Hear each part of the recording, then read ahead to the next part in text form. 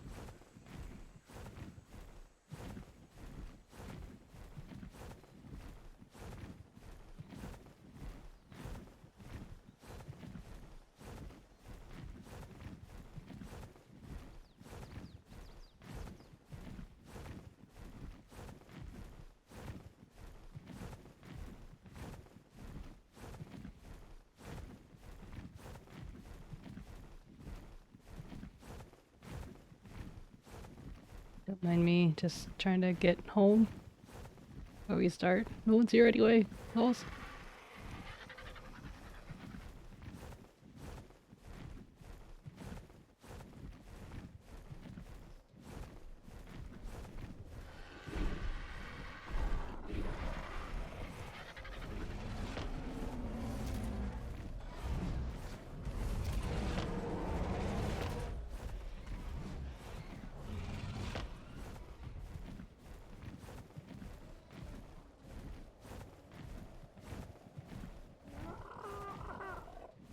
That's not home. What am I doing? I saw a red drop. Let's get red drop.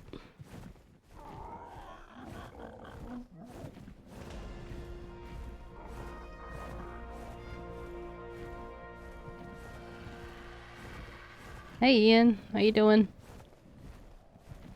Long time no see. So long, I don't actually know exactly where you came from. Did you followed recently, if I recall correctly? Let me see. November 9th. Yeah, that's super recent. How you doing, Ian? Yeah, that's a mood. I'm gonna start Ace Attorney in a second. I just need to try and get home first. Hey, Dummy Do. So Ian, how did you find us again? Was it just like you're just searching around? Hey, Undead, Lore. Another person.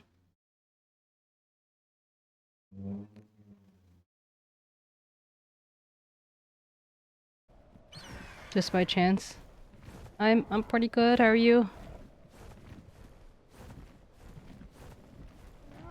Undead, how did you find us? Another person. Yeah, I have oh, actually, I have Ark Small. So then people are like, "Hey, this is an Ace Attorney." It's like, yeah, I'll get to Ace Attorney in a second. Let me just get home first. I found you? How did I find you?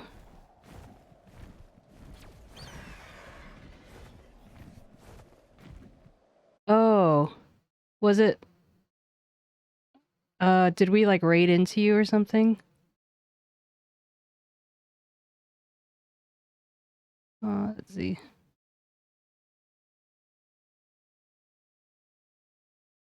Hmm.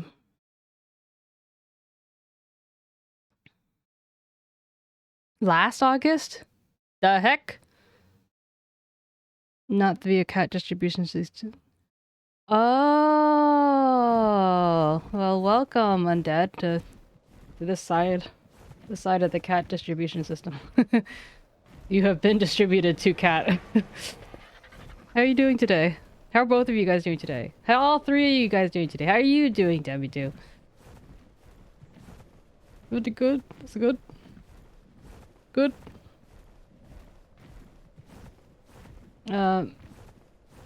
But yeah, once I get home, we'll start the thing. But also, it takes some people a little time to get in anyway. Have either of you guys ever played Ace Attorney before? Normally lurking, but figured to say hello. Oh! Well, I appreciate your lurks, and I appreciate your saying hello, too.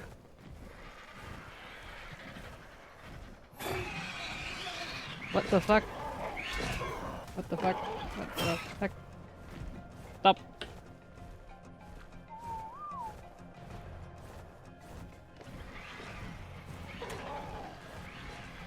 What the hell? I just see icicles coming up my ass and I'm confused. I rushed gameplay based attorney. So, if you don't know, we've been going through all the Ace Attorneys. We finished the first trilogy, and right now we're doing Chronicles. All voice acted by moi. And then, we're gonna do Apollo, Ace Attorneys. But Chronicles is supposed to be kind of like the precursor, lore-wise. It's a lot more serious, and it's also in 3D. And there's a lot of British accents. But it's fun. It's really long, though. It's long! But it's fun.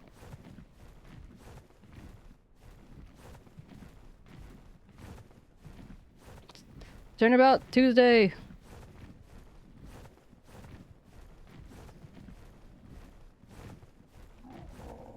Oh, they can't hear you.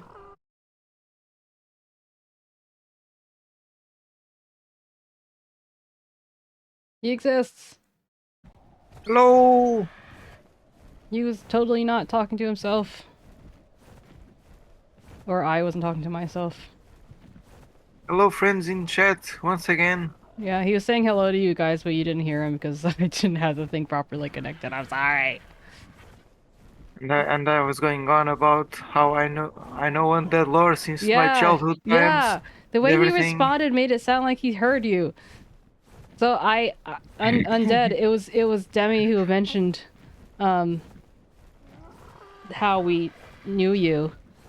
And I was like, oh, okay. You know, it's just like, as if I'm just talking to the voices in my head. This is fine.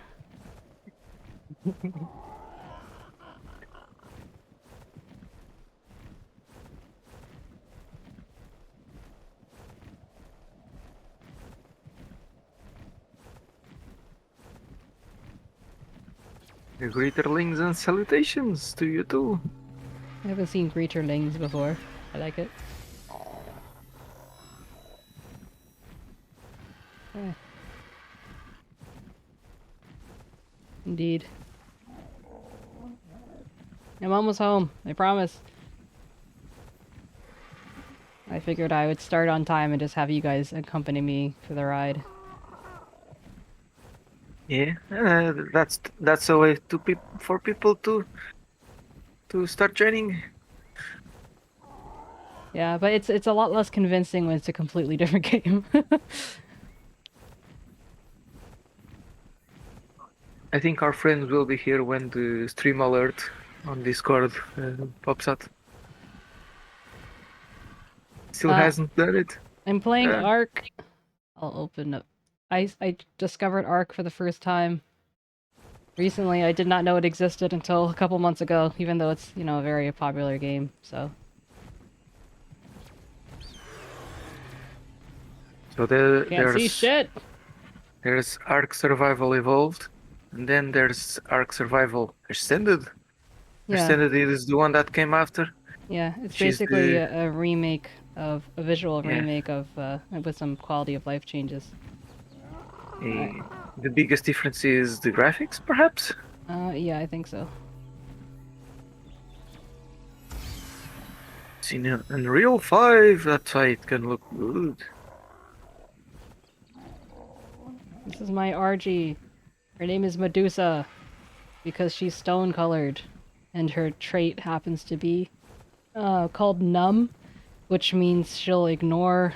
Let me see. This creature can ignore damage for a time.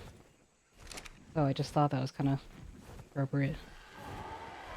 She's slow as fuck, though. But it's okay. Do you see my... Does it sink like a rock, too? Perhaps. But she has a lot of stamina, so you see my Pteranodon, it keeps, like, slowing down because it's a lot faster than she is.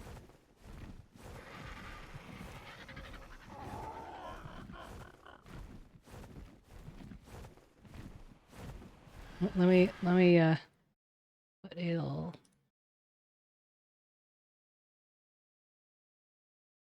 Just waiting for people to.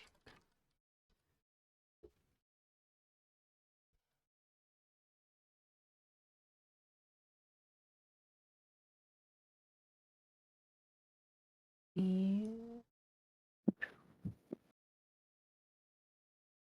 you go. Okay. Baby Bo Peep is no longer a baby. Bo Peep, just Bo Peep. Wow. What the hell?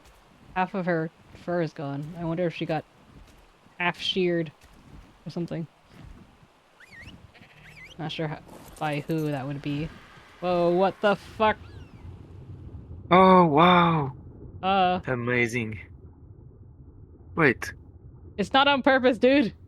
Oh, wow. Take a screenshot. I don't have to take a screenshot. I'm Oh, we streaming. can clip this. What the fuck is going on here? Oh, you cannot die? I better not die. Man, this is amazing. Oh. Oh. Like, oh, there's the moon. Yeah. But what happens if you die? If you die, do you... Where does the equipment go? Well, luckily I have my AP mod. I don't know, Ian. No, I'm dead. No. I don't want to be free fallen. Honestly, I'm just kind of curious, like, how long is this gonna go on for? You can see the island that I started on. It's getting farther and farther away. Well, sounds like you know more about Damn. Ark than I do. Look at that repeating pattern, love that.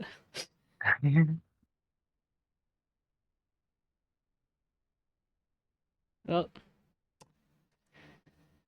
Okay. Can you do like slash and stack or something? Uh, there isn't an unstuck as far as I'm aware, but I can probably just fly back up with cheats. So, Undead, does this just keep going on forever? Does it ever end? The World Leviathan noms ya? No.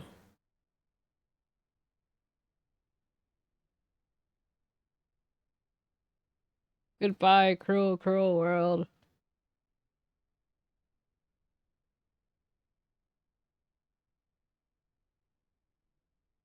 I assume this is client side. Zin is on that world somewhere. This is indeed We keep eventful. going. I'm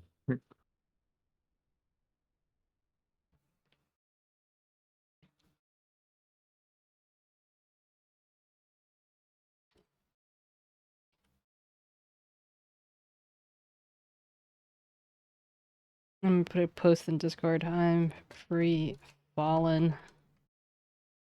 Courtesy of Undead. You'll Aside from the fact that, like, if I stare at it, I can see it slowly moving, the only thing that's telling me that I'm still falling is just the numbers going up.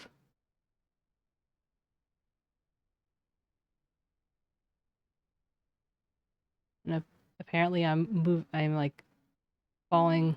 Yeah, I'm still going. I'm about to hit 10,000. Oh, 10,000.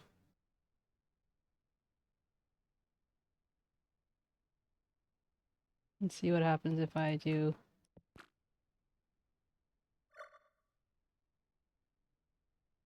Oh.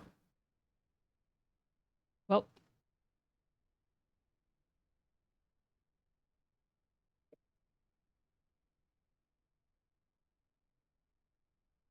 I mean, I can only imagine it just keeps going and going. What else? What else could it possibly do?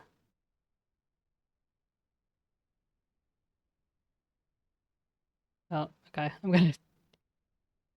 First I'm gonna fly up just to see what happens. Oh, stop.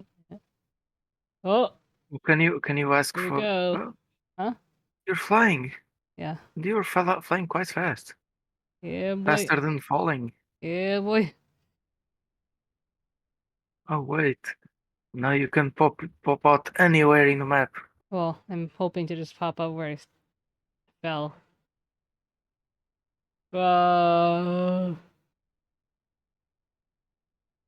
That's so weird. I like. It's so textually weird. Hey, Zen! Waiting for some more people to come in. Hello, Zane. The fuck? Oh, there I go. You did it. I think. I was falling through the earth, okay? I'm waiting for people to come in. Hello, Jibs. Oh my god, have you guys been following me the whole time? Okay. Walk mode. How you doing today, James? And Zen, how are you doing? Alive, I hope. Is that a griffin? No, never mind. It had a tail, so I thought it was a griffin for a second.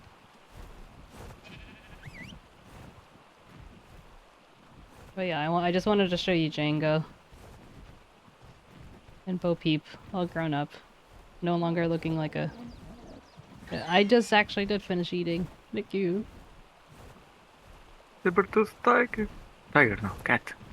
Saber-tooth tiger. Saber-tooth, I guess. It's just, they didn't say tiger, just saber-tooth. Saber-tooth. Tooth. Yeah. Okay, let's go to Ace. The shiny rainbow base.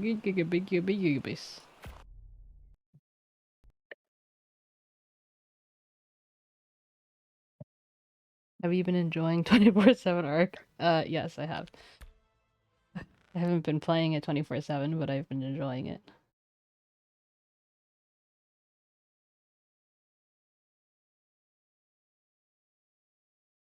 Oh, dummy doesn't exist in this realm. There he I is. do not. Ah! Oh, it's two of you! Say something. Something. Oh! Are you Can you not? hear me twice? Blah blah blah blah. No, but look at the stream. I'm looking. Oh. Hello. I'm multiplying.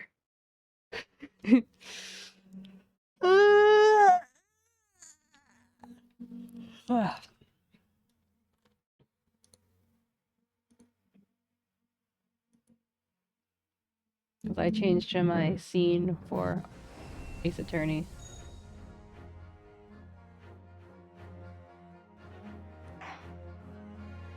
Who's the real Demi-Do? Oh, You. it's me.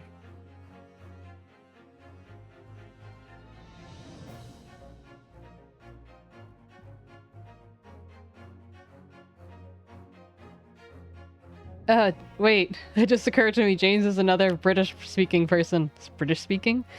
We're British person. Before we had Ada, and now we have James. Are you prepared for all the Britishness?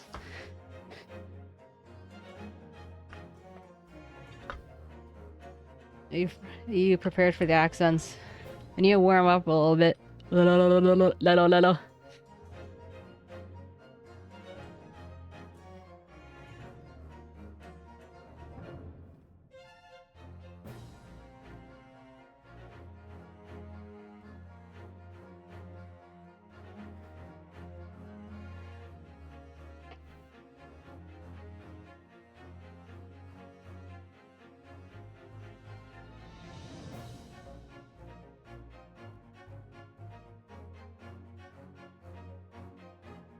The trial.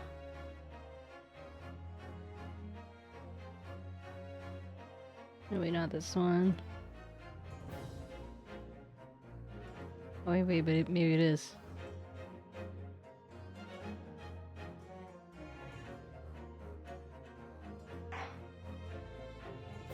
Oh, 9 people!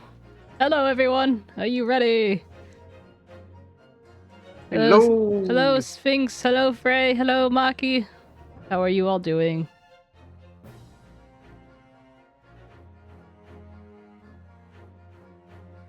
Shall we begin? Also, if anyone needs a recap, let me know.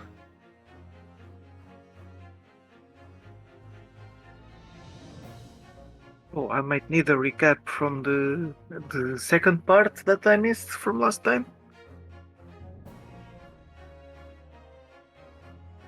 Okay, so let me get into the game and then I can actually show you players, not players. So some of you who have seen this before will... Wait, I just realized I had a mix on, sorry. Some of you who have seen previous things may remember some of the jury, because they always happen to use people who have already been, like, who are totally biased, despite the fact that they say that they won't be. Anyway, okay, so... Basically, this guy, Pop Windibank, is the owner of a pawnbrokery. And, okay, thanks, James. Thanks for the clarification. And back in Victorian times / Meiji period, which is where this takes place, pawnbrokeries kind of acted as banks. And 𝗟𝗏, who I call Shlomes, or did I say Shlomes, right? Yeah, Shlomes. I call them Shlomes instead of Sholmes. Hello. 𝗟𝗏 Shlomes and Iris Wilson. She's the one who writes just like Sherlock Holmes and Watson. But he had put one of her manuscripts in his place, and then he was found dead in a locked storeroom with his gun. And this young lady here, who is our friend and a pickpocket, but we know it wasn't her. And he was trying to say that she stole his coat, and it's just like this whole thing. This is the investigator. This is the prosecutor. And these are the 2 witnesses that we've just met. They kind of look like Luigi and Mario. And we probably won't see her anytime soon, but this is our judicial assistant. Then we go to evidence. So I think there's a picture here somewhere.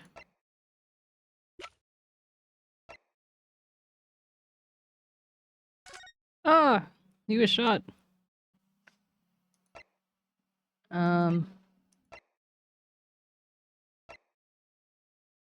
This is where they're found.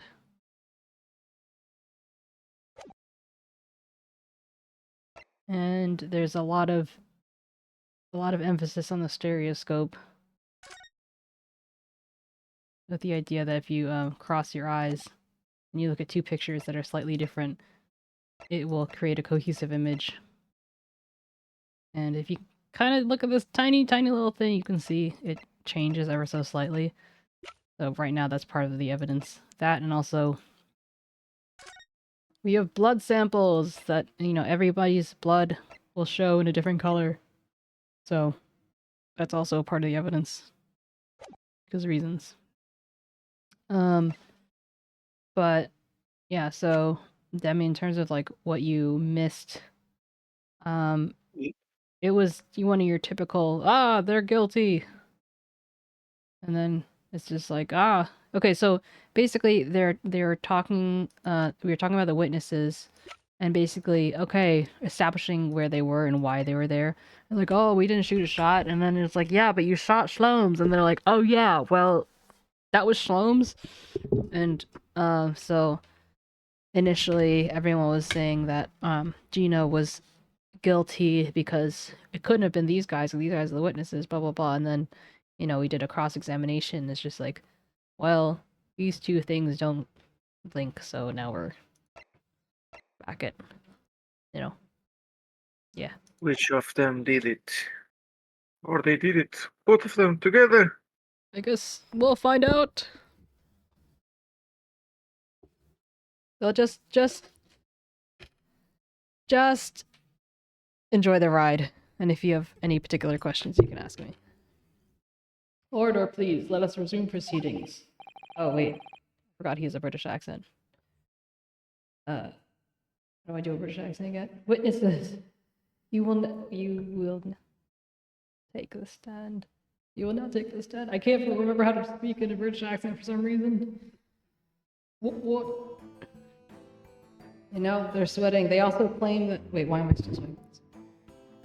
These guys also say that, the inspector looks just like their missing brother. I presume you've heard the Defense's Council summation examination. Oh, yeah, Governor. I did, Gov, I did. Mr. and Mr. Skulkin. Car! Blimey! This is going to be hard work. What? Like I said, you had to warm up, so don't blame me. Don't at me. I'm feeling nervous because James is here. Hey, Blender, how you doing? Blender. Hello. Earlier in this trial, you gave the following testimony about your actions and after you entered Winterbanks. Well, it was Bedlam soon, weren't it? It was, Nash, it was. Didn't have time to pull me dukes out me Lucy lockets. It's not your face. Extra fucky? No, 𝗟𝗶ጵ𝗹𝘀. Ray was also having I'll say a fucky day. However, that was a lie. Ah, Nat starts in a minute. You brothers. Oh, blimey! On the night in question, you rifled through the items in the victim's counter. We never done nothing of the sort. How'd you figure that out?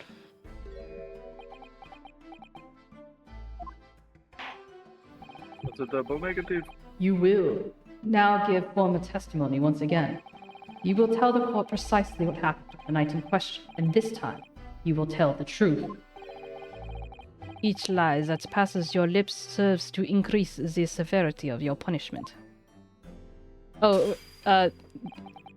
Demi, were you there when 𝗟𝗀 said, about how the fact that he duped us, the prosecutor? Because, for those who don't know, sometimes there are, scenes where the, game is actually, like, animated, like, with, like, manga, anime style, whatever, and they have voice acting, and he has a completely normal British accent, even though...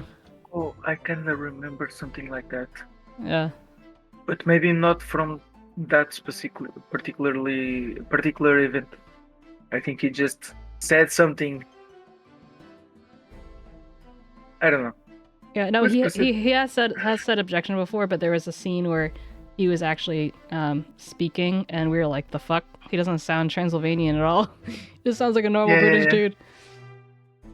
Oh, but this happened last time you played? Not last or time. Long ago? Long ago.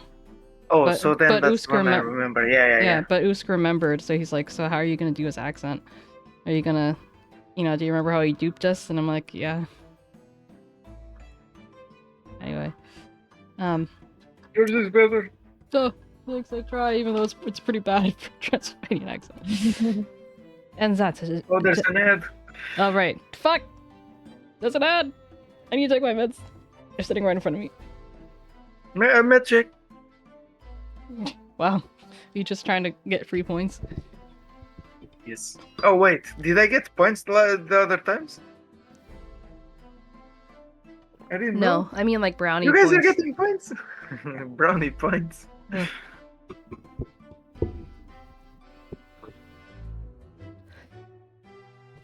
Yeah.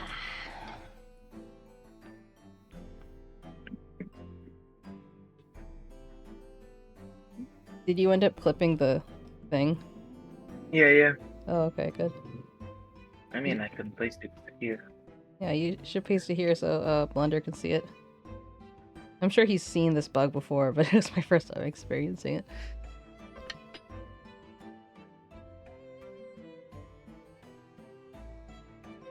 it. That's a good title. Thank you.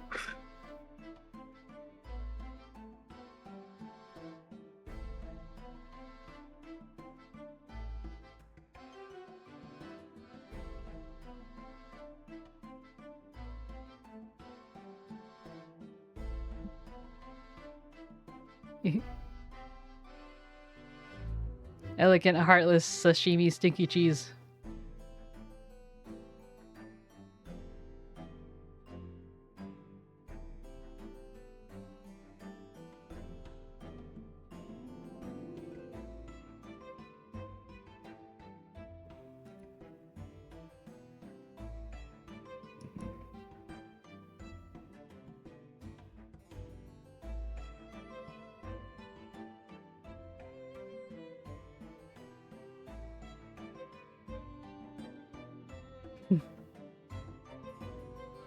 Nice.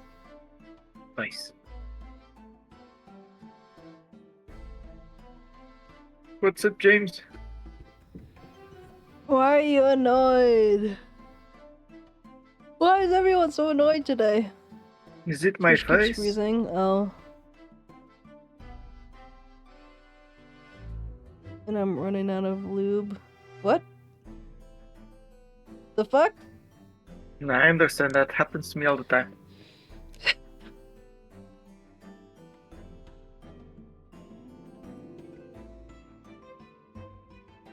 Why do you need lube in Factorio? You really need it to keep the gears going?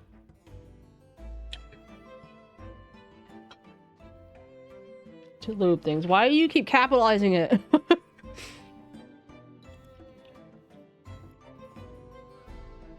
Welcome back, everyone.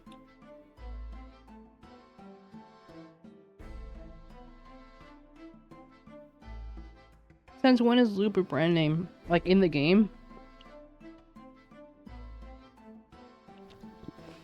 Must be. Is everyone back?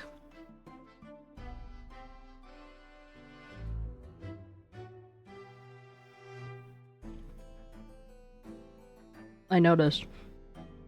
That, gentlemen, may lead to a crushing blow to your chances of ever seeing the light of day again. Because you keep, you know, whatever. I think I'm gonna give the small one a higher voice if I can.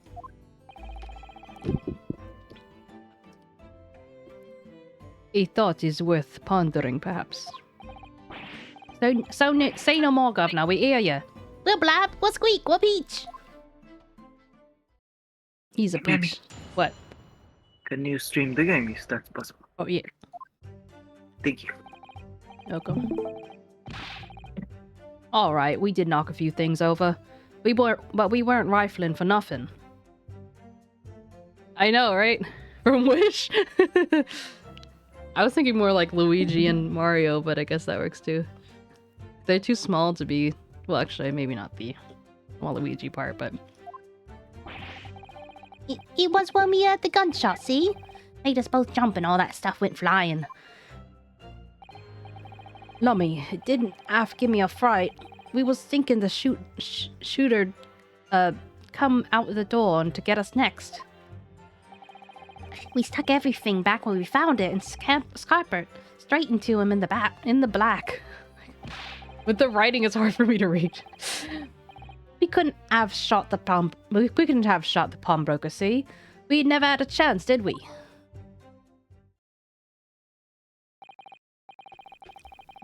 So you admit to the defense's accusation. You did indeed ransack Mr. Winterberg's countertop on the night in question. Not ransack, Governor. No. Governor. That's right, Hash, that's right. It's more like we tidied up, yeah. Sorry. By their own admissions, these brothers entered this pawnbrokery under dubious circumstances. Wasn't that a large Ponzi scheme that got shut down?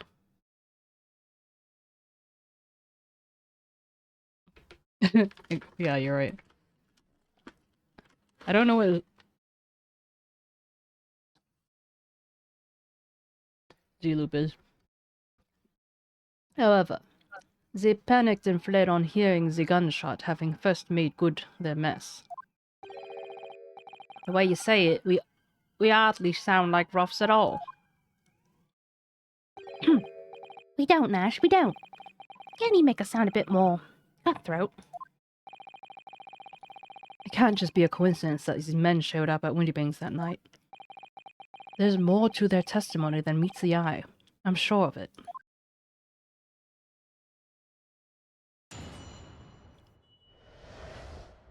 Illegal entry. The whole truth. Oops. I think I needed a...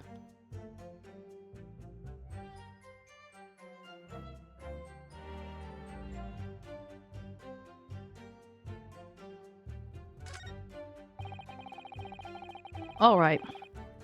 We did knock a few things over, but we weren't rifling for nothing. It was when we heard the gunshot, see? Made us both jump and all that stuff went flying. Lummy didn't give half a fright. We was thinking the shooter would come out the door and get us next. Oh wait, I'm supposed to be... Hold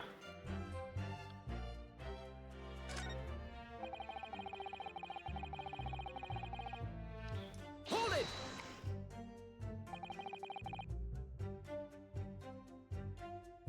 Alright, Blunder, whatever that means. Thank you for the hydrate.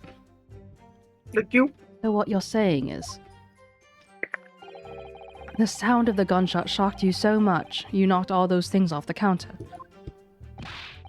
Well, it shocked one of us that much, yeah. This bag of nerves needs to learn to keep his shirt on. Why am I having so much trouble? Look, it was loud, alright? Blimey. Me dead granny would have woken up at that bang. Big Bravia screamed like a bloomin' baby and fell over on the counter.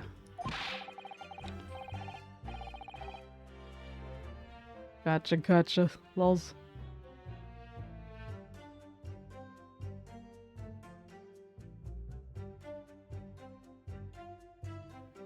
He knocked over a load of books, a candlestick, and a skull, whatnot. That got tangled in some marionette. What knocked over a picture frame? What knocked over them scales on the floor?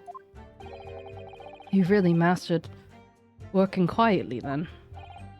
What a racket! Me granny would have scared back into her grave at a clatter like that. So in short, the gunshot took you by surprise. And then some! I meant it was quiet as a mouse, and then all of a sudden, BAM! Suspicious. Excuse me.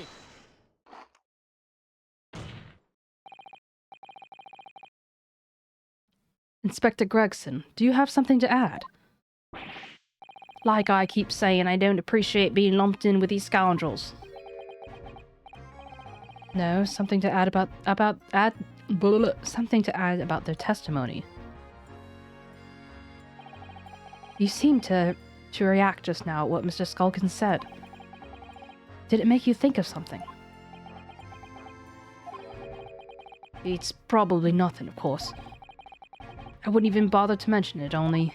Well, the fact is, cases don't get solved if you ignore the little details.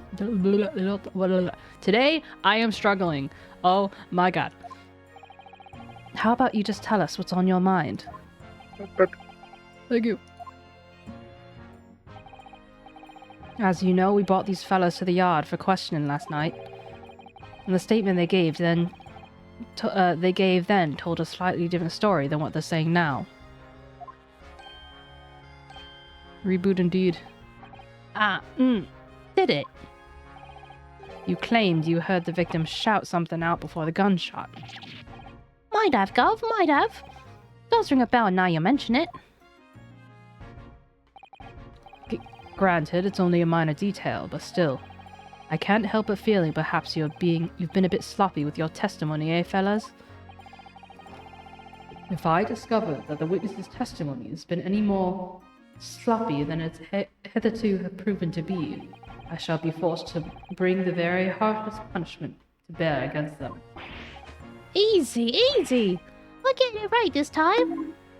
Ah, thanks for the bonk, I guess. I don't know why you're listening to him, though. That's it, yep. It's all coming back to me now. Thanks to the bonk. Then speak. Sliding sauce. Ew. Supplement your testimony with whatever details have miraculously appeared in your questionable minds, sir. Right you are, Gov.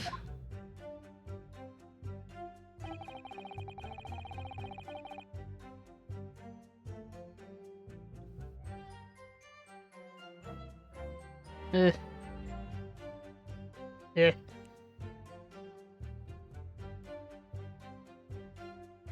Wait.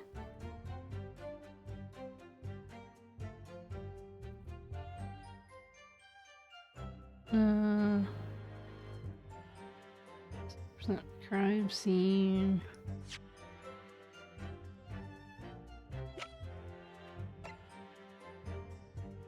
Objection.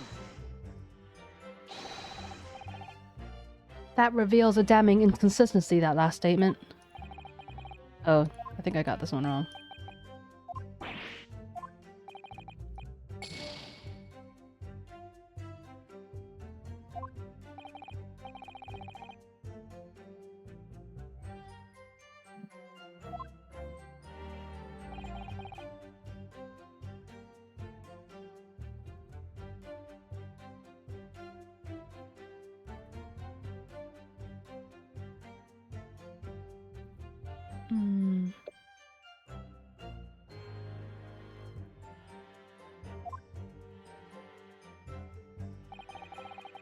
Hey, Carlo. How you doing, Carlo? Hello, Carlo. Well, it just kept going and going past 10,000 meters, and then I just flew my way up.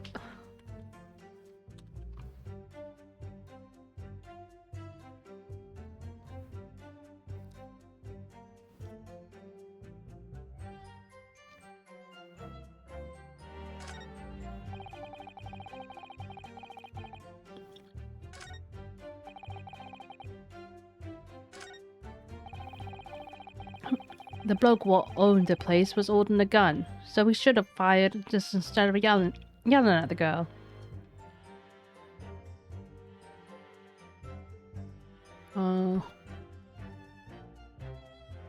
This is the new statement 3. Objection. I flew my way up, not blew. So you're saying that on the night in question, the victim, Mr. Winterbank, was wielding a gun. Is that correct? That's it, Gov. You got the picture. Yes, now she has, no question. And yet, photographic evidence obtained immediately after the incident clearly shows that Mr. Winterbank was not holding a firearm of any description. No, I used cheats to get myself above ground. Eh? You what? Gordon Bennett, that ain't right. Objection. There can be no question that the victim's revolver was used in the incident. I would remind the court that Mr. Winterbank's gun was found at the scene.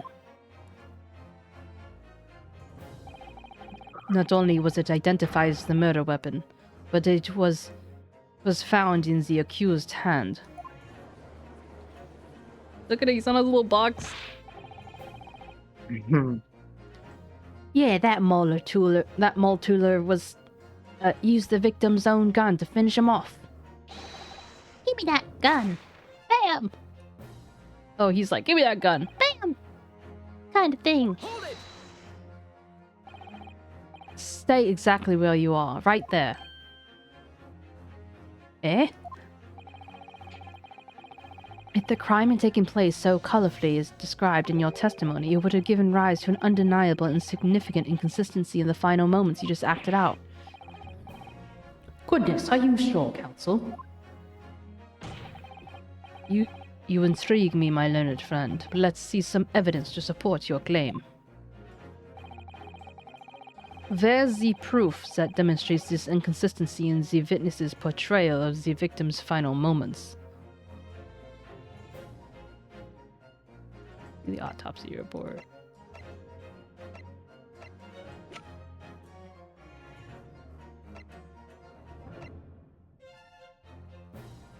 Take that!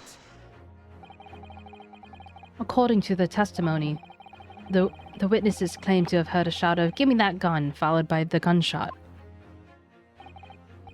Indeed, with the two events happening almost simultaneously, or so we have been led to believe. Yes, that's right. Now, if that testimony is true, it would mean that at the moment of death, the victim and his attacker would have been facing each other. However, in the autopsy report, it clearly states that the victim died instantly after being shot from behind. So as I stated before, there is an undeniable inconsistency in your testimony, Mr. and Mrs. Skulkin.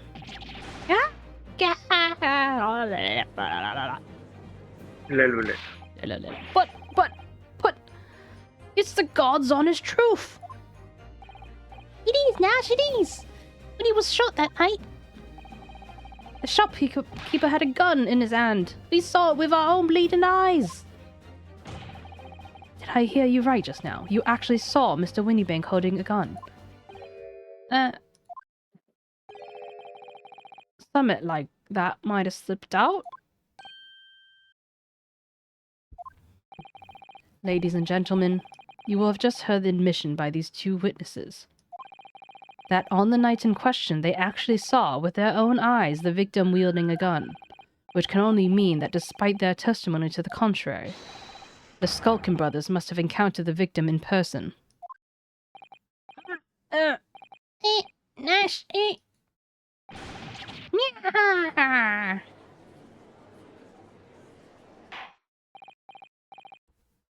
Order! Witnesses, explain yourselves at once.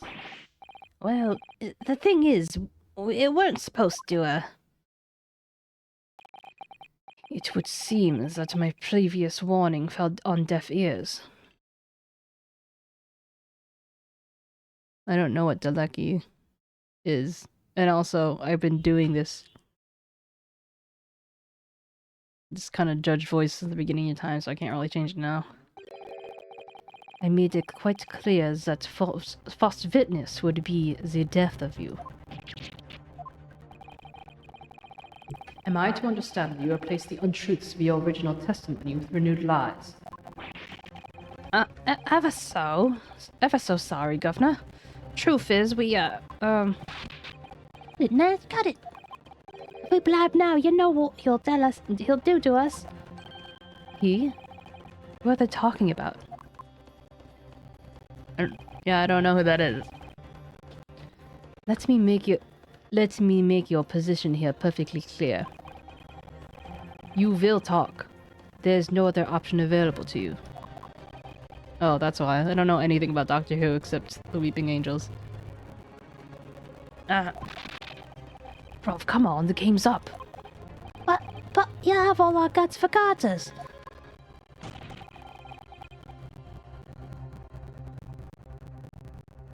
I've never watched a single episode of Doctor Who.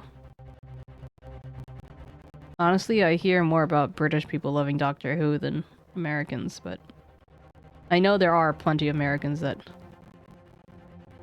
do love Doctor Who, or I know of them. I know they exist.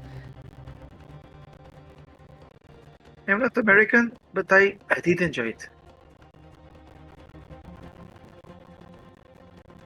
I don't think I would enjoy it. Anyway. in case it hasn't quite sunk in yet. No matter how hard you try to hide it, the truth will come out. On the 19th question, it is now apparent that you brothers met face to face with the victim. I demand you testify again to explain the precise circumstances on which this meeting took place. Well... Do we have to?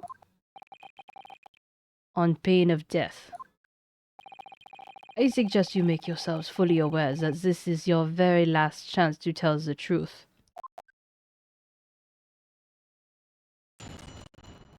Well, I was never really on Tumblr, so... Okay... Alright, so we just get into the gaff and heaved a sigh of relief when the geezer showed his mug. Give me that god, he bellowed. Then he flew at us like he was possessed. We thought we had it. For an old geezer, the bloke was strong as an ox. He chucked me over the counter. I pulled me gun on him and he legged it through the door in the back room. We had nothing to do with killing him. That's all what happened, I swear. So you are now telling us that moments before the victim was killed in the storeroom, you in fact encountered him in the main part of the shop? Oh, well, yeah, sorry. Well, we find ourselves in an interesting juncture. This changes matters considerably. But honest, Governor, this time, Nash, this time, we ain't got nothing more to hide. Very well. Counsel for the defense, you may proceed with your cross-examination. Yes, my lord. This is it. The moment I've been waiting for.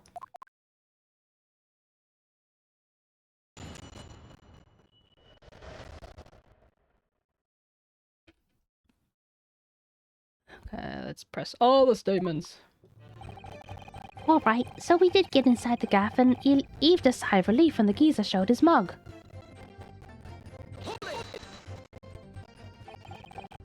When you say geezer, I presume you mean the victim and the proprietor of the shop, Mr. Winterbank. Who else? Sorry, I mean, that's right. We was keeping a close eye on the entrance to the gaff, obviously. But we never thought no one was gonna come out the back room like that. Back room being the pawnbroker's storeroom. Yeah, that must have been where he popped out from. Only place he could have been. So it would seem the victim was already in his storeroom when these brothers entered the premises. Which means Ginny must have been there at that point as well. That doesn't make any sense, does it? If Ginny had threatened Mr. Winterbank into the storeroom with her at gunpoint, then why would he have emerged from the same room all alone when the brothers arrived?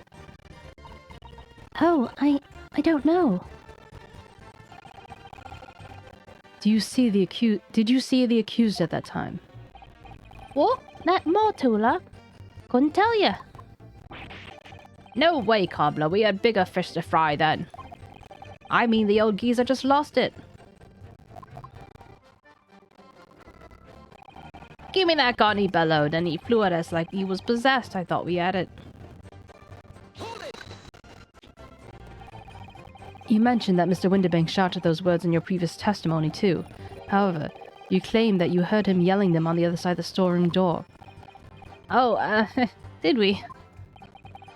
But the truth is, he was shouting those words at you, wasn't he? Well, yeah. Was the victim Mr. Winterbank, wielding a gun at the time? Was he ever? Blimey, lummy. Great ugly barrel he had, pointed straight at me frontispiece. So what you're saying is, you definitely saw Mr. Winterbank with the gun in that time. Is that right? It is, Gov, it is. Spot on. Then all of a sudden he came out as he did. It was bedlam. I didn't know who was going for who. You are clearly going for each other. Like Nash said, we thought we'd had it. I mean...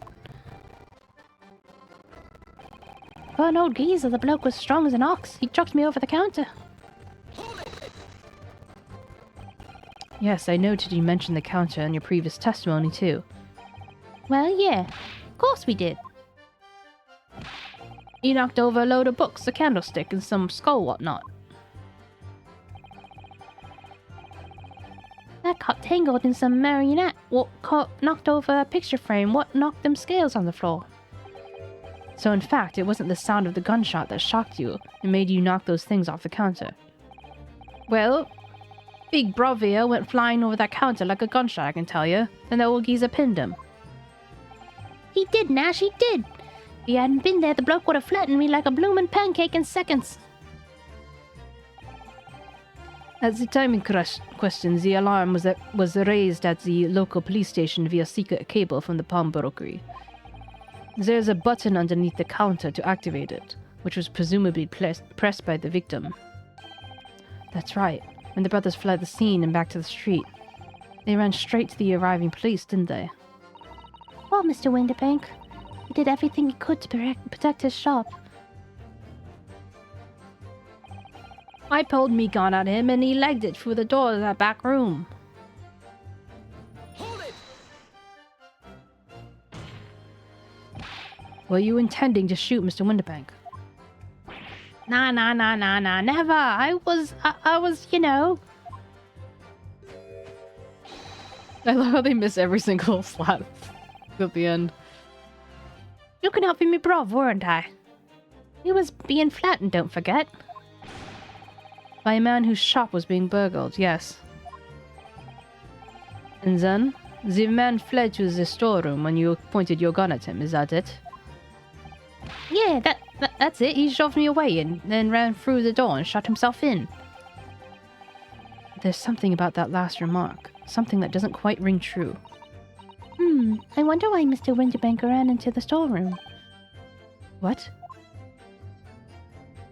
Well, according to what everyone's saying, Ginny was in there waiting for him with a gun. Ah, yes, that's right. Ginny allegedly used Mr. Winterbank's gun to threaten him and force him to open the storeroom door. In which case, how did the gun end up in Mr. Winterbank's hands again? I have no idea. But that is strange, isn't it?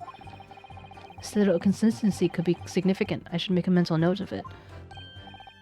Look, the point is, me and me bruv here. That's right, Nash, that's right. Me and me bruv here. We'd never had nothing to do with killing him. It all what happened, I swear. Hold it! You say you had nothing to do with it. Nothing at all. Nothing, Gov, nothing. The old geezer went and shot himself at the back door, didn't he? Locked it was from the inside. We know it was, because we tried to open it. But it was a decent door, that one. Good and strong, wouldn't budge an inch. So in the end, this situation remains unchanged.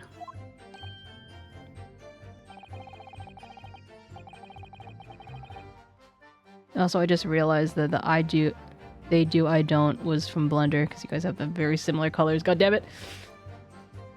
Inside the storeroom with the pawnbroker, there was only one other person. The sole person who could have possibly shot the victims, the accused, Miss Gina Lestrade. Ha! It appeared so. It would indeed appear so. What say you to that, Counsel? I don't know. Was there anyone else apart from Gina who could have possibly shot Mr. Winterbank? That could have been.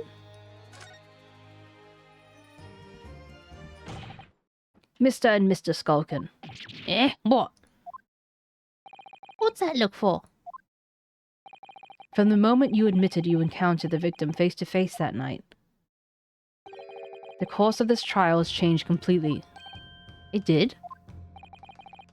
What is your point, my learned friend? The question we must answer is, who could have shot Mr. Winterbank? And it's the belief of the defense that the defendant is not the only possible answer at all.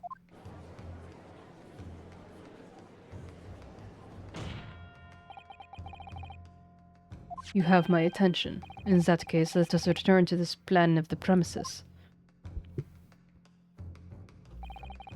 The victim was killed in the storeroom, which is locked from the inside. Those are the facts. So pray, what other possible answer could the question of who shot the man could there be? Counsel, you must now provide answers to the court in respect to 2 conundrums. 2, my lord. Twice as many chances to be right, maybe? Indeed, namely, from what location did the culprit shoot the victim? And furthermore, where was the victim at the time? Hydrate, you bastard! Hydrate! 𝗟𝗶! I've been waiting for you. I've been waiting for you for a long time. Hello, Kitchi! Also, thank you for the hydrate. No, seriously, 𝗟𝗶, I've been missing you. I've been playing all this Ark, and you haven't been here, 𝗟𝗶.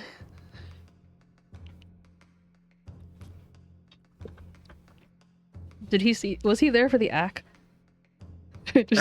No, but I showed him. Okay. In case he hasn't seen this. She has been busy. Okay, just as long as you know that you've been missed.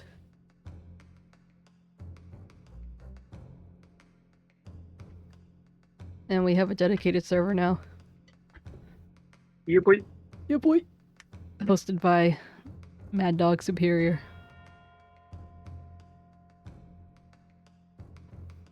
Superior Mad Lad.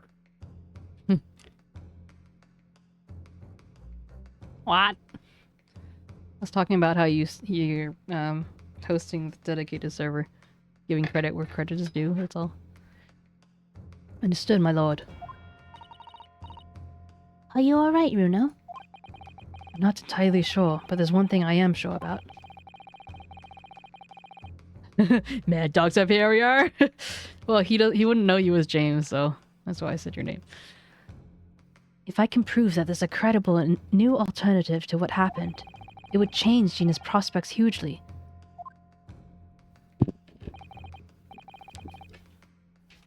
Mad Dog Superior. Capital M, capital S. So now, time for some clarity. Show the court on this plan the answers to the questions posed by his lordship.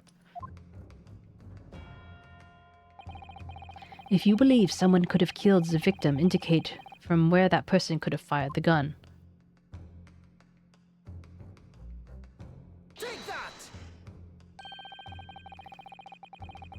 The defense believes that the culprit could have shot the victim from this location here. And in answer to the second question,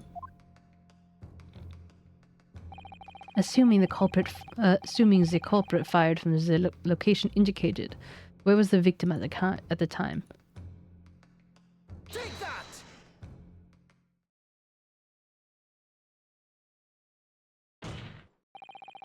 The culprit shot the victim from outside the storeroom. Continue. Mr. Windybank died instantly from a bullet wound in his back. Look at the stain of the blood on the storeroom. It doesn't appear that the body was moved after death, which tells us he was almost certainly shot while he was in the storeroom. However, the crucial point is, where was the shooter when the fatal bullet was fired? So you are adamant that the shot was fired from outside the storeroom? Well, according to the Skulkin brothers' earlier testimony,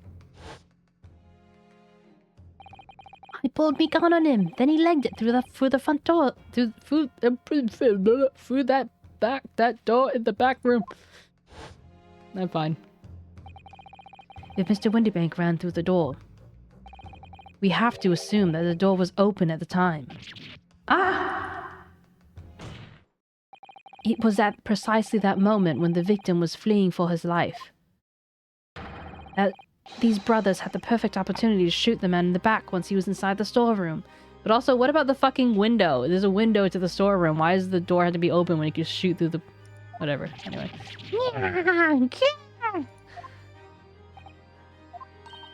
Come to think of it, do you remember what the prosecutor said at the start of the trial?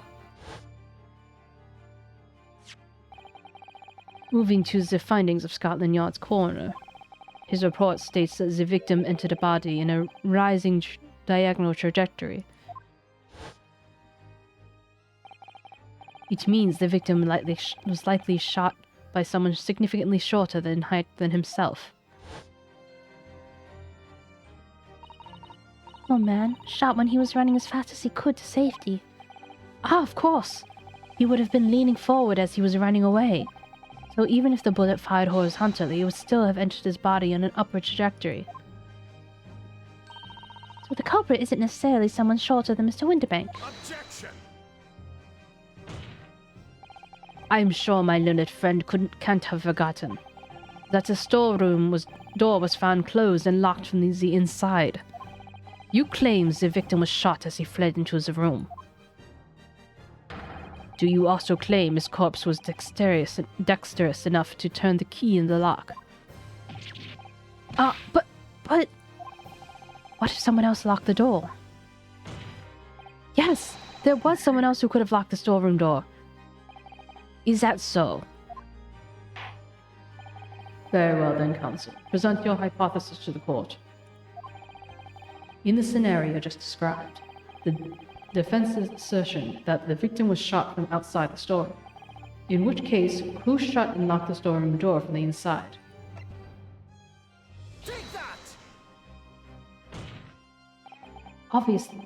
Obviously, the person who locked the door was the only other person in the storeroom at the time. The defendant, Miss Gina Lestrade. Objection!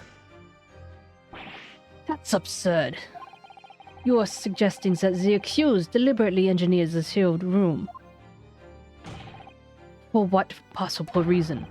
Such actions would only serve to tighten the noose around her neck. I'm inclined to agree, I must say. Well, counsel.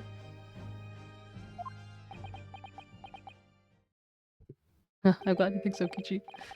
Yes, that's the tricky one, isn't it?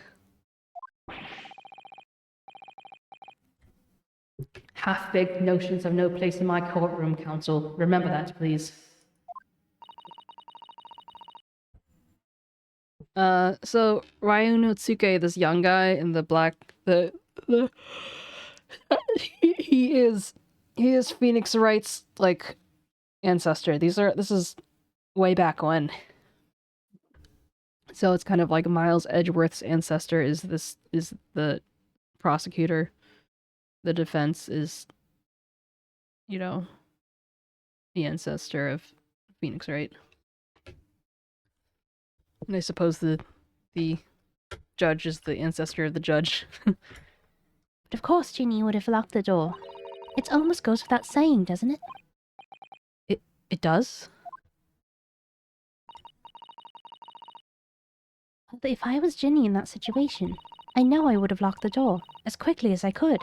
I mean, those two burglars just fired a gun in her direction, hadn't they? Oh yes, obviously. This is who I'm talking about.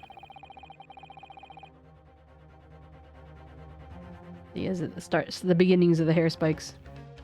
Before the two brothers arrived, Mr. Lestrade and Mr. Winterbank were in the storeroom together. Now, I don't know what went on between them at the time, but at some point, Mr. Winterbank must have heard the intruders breaking into a shop and left the storeroom. Intruders, eh? That's us, bruv. Your theory is correct. That would leave the accused alone in the storeroom. Yes, it would. Then, probably only moments later, the victim fled back to the storeroom hoping to escape danger.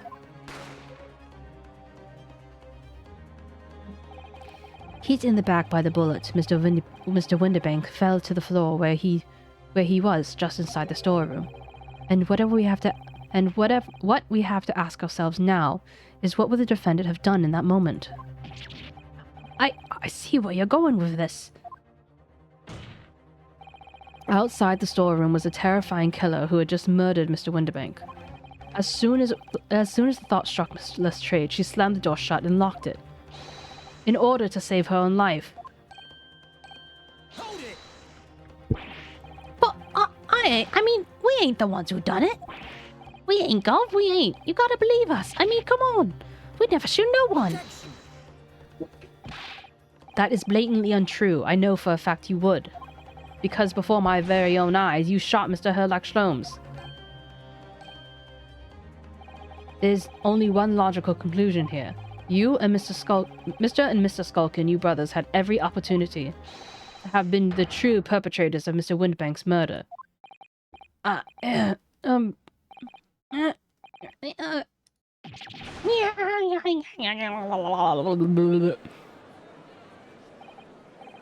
Where does this leave us?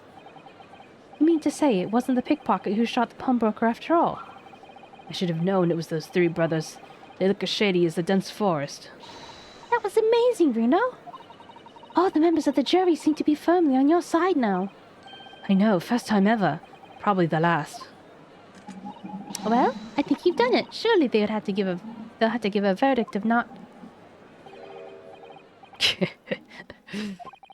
An admirable effort, my learned friend. What is this now? He's laughing. You find the situation amusing, Lord 𝗟𝗪𝗀𝘀. I, myself, find the defense's argument most persuasive.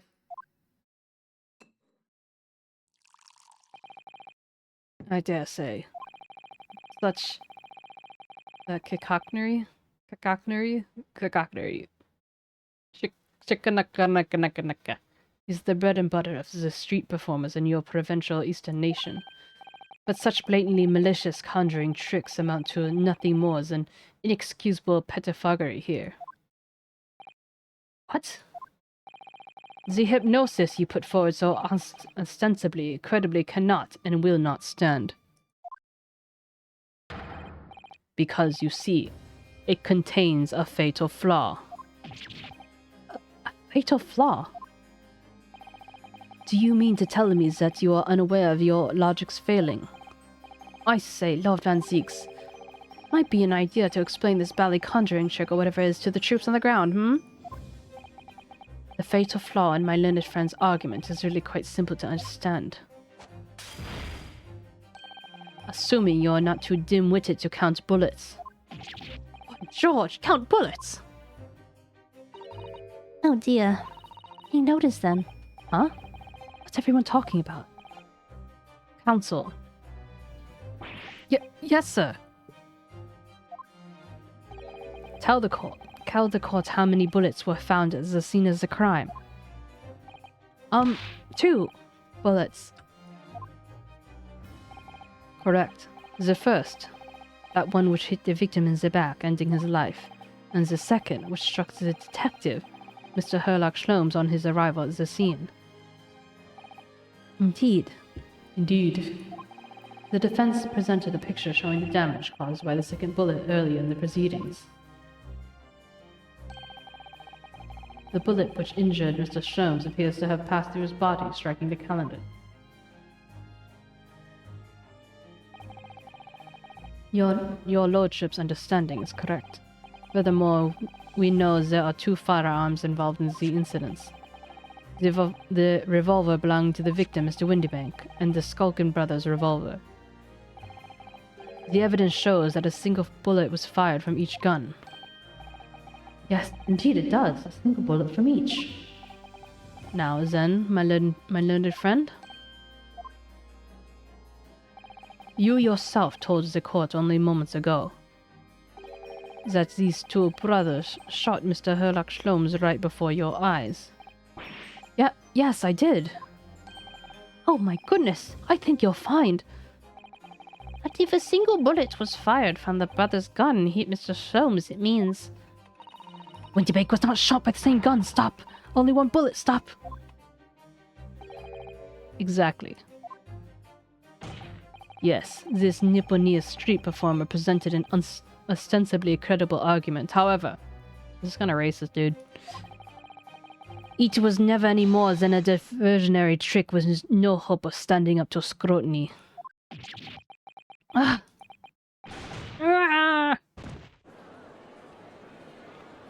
One day I'll get better at yelling.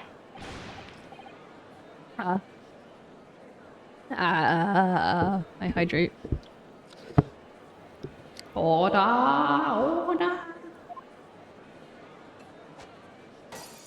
Okay. Pray, forgive the discourtesy of flinging the dregs of this hallowed nectar into the public gallery. Lord 𝗟𝗋𝗀𝘀. But this court needs to open its eyes. The accused Miss Gina Lestrade is no ordinary little girl. Despite her young years, she can regrettably no longer be described as juvenile. No, the person in the dock is far from a law-abiding citizen. She has passed riddled with criminal conduct. The truth is, the accused broke into the pawnbrokery on the night in question with a loathsome intent. As we can see beyond doubt in this print, which depicts her threatening the victim with the murder weapon. And I have here in my possession one more piece of evidence the prosecution wishes to present. That disc. You with the hydrate?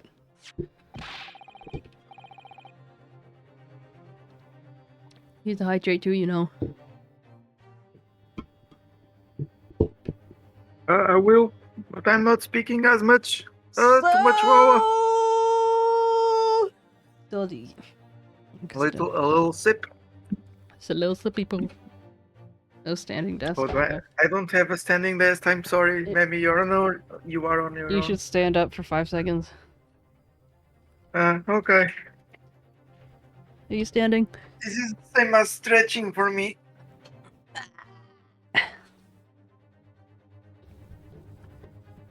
Did you hear me from further away? Yeah.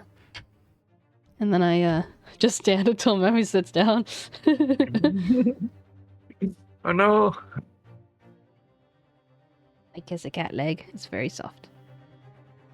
So basically, when someone uses the standing desk, your desk goes up, but you can still sit down. And then I can't see You shit. just disappear. Yeah, this is what happens if Your I sit cat down. model just goes down. Whee! This is me. Sitting down. Oh, it's so tiny. It wasn't actually that tiny, I was just short. Or... Kiss the cat again. Gotta kiss the cat. Mimi's like 4 feet and 2 of them are head. Wow. That's a big cat. I can run under it? What the fuck?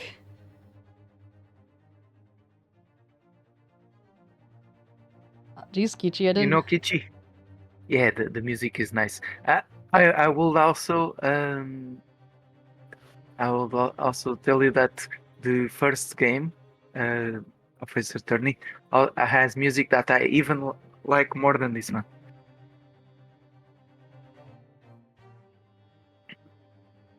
Yeah, I'm like, was there a song in particular? Was it like just the main song or something?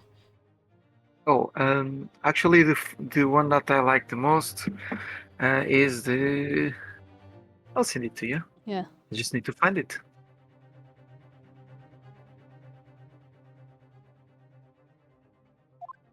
Oops.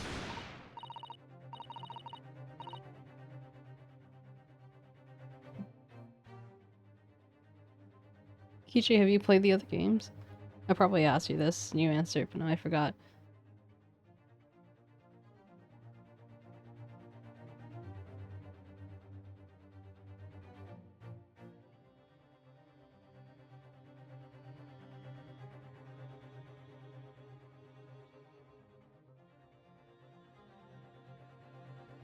It has a bit more of a Victorian, like, an intense period moment. How does one play with someone?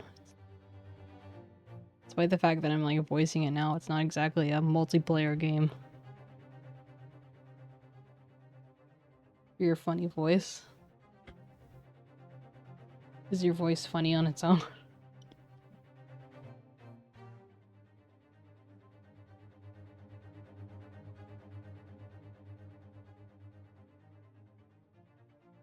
You can make it funny. Ooh.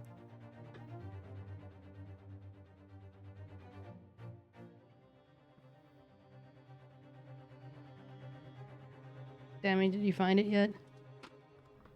I'm trying. I've seen it. I've looked at this before many times, but for some reason, either the video has been removed or I haven't looked at it enough that somehow left the list. I don't know. I'll find it for sure. Okay.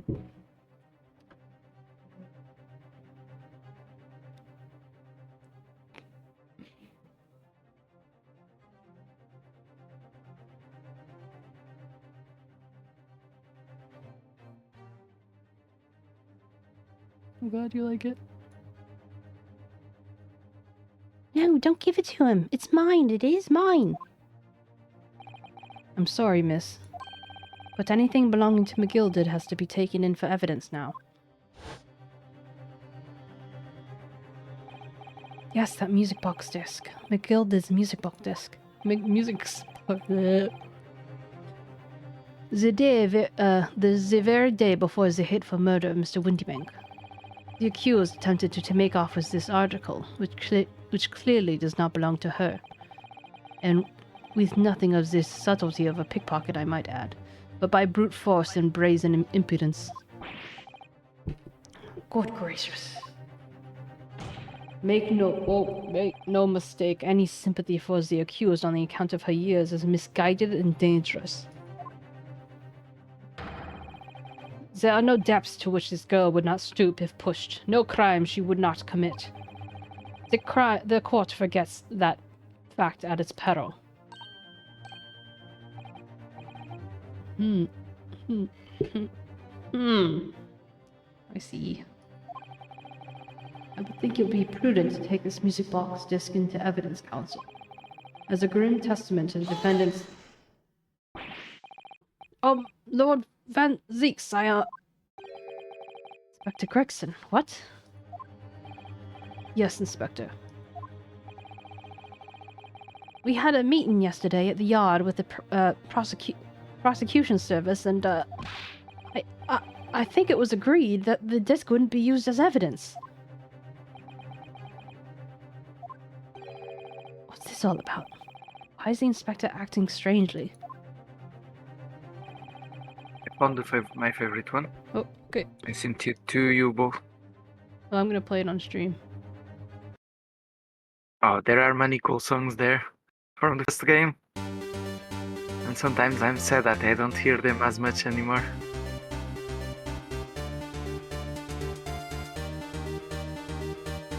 It's been such a long time since I've heard the music. It's like I couldn't even like picture it in my brain until I like heard this.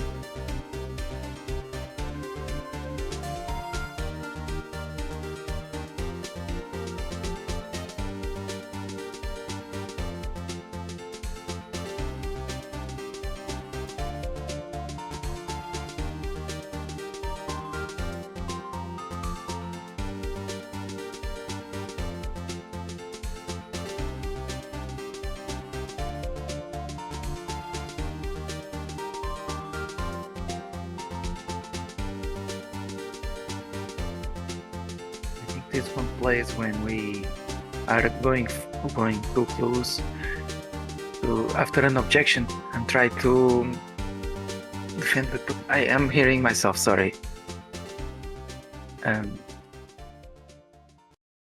Yes, so that you can turn about. Is that it? Yeah.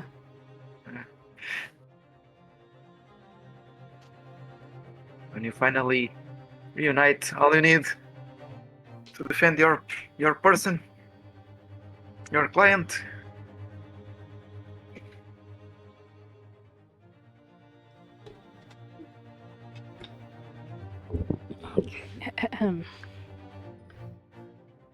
First time he said anything to Van Zeeks at all. Also, thank you for sharing. Woo! No problem. I am unaware of any such meeting. What? But those were the instructions right from the top. The government bigwigs were insistent. Hey, Alex, how are you doing? Oh, hello, potato.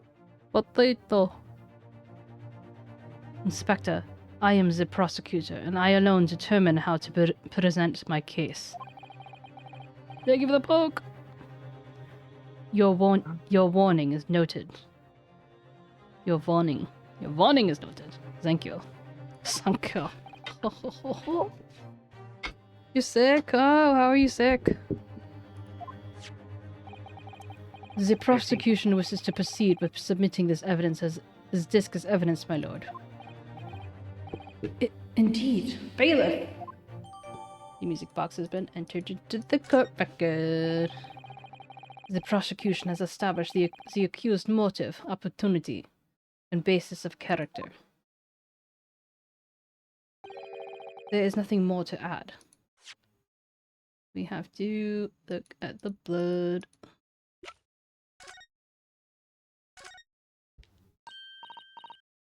Oh, Bruno, look! This is blood! Yes, you're right. Just a small smear, but definitely blood. Actually, I feel as though I might have noticed that before. My time to shine again! I thought I'd be waiting forever. Alright. Hold still with that disc, Bruno. Can we get this done quickly, Iris? In a flash.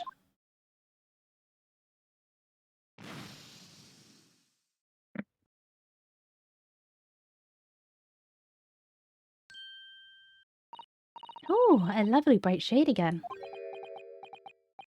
Wait, that color. What is it? It's just that green. It's not the first time we've seen that color, is it? Yeah, you can eat again.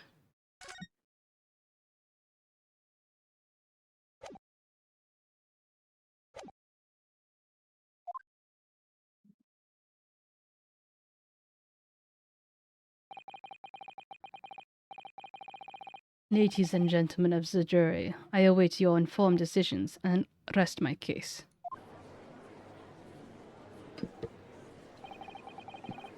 Don't believe it. I had the jury on my side for once, all of 5 minutes. Oh dear. It wasn't even for 5 minutes, Bruno. My lord, I wonder if I might say something at this point. Proceed, Mr. Foreman. Been stumbling around a bit of a fog till now, if truth be told, but all of a sudden, the answer's badly obvious to me and my men. There's only one thing for it. No. Very well. Very well. The court will hear from the jury. Ladies and gentlemen, will you please present your leanings to the defendant's culpability? Guilty. Guilty. Guilty. Guilty. Guilty. Guilty.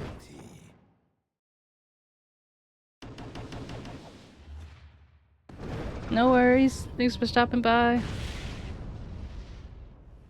I felt like that guilty was more dramatic than usual. We have a consensus amongst the jury, it seems. Thank you. I hope you feel better soon, Alex. When you have eliminated the impossible, whatever remains must be the truth. That's my line. I wrote that for Hurley. Ah, how dare he use it against us? Don't worry, Iris. I don't think we're finished yet. There's still more to this case than we realize. There must be, because there's one thing I'm absolutely certain of. Gina did not shoot Mr. Winterbank. That's beyond any doubt. Very well. We will proceed with the second summation examination of the day. Mr. Foreman, are you and the other jurors ready? 𝗟𝗶 squadron is primed and ready for action, sir. Very good. So, ladies and gentlemen of the jury, will you please each explain on what grounds you have determined the defendant to be guilty?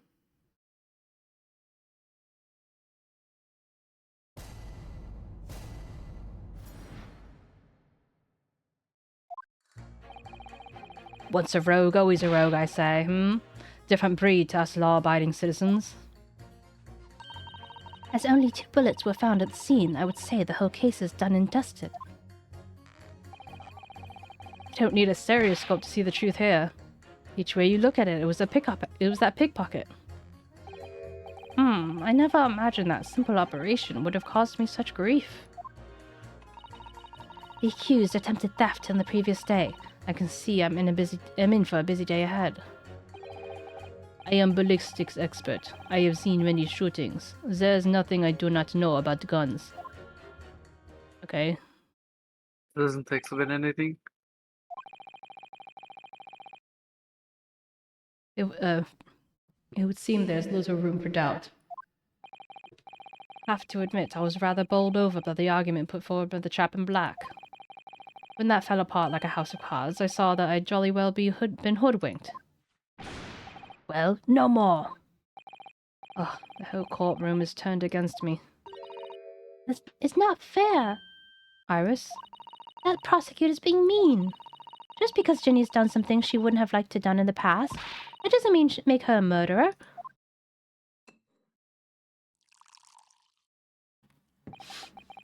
Allow me to savor this fruity vintage while I savor the spectacle of your fruitless debates in the matter. Here's to the truth coming out, eventually. That's enough preamble. Counsel, proceed with the summation examination.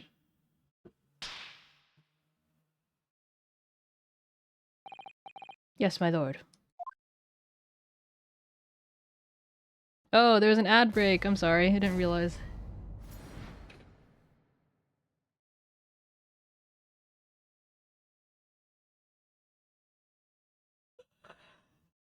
What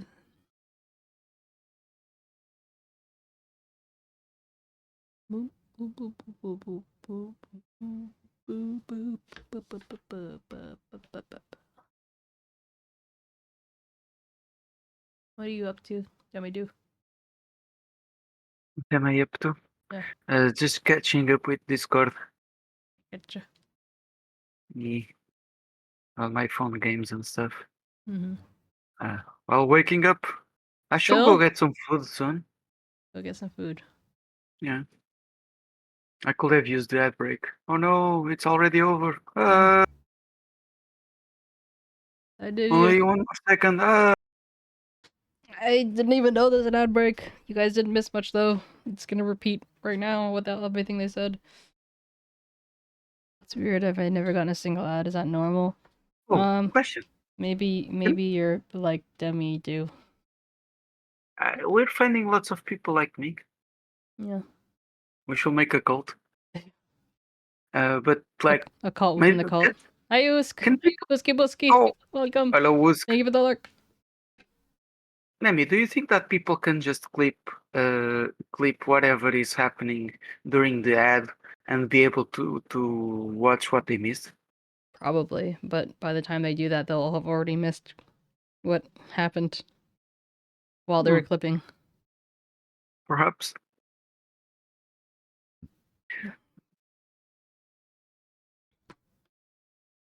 I usually have an ad blocker. But I wanted to support Memi, so I turned it off for Twitch. But it still kept not giving me ads. And I was trying to look online where that is. Portuguese And advantage. apparently some people don't get ads for some reason. No explanation, but it's true. It's true.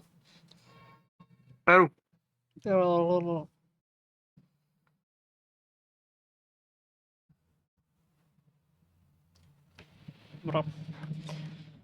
Okay. Once a rogue, always a rogue, I say. Different breed as the law-abiding citizens.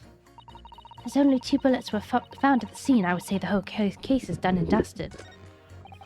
You don't need a stereoscope to see the truth here. Every which way you look, it was that pickpocket. I never imagined this simple operation would cause me such grief. Hold it! Would you please stop muttering about things that have nothing to do with this trial, sir? The defendant's life is on the line here. Oh, well, the thing is, I couldn't really say that has nothing to do with this trial, to be honest. Huh? I mean, there's no question that the man was shot, but the bullet had simply vanished from his stomach.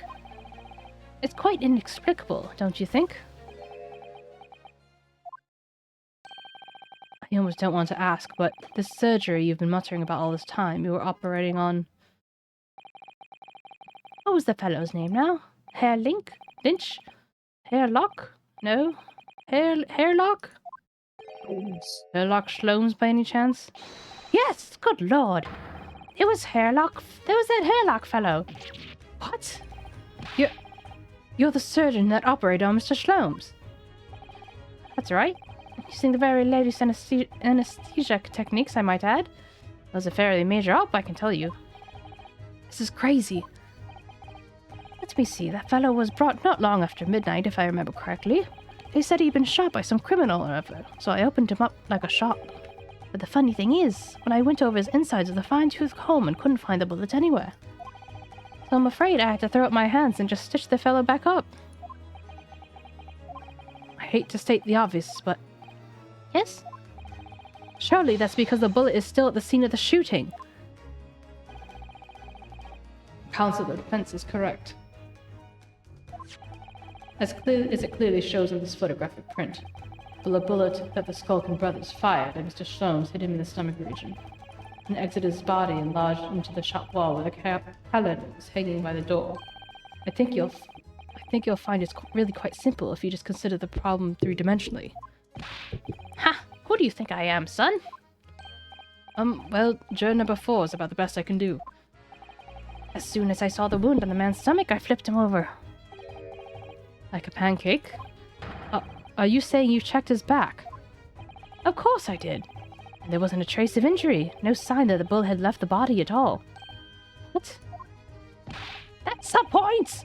The only logical conclusion was that the bullet was still somewhere in the man's innards. Which is exactly why I set about slicing him up. And I'm still none the wiser even now. How many times have I said it? Can someone please explain how that happened? Can someone please solve the mystery? It's almost as much of a mystery as how this jury was put together. The mystery of where that bullet ended up is infuriating. Where's the expert when you need one?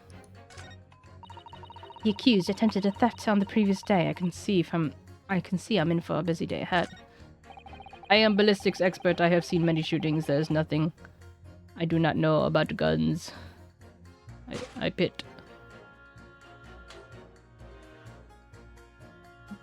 Bit. Objection. Those two statements clearly contradict the idea that all I do is pit two juries together. Oh, a ballistics expert. Pitting. P-I-T-T. On the night in question, Mr. Shlomes was shot by one of the 𝗟𝗶 brothers. But since there was no sign of an exit wound in his back, we must assume the bullet didn't pass through him. However, no bullet was found lodged in Mr. Shlomes' body either. Furthermore, a bullet was found lodged in the wall of the shop where Mr. Shlomes was shot. Juror number 6. Hello, my name is VOD. Pleased to meet you. This apparent contradiction in the facts is so clearly troubling juror number 4.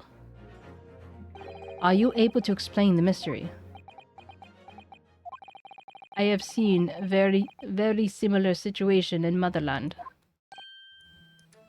It was night. There was blizzard. I was running away along mountain road in freezing cold. God. The snow was piling high on both sides of the road. It was very narrow and dangerous. My pursuers had hunting rifles and they were on dog sleds. Mental note, don't ask too many questions. I was shot from behind and I fell down in snow. And this situation was very similar to what I hear today from doctor. They could not find a bullet in my body. No sign of how you say, exit wound. Then where did the bullet go? Bullet never hit me. Well, if it never hit you, then why did you fall down?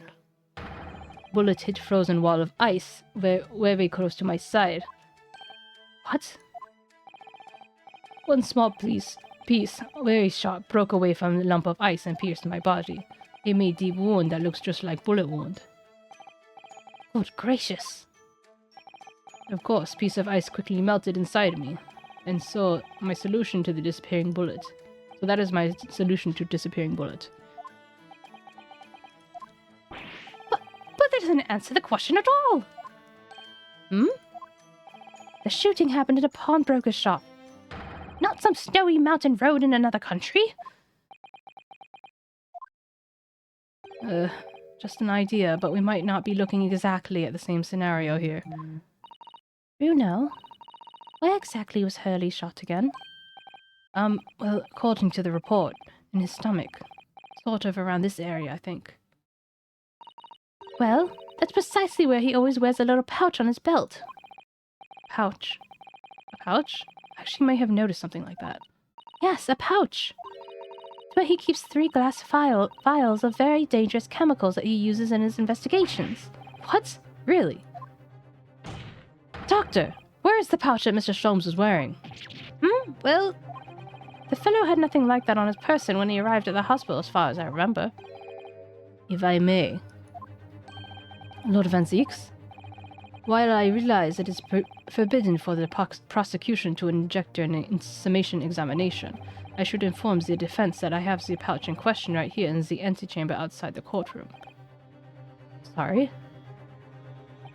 As I understand it, when the police arrived on the scene and found Mr. Sholmes injured, they removed the pouch in order to assess the wound. Oh, thank goodness. I thought I was getting forgetful for a moment. Since then, it has been in my safekeeping along with all the other evidence related to the case. I personally can vouch for the fact that it has not been touched since the incident occurred.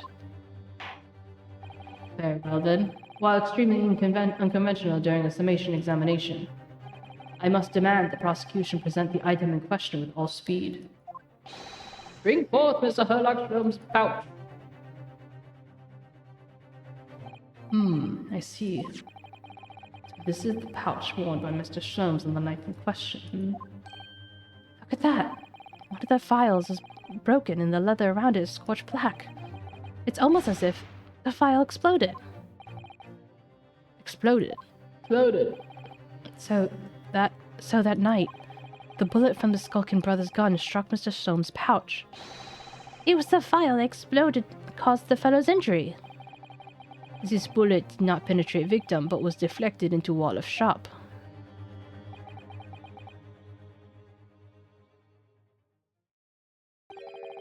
Delightful complex aroma. Well, it would appear that one mystery has been solved at least. Though it has no bearing on the truth of this case. The bungling and burgling of brothers shot the detective and the accused shot the pawnbroker. The pertinent facts of the case remain unaltered. But at least the mystery is solved and I can sleep easy tonight. Thank you, young man. Thank you very much. Glad I could help. Due to its bearing in the conundrum solved, the court will sequester the scruffy pouch as evidence. These pouch isn't scruffy. Sholmes' pouch has been entered into the court record. Now, the summation examination.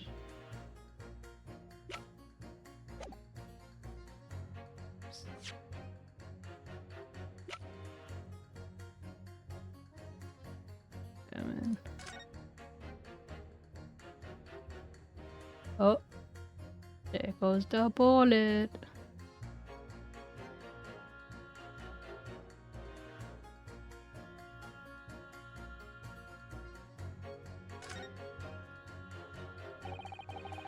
Really scorched badly just here. Oh, this strap's broken, look. It must be where the bullet hit then. Let me see.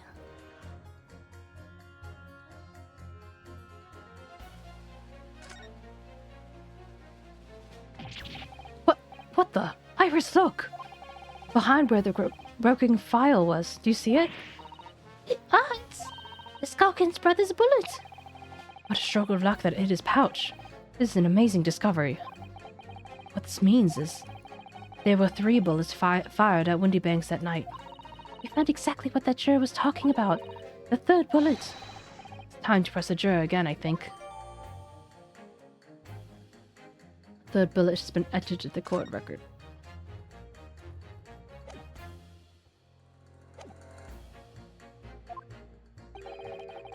It would appear the defense is somewhat struggling to alter opinion, Please, my lord, a little more time.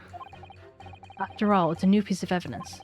If it could be a very valuable clue, and you can't afford to overlook anything here, 𝗟𝗀𝗀𝘀. There's still a way to turn this around somehow, I'm sure of it.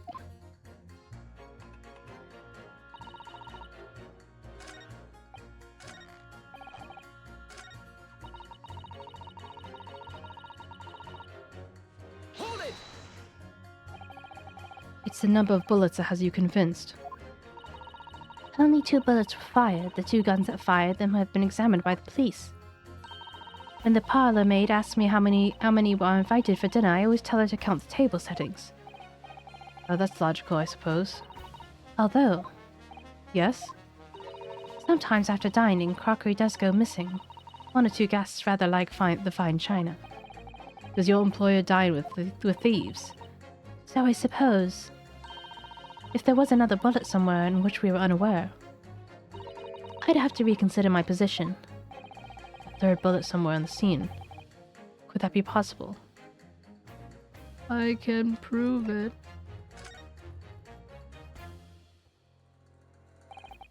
Allow me to show you then. Third bullet. Take that! Here it is. We discovered it just now. Yes, on the night in question in Winterbank's pawnbrokery, another bullet was fired. Hold it! What is this new trickery, you Nipponese conjurer? Where did you find that bullet? It was lodged inside Mr. Schloem's pouch. What? This pouch was removed from around Mr. Schloem's waist before he was taken to the hospital, and since then has been touched by no one. Do you mean to say the shot fired by the Skulkin brothers at night? Yes, as your lordship surmised, it hit this pouch. But that makes no sense whatsoever. We already know the whereabouts of the bullet fired at Mr. Schloem's. It's clearly visible in this photographic print. Ah! 2 guns from the scene have already been submitted to the court record as evidence. Yes, that of Mr. Winterbank and belonging to the Skulkin brothers. And the examination of both guns reveal that only a single bullet had been fired from each. Oh! But that must mean... That's right. That's right. We now know that on the night in question, 3 bullets were fired. However, only 2 bullets were fired from the guns recovered at the crime scene, and until that incontrovertible inconsistency is somehow explained, we cannot and must not pass judgment.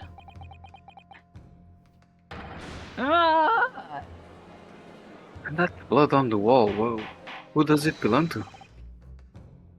Order! Order! Blood on the wall! I see no blood on the wall!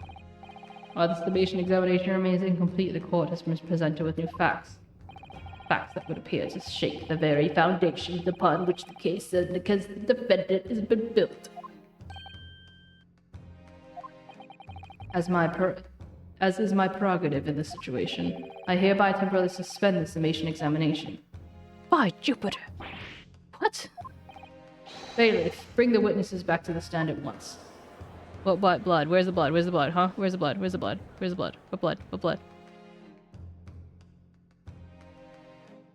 Debbie! What's up? You were saying the blood, and then it finally showed the scene again, and I was asking where the blood was, and you didn't answer. Oh, the blood on the wall with the bullet. Oh. You're saying whose blood is it? I don't know whose blood is it, but yeah. They never explained that, right? They haven't gotten there yet.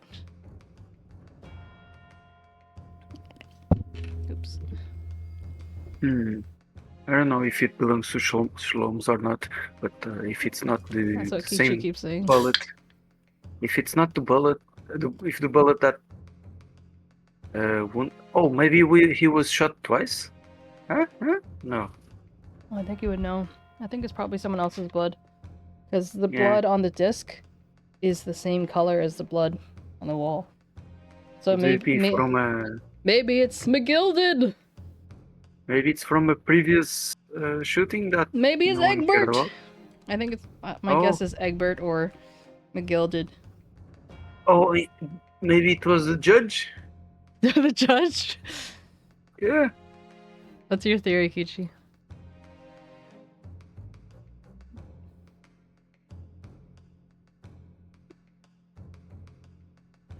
Well, it's not like it's gonna change because this is basically a visual novel. It's not gonna change. No, Kichi, if you are right, you get the prize. You just got to say it.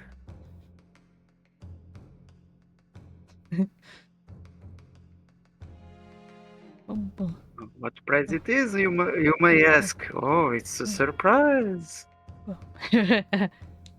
As the Yosk. Who are the two people you have in mind? No, it's the right game, Usk. It's the right game.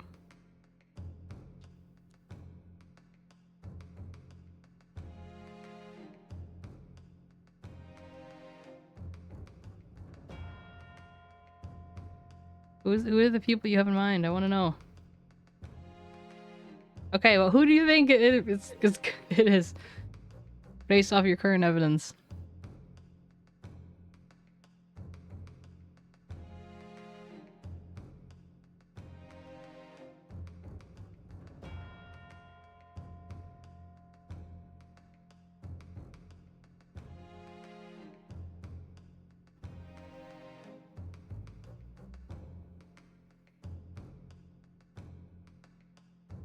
I'm sure they have. Stick it down their throat or something. Is Kichi gonna play hard to get? But we never know. Maybe you could change. You have no skin in the game, dude. Just tell us who you think it is. Yeah. Whatever the result is, you can just say, "I knew it," and we got to believe it.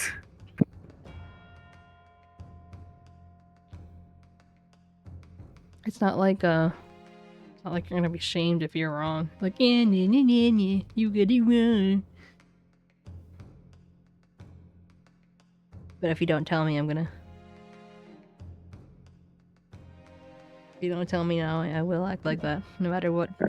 No matter what the outcome is, I'm nah nah nah you. Witnesses. Governor! Were you listening to the proceedings while the defense was carrying out the summation examination? We was, Governor, we was. Perhaps we can dispense with the tedious preamble. Simply answer one question. A third bullet has been identified as the scene as a crime. What do you make of it? Make of it, Gov? I don't make nothing of nothing. Is it one of yours? What did he say? I want to see exactly what he said. That's exactly what he said. I don't make nothing of nothing if I can help it. Go blimey, Gov. Go blimey. Not a chance. In that case, did you have an accomplice? What? Eh? What? Never. The Skulkin brothers work alone. Hey, Kyo. How you doing? It's just the two of us. It's our trademark. How soon we forget poor Sulky. Only two of the bullets from the crime scene originated from the firearms we have in evidence. The third bullet was fired from another gun. Where is it? Lummy, that's head scratcher. Counsel for the defense. Excuse me. Yes? I should like to hear your thoughts regarding these new developments. The third bullet, and the mysterious missing firearm from whence it came. Looking back through all the testimony we've heard and all the evidence we've seen, I think I'm starting to form a picture of what really happened that night. My lord, I think it's clear what this third bullet tells us about the Skulkin brothers.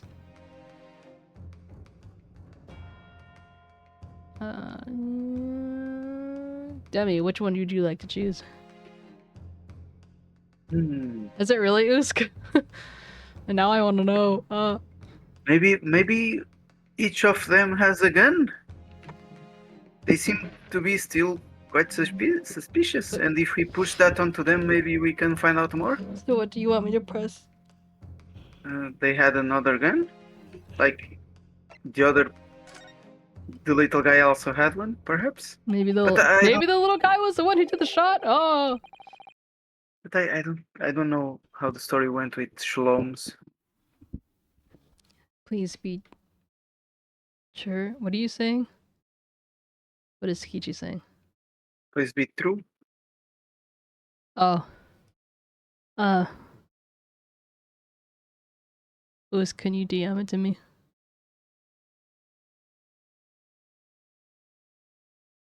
Okay, but what was the other person? You said 2 people. What's the other person? Why are you hiding it from us? What are you hoping to gain? Oh, so we heard how many gunshots did we hear? We didn't To our hear. knowledge. I don't think we So heard any. Like, I don't think we were there to hear it. so Or like maybe we heard, but so 2 people were shot. It was the Shloms, the detective who yeah, showed up and, later. and there are 3 perhaps? bullets. And And 2 guns that are in evidence, and they each shot 1, so they're Yeah. missing a 3rd gun. So it's possible that the victim shot the bullet from their own gun, hitting Shloms, or failing. Maybe I don't know. Mm. Yeah, well, let's find out. On that night at Winterbane's was- pawnbrokery, the brothers must have been in possession of another gun. We know that only 1 bullet was fired from each of the 2 firearms already in the court record.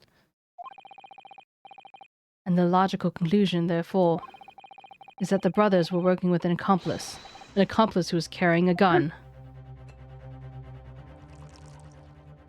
Wait, that was the other choice. We didn't pick that choice.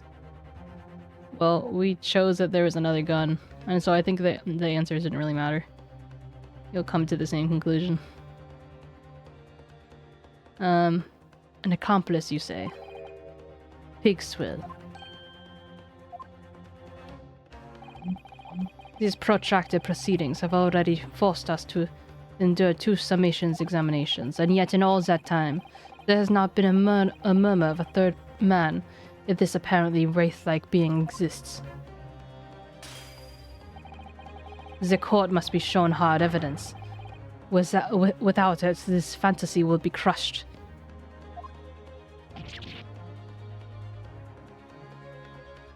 Usk, send me the link, not just a picture of it. Oh, hey Kichi, do you remember how yesterday I failed to order a pizza because it was too late?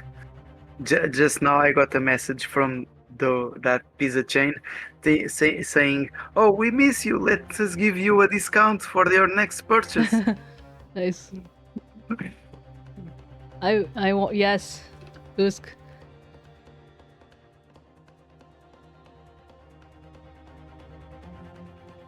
Heck, Kichi said fine.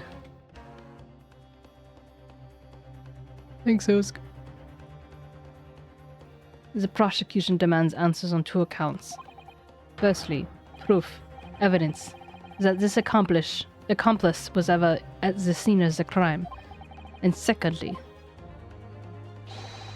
the identity of this spurious character. The Skulkans are lying, I know that. But how can I ascertain the identity of the person they're hiding? Well, counsel.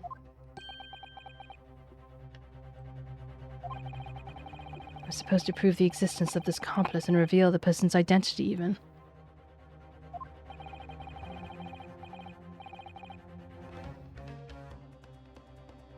In response to the prosecution's demands, my lord, the defense is ready to produce answers.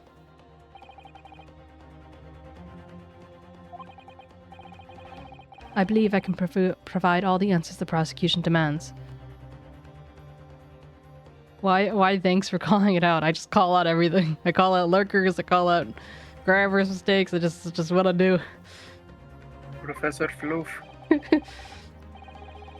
So, my Nepalese friend, despite the swimming eyes, you seem to think you have something to say. These promises to be interesting. Well, he said swimming eyes. I think he's saying like he's about to cry. I don't know where the race part comes in. Oh, I thought that it was like something about the eyes being more shut down because whoa. I don't know. What? I don't know, like That's, why are you saying what? That's more of a stretch than me falling through Ark. But it was being kind of a racist before. Yeah, he's being a racist before, but that isn't what? How does water relate to? Is it because I'm a water cat? No. Thank you for the hydrate. Like, if you are swimming, you probably won't have your eyes open. No, I actually. That's definitely a stretch. Well, I don't know. You're creative, I'll give you that. This promises to be interesting. I have to push forward now. There's no other option. I need to use every single piece of evidence available to me if it will make a difference. In that case, Counsel, I would ask you to present the evidence without delay. On the night in question, in the moments leading up to the death of the victim, what proof have you that there was a third intruder at the scene? Take that! The evidence is right here in this portfolio. By Jove, that portfolio again, is it? Yeah, I figured. I swim in Europeans, so and I swim in Europeans and demis, so I'm used to it. Do you expect the court to rifle through your papers itself? Be more specific. No comments on the Demi Peanut Gallery? You probably just didn't hear it, did you? I was really reading Braille What? on my meds, trying to understand what's written in here. Wow, you must really be bored. Oh, sorry, no. I'm just kidding. Demi's so bored he's reading Braille on his meds. Like, I was wondering, why are there so few characters for Braille, but it's full of information in the rest of the box? And why is it not matching the number of letters in the words? So Well, what it's was kind of that? like Asian languages, where it's just like one letter, one character means like 10 things, or the Really? opposite. Yeah, I thought it meant like a word, just a letter. but I mean like, Yes. no, it doesn't mean just a letter. Like I'm talking about like Chinese and Japanese and stuff like that. Well, maybe not Japanese, but like kanji, I guess. But I'm specifically thinking of Chinese, really. Oh, Or and maybe what was Korean. the thing you wanted me to comment about? Kichi was talking about how his language messed him up, and that's why he said vine instead of wine. And I said I'm Yeah. swimming in Europeans, and then I said I'm swimming in demis. So I'm used to it. Oh, no. And yeah, I mean, sometimes when Kichi is talking with me, he does have that. He speaks very good English, but sometimes he does use a V sound for the U sound, W sound. I mean, Uh-huh. but it's only in a few select words that people don't use a lot. Uh-huh. His English is better than mine. Can I repeat that in Braille? Wow, that's funny. It's a good question, Kyo and Zin, brackish cat. I would say, like, I can be in both, but primarily it's like salt water. But the salt itself is kind of like a neutral thing, so it doesn't really matter whether it's fresh or salt. Memi can only go deep on sweet water. Not fresh water? Yeah. Seawater is too salty for Memi to be able to dive. She just She becomes an island. That's his non-canon lore.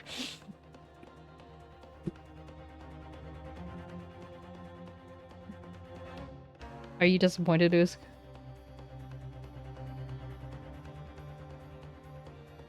Anyway, okay. You No, doesn't have any characters for that. let me read, bruh. You claim one of those blood samples proves the presence of a third intruder. Well, which is it? Which sample suggests that a third intruder was present? I choose sample 1. Take that! What am I looking at here? There appears to be some green paint or such like around the bullet hole in the middle of the calendar. That's a blood stain, my lord. A blood stain? Green blood? Curious, even for you. Is the court to understand that the intruder has some kind of unhuman creature? It's something developed by Mr. 𝗟𝗀𝗀𝘀. The great detective! By the great detective! Can't speak. New inventions, stop. Not yet appeared in stories, stop. It's this, you see. It doesn't have a name yet, though. This fogger spray is a chemical that reacts with different elements in people's blood to change its color. Different elements of people's blood. Your fine ghost body. Yes, everyone's blood is slightly different, you see, because it's made up of different elements. So by seeing the color that it changes to, you can tell in a flash whose blood it is. Oh, that brings a whole new dimension by looking at... That brings a whole extra dimension to looking at blood. Talk of blood in the courtroom, stop. Very exciting, stop. As an example, this one shows the blood of the victim, Mr. Winterbank. Ah, a striking blue. Striking blue. Striking blue! Yes, so you see the green color of this blood stain in the calendar shows that someone else was shot in the main part of the shop. Now hold fire there, young man. Could be someone from an unrelated incident, couldn't it? No, it's not unrelated. The date shows on the calendar there's the date that Mr. Winterbank was killed. Golly. Therefore, we can assume that whoever was shot on the same day. Then whose blood is it? Well, the 𝗟𝗀𝗀𝗀𝘀 brothers in the stand don't appear to be suffering any gunshot injuries. Which means it must be the blood of someone else. The third intruder, in fact. Objection! Whose identity is the court is still waiting to hear. Oh, I know. Who? It's the third brother who looks like the detective. Are you saying it's a detective? No, the detective. Didn't you say that they look at the detective and say that he looks like the brother? Yeah. So must there have been the brother that's missing? But what if that brother is the inspector? Oh, Because he looks just like him. I don't know. We'll find out. You can't delay this any longer, my learned friend. Who is this alleged third intruder? Dun dun dun. So, 𝗟𝗀𝗀𝗀𝘀, who do you think is the third intruder? Obviously, it's not these three. Oh, we can't pick up a random person that we haven't met. It's always gonna be someone who's there. Oh, we got to go with the detective. You want to go to the detective? I don't know. I want to hear what 𝗟𝗀𝗀𝗀𝘀 thinks. Yeah, I mean, 𝗟𝗀𝗀𝗀𝗀𝗀, you have to give us an answer. Or else I'll tickle you to death. I get 𝗟𝗟𝗟𝗟𝗟𝗟. 𝗟𝗟𝗟𝗟𝗟𝗟. I still think it's Egbert. who is Egbert? Can you show me? This guy. An English gentleman with an aloof, high-handed manner, he appears at Winterbank's pawnbroker accusing Gina of stealing his redemption ticket. Oh, he's aloof because he lost too much blood. Yes. He's the one who he was looking for another music disc. So I think it's him. Waving his fish around. Yeah. I mean, I have ones to spare. I can just choose this one first. Wait, what? Hold it! Then it is him. It is who? Who, 𝗟𝗋? Who? There's a lot of dicks in this court. One with the green blood.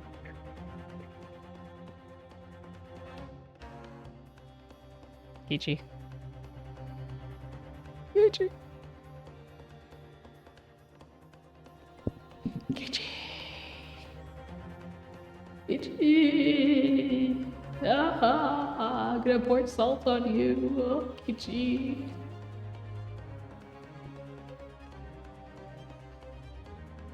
Yeah, there's a lot of dick. If you say he was looking for a music disc, then he's connected. Because he was saying that there was like 2 music discs.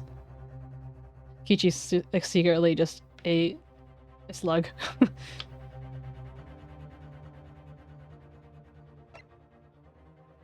He's a slug. So I think it's 𝗟𝗶. But do you want me to choose the inspector first?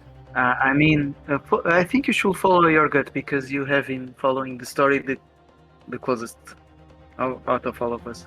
Take Yeah. that! The man's name is 𝗟𝗶𝗀𝘀. Oh, but I must ask, Yes. why is the investigator on the stand close to the other two sometimes? Because he doesn't trust them. I think he's trying to keep them in line or something, is what he said. Gotcha. 𝗟𝗶𝗀𝘀. Who on earth are you talking about, Counsel? He paid a visit to Winterbank's pawnbroker on the afternoon before the incident took place. When the accused attempted to deceive the pawnbroker into releasing this article into her possession. That's right. The man identified by the defense, Mr. 𝗟𝗶𝗀𝘀. Where's Frey when you need her? Then attempted to take the article from the defendant by force. Broker. Yes, sir. I believe this filthy pickpocket thief has just redeemed an article from you, no? Yes. The article in question belongs to me. I demand for it to be returned at once. Now that's a lie. What are you trying to pull? Give me back my overcoat, you wastrel. And needless to say, any music box discs too.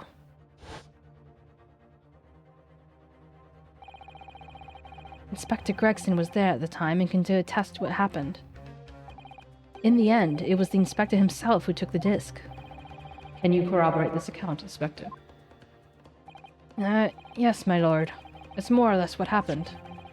In the interest of being thorough, I asked Winterbank for a print showing the fellow. Taken from one of his red-handed recorder gubbinses. Yes, that's him talking to Mr. Winterbank that morning. And you claim that this man is the brother's accomplice? Well, Mr. Skulkin? Ooh, they're sweating. Never seen the geezer in my life. On me life, God, on me life. Never seen him. Well, somewhat unsurprisingly, it appears all witnesses disagree with the assertion. I'm sure your lordship recalls my learned Nepalese friend's actual assertion, which was that he could prove the identity of the alleged accomplice.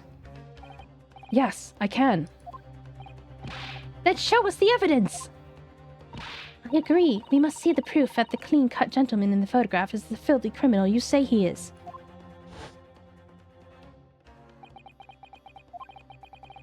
The last piece of evidence. I had a feeling that something like this has been missing from the trial from the very start, but now I'm going to have to drag it kicking and screaming into the courtroom. Are you ready to present your answer to the court then, counsel? Yes, my lord. The defense will present the evidence now. Proof that the man in the picture pictured in this photographic print was in fact the person struck by the third bullet.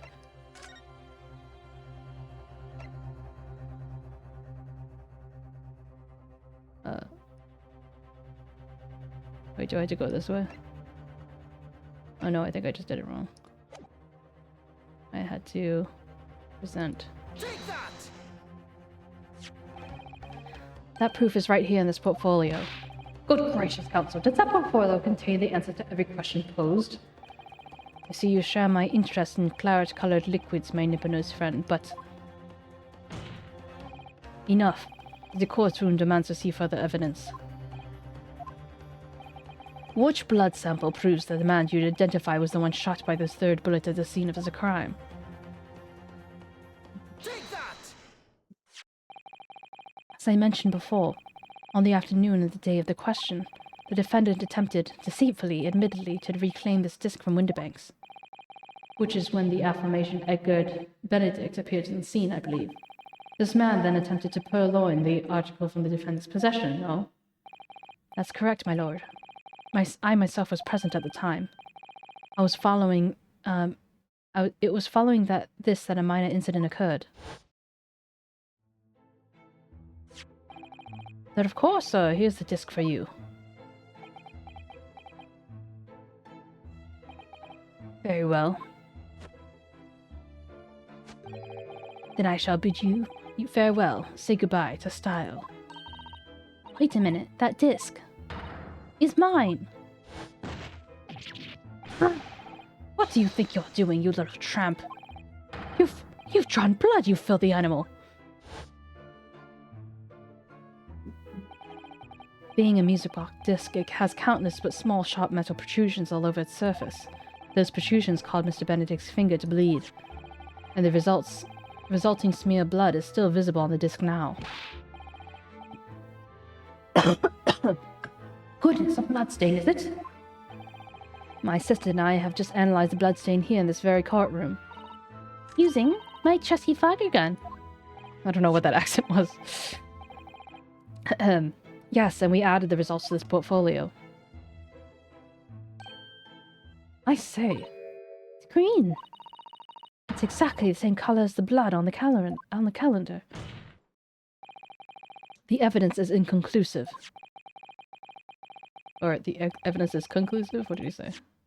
The evidence is conclusive. The man calling himself Mr. 𝗟𝗶𝗀𝗀𝘀, who was in Windibanks earlier in the day, is the accomplice who was present at the scene of the crime that night. So there was someone else. Look at those two brothers now. They're sweating buckets. Oi! What are you talking about? It's boiling in here! My lord, it is the opinion of the defense that Mr. 𝗟𝗶𝗀𝗀𝘀 should be summoned to the courtroom to testify. It would certainly seem that we can ill afford to ignore this gentleman's apparent presence. Objection! This has gone long enough now. This flagrant ignorance of the mechanics of law. 𝗟𝗏𝗀𝗀𝘀, you say? Yes, I've heard the name. The protagonist in a series of short stories for the vulgar classes, a god of detection of some such. And now you employ chemical substances devised by this fantastical persona in the highest court in the land. Do you expect us to take you seriously? The samples made by this plaything are not fit to be called evidence. Hey, lost. Thanks for the poke. So the blood stain turned a shade of green. What of it? Here's to you successfully proving that no other blood in the world will turn the same color. Well... And pray, do not even think of suggesting that we should take Mr. Schloem's word for it.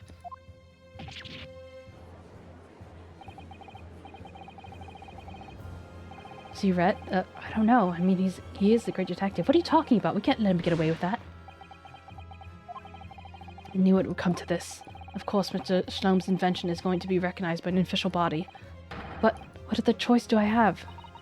I just remembered what Father Christmas over there said before.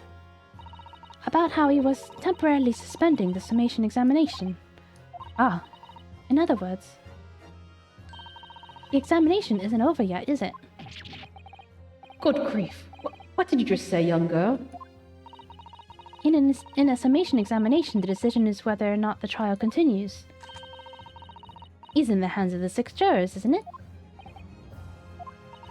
So the way I see it, it doesn't matter what other certain people think of Hurley's invention. At least. Not for now. Yes, she's right. Young lady, you have quite the devious mind. It really comes down to one thing. Whether these ladies and gentlemen of the jury are convinced by what you say, Runa. Yes, is that about right, would you say? Or did I misunderstand something? Yeah, well, I don't know. Mr. Sloane's partner is a force to be reckoned with. Maybe it's because it's so new that they didn't think about it. I don't know. Miss Iris Wilson, sharpshooter. After that shrewd percease of the situation from an entirely unexpected source, it must be acknowledged that the previous summation examination has yet to reach its conclusion. This is absurd. Ladies and gentlemen of the jury, the court now looks to you for your final leanings on this matter. As proud citizens of Her Majesty's Britain, I'm sure you will come to a fair and just conclusions. So then, state your final decisions in turn, please. Not guilty. Not guilty. Not guilty. Guilty. Guilty. Not guilty.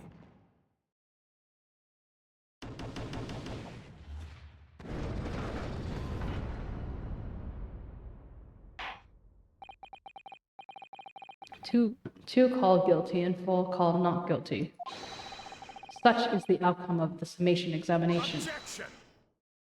My lord, with all due respect, this is an outrage. The prosecution refuses to accept this decision blah, blah.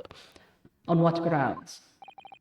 If these jurors are persuaded by some half-baked concoction devised by a pretender to real police work, then they are too ignorant to be trusted with the judgment of anyone's guilt.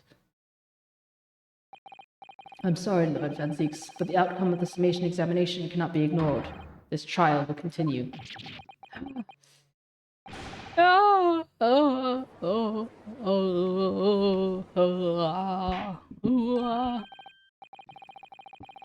Nevertheless, we find ourselves in a rather awkward situation. The defense has very reasonably requested the subpoena of a new witness. Oops, sorry. But sadly, I fear that will be impossible. What? The name the gentleman gave for himself, 𝗟𝗶𝗀𝘀𝘀, is clearly quite false. I don't believe it. Just when I'd managed to prove the man there was there that night. Could I say something? Who was that, please? Who spoke? It was me, my lord. Juror number 5? What have you to say, ma'am? If possible. Inspector. Me, ma'am? I was wondering if you might show the photographic print to me again, the one where the gentleman is shown. Ah, right, yes, this one you mean, of Mr. Benedict. Yes, there's no doubt in my mind. Juror number 5, you don't mean to say... You know this man? Yes, I know him. What? No! Good gracious! Order! Juror number 5, how on earth? I am a communications officer, stop. As we can clearly see. The gentleman in the photograph is, stop. Also a communications officer, stop. He works in my office, stop. I thought she was gonna say, he's my son! Because they both have blonde hair. A very talented operator, in fact, stop. He should be in the communication station right now, stop. Tapping away on the telegram, stop. Telegraph. This doesn't seem right somehow. I can't put my finger on why, but it doesn't feel right. I suppose we're all imagining the accomplice to be some sort of hardened criminal. It's a bit unexpected to find out he has a respectable day job. whatever he gets to, he has a respectable job by day, whatever he gets up to at night. Yes, I suppose that's it. I suppose that's why I feel like something was wrong. If the gentleman is at London's communication station, we should be able to subpoena him within the hour. Lord 𝗟𝗟, if you please. Yes, my lord.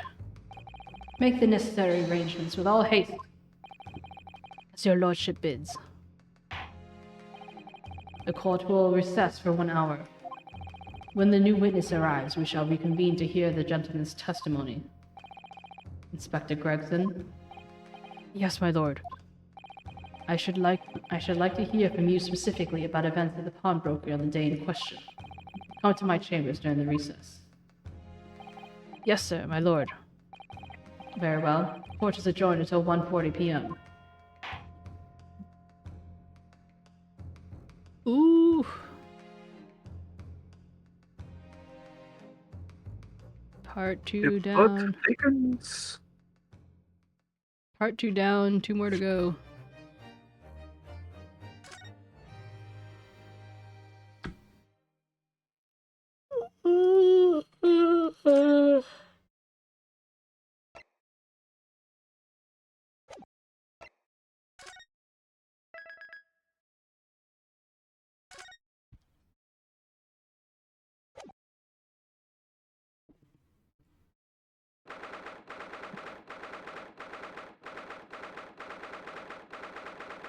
You give them make them breathe on the stretch. Let me hide these. Oosk, you're white.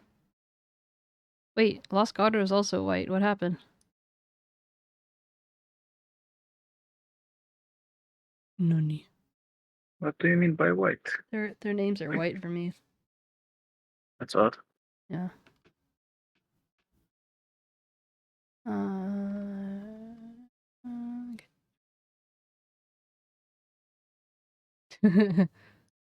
But now you're yellow again. That was weird. Oh, maybe it's just because I'm dumb and it's like when the redeems happen, they're always in white. Now it starts in a minute. Go get food, doo. Oh, I'm gonna go get food. Wee!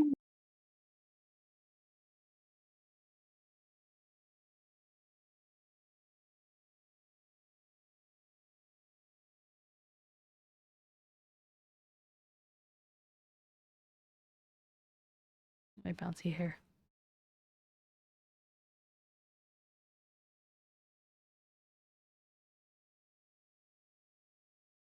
So where did your ghost part come from, Kichi?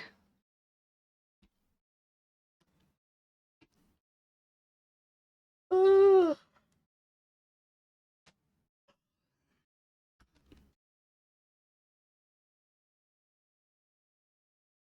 gonna actually... Well, you keep referring to yourself as a ghost, so where did that start? Where did that come from? What's the origin story? So I'm gonna go to the litter box while we have the break. BRB.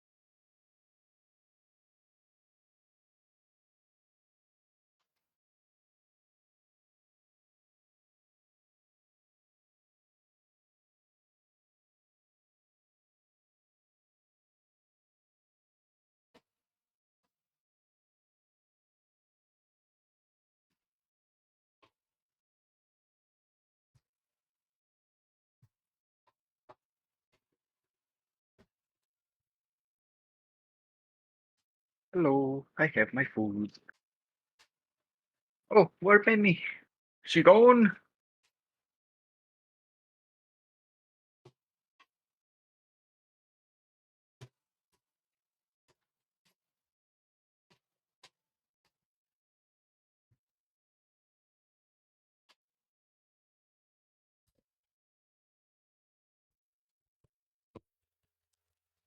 Yeah, back.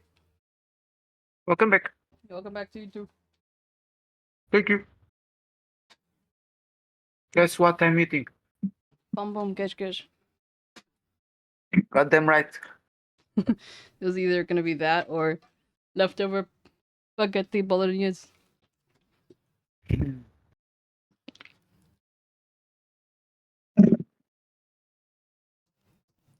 Over spaghetti bolognese. I was able to eat it twice. It's already pretty good. You're familiar with the thrice TikToks, right? Thank you for the hydrate. Wait, what about rice and TikToks? Or maybe it's not a TikTok. It was just like I would like sausage, egg, something thrice. I can't remember what exact thing was. You know what I'm talking about? Brings me that's firing some neurons in my brain. Activating some of them. I was wondering if he came back at the same time. Demi's voice attracted one of the cats in front of the camera. Yeah.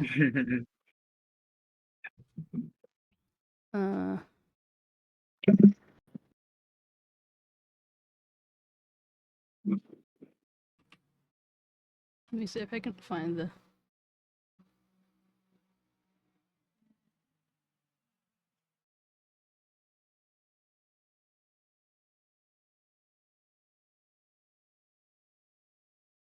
Okay. Share this.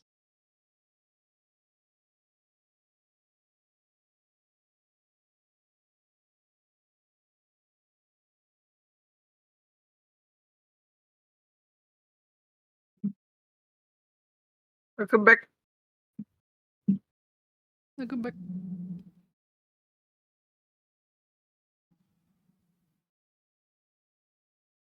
Let me find the.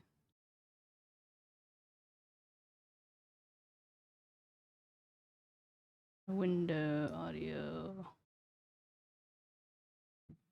Window sound. Okay. Okay. Your order, please.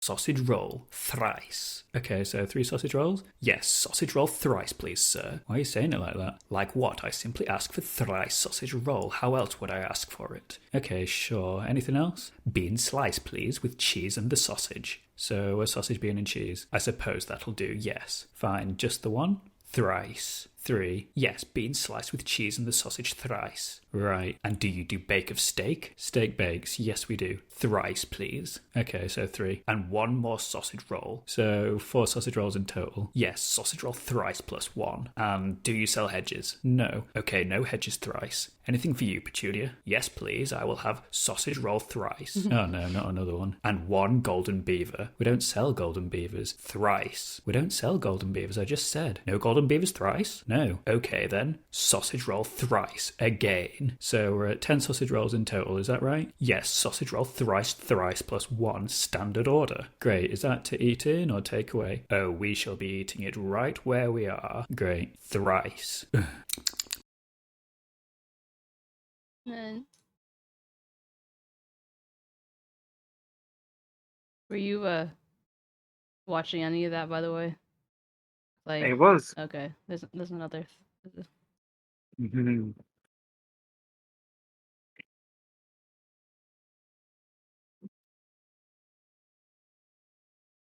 And there's.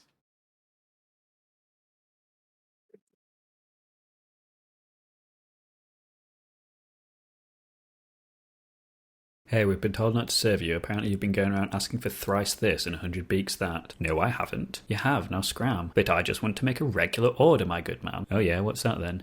29 rice. Get 100,000 bean. Out 1 fist of cheese, plural. Now, what did I do? You know what you did. Okay, I'm leaving. Good. Hello, sir. Can I have 1 chunk nice, please? I know it's you. You're just wearing a hat. I'm not. Listen, I'll have to call the feds if you're not out of here before I count to 5. 1 beef shield, please. 1. 1 gravy thrice. 2. Onion peters for 9, I think. 3. 1 group of liams, I think. 4. Slices of the cheese I desire. 5. That's it. I'm picking up the phone. Okay, I'm going. Thank you. Hello, sir. Do you sell portions of haddock? Hi, constable. We have that ugly little boy in the shop again. I'm not ugly. I'm far from it. Yeah, he's asking for all sorts of rubbish. May I speak to the officer now? Fine. Hello, sir. I'd like to report a crime. What is the crime, my good man? No sandwich thrice. No sandwich thrice? Exactly. I'll be right there. I'd appreciate that. Hello, sir. I believe you called. Yes. No sandwich thrice? No sandwich thrice. Come with me, sir. What did I do? No sandwich thrice, of course. No sandwich thrice. What does that even mean? It means you'll be spending a long time in a cell, sir, with nothing but old ladies for company. But I like old ladies. Don't get cheeky with me, my boy. I don't understand. Off with his head. I concur. This is getting out of hand now. Maybe you'll think next time you don't serve a full English beakfast. What's going on? Beaks, of course. Beaks, sir. Fair enough. I'll come quietly.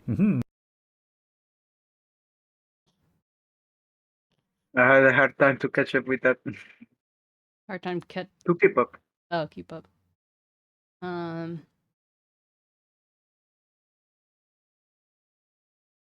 There's I think it's possible that James was the one who showed this to me. It was either James or Ada, I don't remember. But for whatever reason, like at the time, it was one of those things that just like tickles you just the right way and you just can't stop laughing type of deal. Obviously I'm not laughing right now, but that's how it was in the moment. Okay, 1 more thrice. Rice.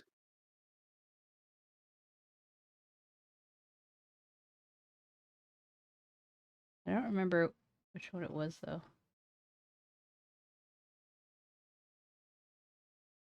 Let's try this one. Hello there, can I have 5 guys, please, sir? You know, we don't actually sell guys. Oh then, what is it you have for sale? Mainly juicy burgers that you can customise however you want. I think I shall go for my first choice of 5 guys, please, sir. I just said we don't sell guys. 4 guys? No. How many guys then, my good bloke? No guys. Not even 1 guys? This is deeply unsettling. No, none guys, only burgers and milkshakes and stuff. A milkshake? What is this? What do you mean? It's a thick, milky drink straight from the udder of a cow, usually with some bits in it. For example, guys? No, like chocolate buttons and stuff. I'll take 1 guy's milkshake, please, sir. We don't do guys' It was probably me. And 6 burgers full of guys. Look, do you see guys anywhere on the menu? Yes, I see 5 guys. Oh yeah, good point, actually. So, what do you say? Still no. Okay then, good. And do you do bake of steak? Not even slightly. Okay, 5 guys it is. And what do you have in the way of corn of the cob? We don't do that. I'll take 5. We don't sell corn of the cob. You test my patience, child. Yeah, I know how you feel. Fine, I'll take a chicken korma and 3 large naans. Come on, Petunia, your turn. Don't be shy, he's just a mortal pillock. What? I'll take half a courgette and 5 guys, please, sir. We don't sell guys. Then a chicken korma for me it will be. We don't sell korma. Okay then, 1 milkshake full of guys, and also a large vessel of chips. Now this we can do. The milkshake full of guys? No, the chips. Cancel the chips, increase the guys. That's not even slightly possible. Fine, 100,000 chickens, no more, no less. No. Final offer, do you accept? I do not. Come on, Petunia, elsewhere we go. Let's leave the little pillock to his own devices. Oh, that better not happen again. Okay, there's one more thing I want to show you, and then we'll go back. There's the Pokemon one. A large vessel of fries. This is the part 4. Where's part 1? Part 2? Part 6? What the heck? Game on. Not thrice Pokemon, just Pokemon. Oh. Pokemon. Oh, hello, Tutu. Hey, Tutu.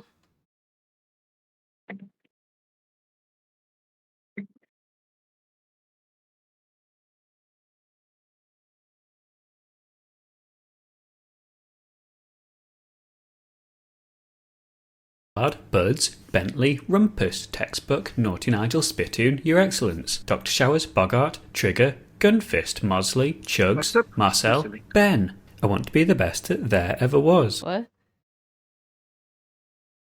What did you say? Tutu was asking what's up. Oh. And I said the ceiling. Why am I watching this? How does it get my full attention? To beat all the rest, yeah, that's my cause. Got to catch them all, got to catch them all. Got to catch them all, got to catch them all. Oh, that was I guess that was an older one. I'm trying to look for there's like, maybe this is the first part. This is the second part. Maybe this is the third part. Got to catch them all, got to catch them all. Bollard, Buds, Bentley, Rumpus, Textbook, Naughty Nigel, Spittoon, Your Excellence, Dr. Showers, Bogart, Trigger, Yeah. Gunfist, Mosley, Chugs, Marcel, Ben. I want to be the best that there ever was. To beat all the rest, yeah, that's my cause. Got to catch them all, got to catch them all. Got to catch them all, got to catch them all. Julio Aguera, Bodis, Gaz, Cool Gaz, Peckers, Henry, Girth Boy, Worm Boss Potato, Punk El Diablo, Diego, Skipper, Bricky, Simon. I'll search across the land, look far and wide, release from my hand the power that's inside. Got to catch them all, got to catch them all. Got to catch them all, got to catch them all. Craft Beer Enthusiast, Wrexham, Brynhilda, Fluffbod, Michael, Pikachu, Jack, Pinkley, Mess, Donny, Bustinana, Oddish, Dog, Rooney and Stout. Got to catch them all, got to catch them all. Got to catch them all, got to catch them all. At least 150 or more to see. To be your Pokemon master is my destiny. That was about 45 Pokemon, but there are many more. Join in next time for It's a Pokemon Rap Part 2. Nice. Dadbod, Slanesh, Roadman, Floor Lover, Lumps, Tuppence, Dame Jillian, Tom, Dump Valve, Binlid, Krillin, Twitch Sub, Horrible, Unite Fan, Blue Lad, Frodo. I looked for a Pokemon in the woods. See one on the floor, it's quite good. Got to catch them all, got to catch them all. Got to catch them all, got to catch them all. Ashley, the Wretch, School Dinners, Evil Abs, Kurt Angle, Holly, Mosher, A Plant, Big Barry, Jubber, Lugs, Kakarot, Mr. Pebbles, Bulge, James the Horse, Nobby. I found a Pokemon in the mist. Punched that Pokemon with my fist. Got to catch them all, got to catch them all.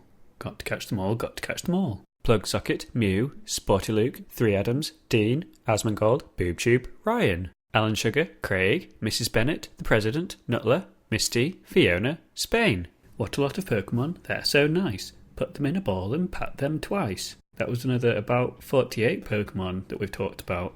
Can there be many more? I have no idea. Cat Food, Beef Shield, Darren Brown, Leeds Boy, Lucy the Handful, Website, Pokemon, Year 7, Eggy Ear, Bean Tash, Bone Broth, Bjorchim, Lamps, M&M, Bum Rubber. Founder, Pokemon in the Sand. I let that Pokemon join my band. Got to catch them all, got to catch them all. Got to catch them all, got to catch them all. Banana Teeth, Whispers, Barnsley Chunk Daddy, Steam Deck, Slug Pellet, Posh Spice, Essex Girl, Kitchen Nightmare, Fishley, Pointy Pete, The Lad, A Bit Much, The Blade 2, Questionable, Danny. I saw a Pokemon in the air. An ugly Pokemon, but I don't care. Got to catch them all, got to catch them all. Got to catch them all, got to catch them all. Shocker, Buffy Fan, Illegally, No Mates, The Length, Yoga Mum, Crap Slime, Steph. Wet Legs, Yellow Thing, Biker Hardnut, History Nerd, The Past, Glottis, Ross. Found a Pokemon in some water. I pretend that Pokemon is my daughter. Got to catch them all, got to catch them all. Got to catch them all, got to catch them all. Bird Mess, Oliver, Wendy Darling, The Ick, Firelips, Sean, Bossy Bethany, Randomer. And who can forget the two weird little alien ones, Bucket Muck and Vicky. Hey, we did it all! Was that actually all of like the first gen? Or is there only like 100? I think it was. I think it was the complete first gen in no particular order.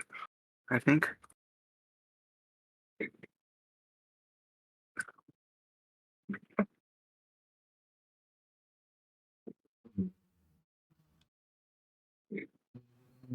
But yeah, so Dale's Bits highly recommend.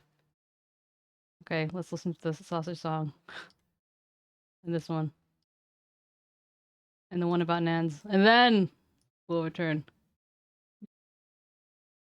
Do you know where sausages are made? They're made in a barn by a woman called Jade. I don't know anyone called Jade. Who? The sausages Jade. And how were they really made? Well, gather round and I'll tell you all about it. Woohoo! They find some pigs and put them in a field. Where is the field? In South Shields. They feed the pigs on muck and chicken.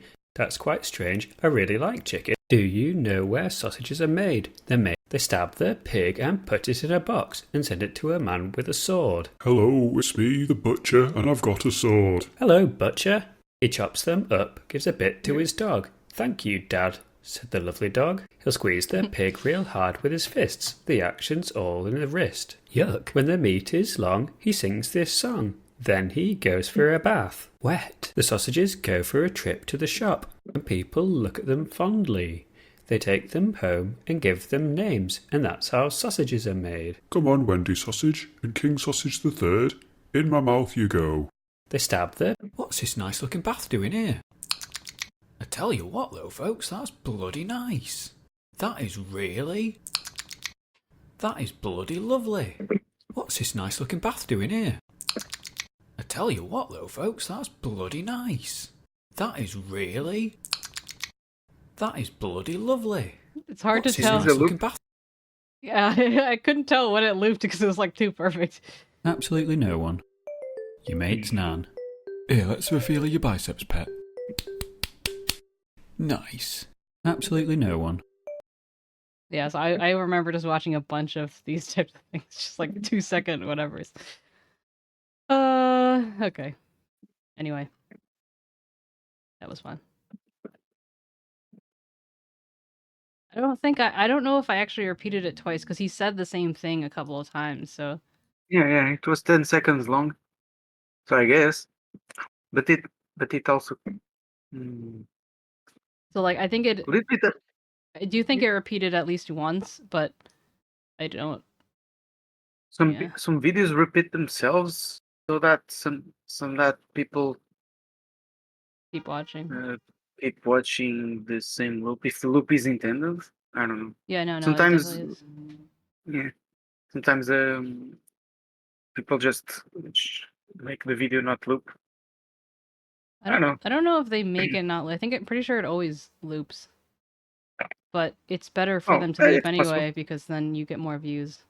Okay, last one, I promise. Hello there, Walking Street Human. Do you like Pokemon? Yeah, I do, thanks. What about you? Okay then, brilliant. Can you name this Pokemon for me, please? Yeah, that's 𝗟𝗶 Mark. Correct, it is in fact 𝗟𝗶 Mark. Well done. What about this little waste man? Ah, that's 𝗟𝗶ጵH𝗀𝘀 the Third, that is. One of the classic original starter Pokemon. Also correct. Well done, small man. Well done for you. Now try this weird little runton for size. Easy as a fist. That's DJ Selector. 3 for 3. Somebody call this boy's mum, because he's absolutely wicked. My son's what? Booyah! Right, this is when things start to get a little harder. Can you tell me the name of this fair maiden of the West, please? That's a doozy. Yes, it's always a doozy. I think I'd like to phone a friend. Okay, and which friend would that be? That'll be Mark Rightnice, please, Chris. Sure, and what relationship is Mark Rightnice to you? He's my mother. Aren't we all? Okay, calling Mother Rightnice. Bring, ring, bring, bring. Hello? Hiya, pet. It's Chris Tarrell from Who Wants to Be a Millionaire. I've got your friend Ryan Rusks with us here, and he's stuck on question number 3. Who's that Pokemon? That's classic Rusks, that is.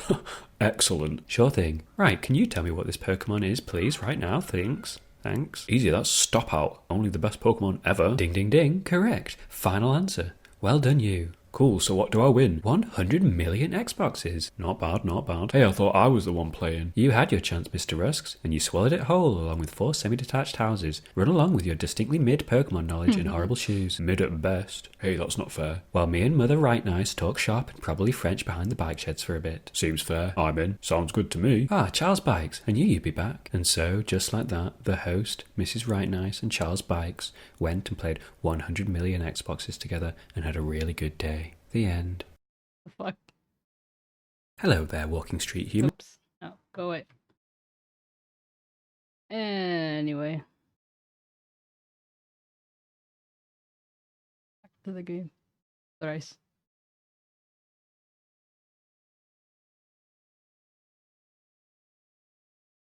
How did it even come up? Like, I don't even remember. Xboxes, indeed.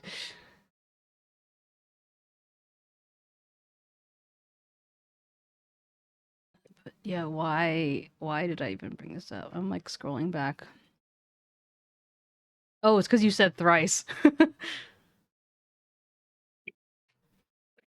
You alive? Are you ignoring me again? Are you reading Discord again?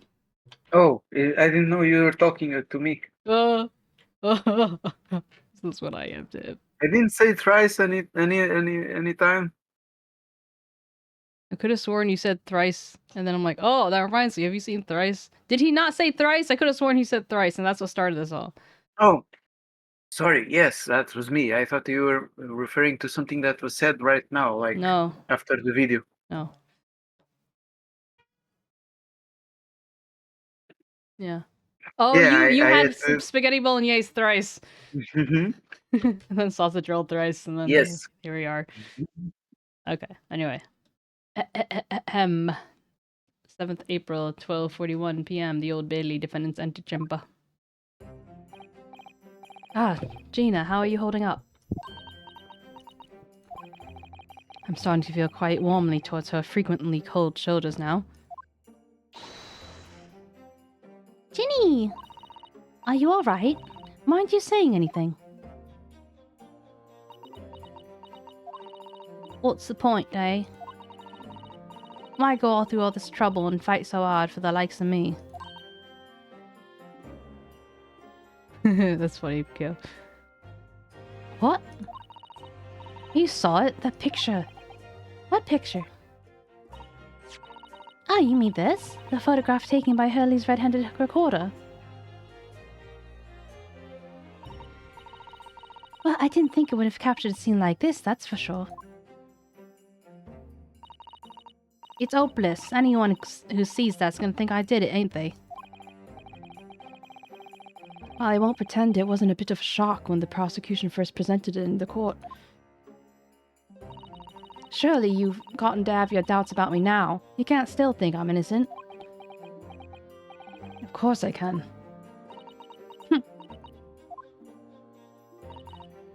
Ginny, why don't you talk to us?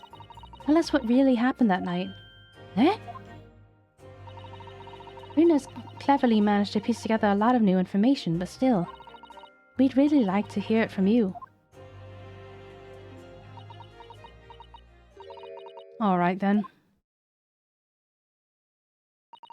It was after we had dinner together at your place, right, Iris? Then we all had a chat up at your office, didn't we? Yes, I remember.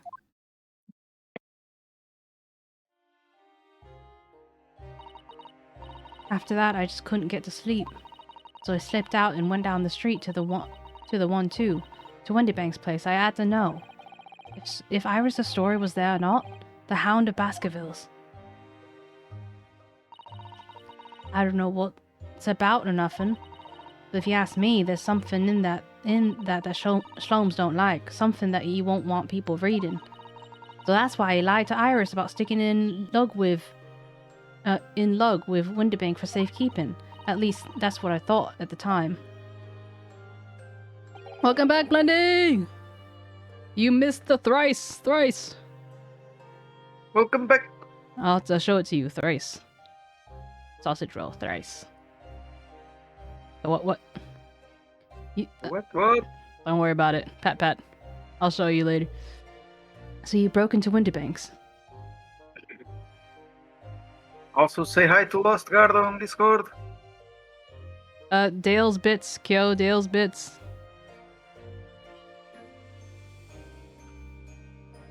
Dale. How you holding up, Blendy Poo? Also, we have 17 people. Oh, we didn't even get a raid. Hello, everyone. Let's see. Oh, just a person 2.0. Free star.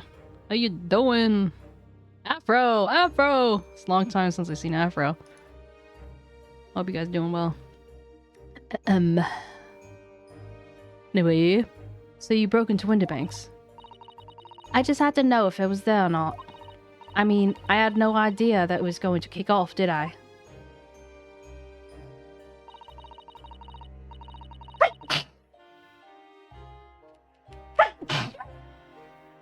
Excuse me.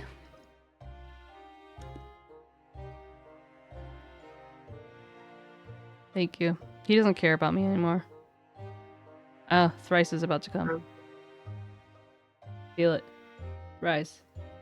Who doesn't care about you? You! Baby? You! Oh, punch them! You! I'm gonna punch you? No, I will do it. Okay, so you're gonna punch yourself. Yes. Live Oof. Okay, I didn't actually end up sneezing thrice. It was close though. I struck the lock and snuck inside. It was dark as you like in there. So I gave the oil lamp in the counter a bit of a wake, and that's when... What do you think you're doing? Ah! When you said 1-to-1, did you mean like on the same beat or something? Kyo? Because I knew it wasn't going to be once some of the names were a little bit longer than they needed to be. I nearly died, I did. Huh? I think I didn't hear your sneeze because I'm on Discord. Oh, This time I didn't hear it. gotcha. Blessings are starting to exercise me. No, not Kichi. Kichi, stay with us, forever. Oh, right. Kichi, please join the Discord. I want to give you Ark Survivor levels, not levels. The role for Ark Survivor. You probably won't play anytime soon, but I want to give you that access. Oh, I think that he probably started like with that concept, but then it was like, whatever. I'll just choose whatever is next. You know. Exactly. Exactly. Hey, welcome party. Oh, Lost Gardo joined. Yeah, I said that, but you didn't care. I thought you meant like in this channel. Oh. I was like, yeah, I see him. In my head. For you, Vascardo was already part of us. Yeah, That's fair. thanks.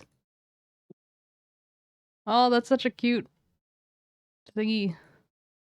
I'm gonna squint and pretend that's me. Anyway. What are you talking about? The welcome party, the sticker that Lost used. Oh, yeah. That's fluffy. That's what it means to be Lost, Gardo. I nearly died, I did. The next thing I knew, I grabbed the gun off the counter and was waving in the air like, I don't know what. Kichi, please join the Discord. Blix Blux. Discord. Ah, you're the girl who was in here this afternoon. I didn't think pickpockets went for armed robbery. The mantle script. Have you got it here? Did Shlomes leave a load of papers with you? A story? I beg your pardon? The hound of, the something or other. If it's here, I want to see it. I'm sorry, young lady, but I'd sooner die than relinquish an article belonging to one of my customers. I don't want it. What would I do with it anyway? I just want to see it's here, that's all. Oh, you want to see it, do you? I want to know if Shlomes really pawned it in here or not. Please, just let me see it and I'll go. Oh, very well then. But, for pity's sake, stop waving my gun around, would you? So then the old cove opened the storeroom door and we both went inside. And it was there, all right. The mantle script. Shlomes weren't lying after all. You did all that just to check for me, Ginny? Anyway, then there was a bit of a kick-up in the main bit of the shop. The Skulkin brothers arrived... The Skulkin brothers arrived at the scene, yes. What was all that noise? Someone's breaking in! Dear me, is there some burglars convention here tonight that I don't know about? I think I forgot to shut the door behind me, sorry. I better go and take care of it. Could I possibly have my gun back? Oh, well, I'll come with you and... Now, don't be foolish, young girl. You must stay right here. Don't leave this room under any circumstances. And with that, he took the gun out of my hands and walked out into the shop. I hung back in the storeroom like he said, straining my ears in the dark to hear what was going on. It sounded like they got into a bit of a scrape.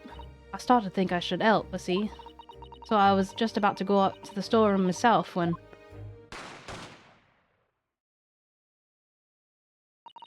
I heard a couple shots go off. 2, I think. Almost at the same time. And then there he was, right at my feet, lying face down on the floor.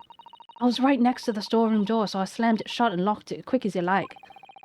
Because you thought that whoever had shot Mr. 𝗏𝗏𝗀𝘀 might come for you. Yeah, so I went to grab the old cove's gun. I figured I'd put up a fight at least. But when I got a better look at him, I knew.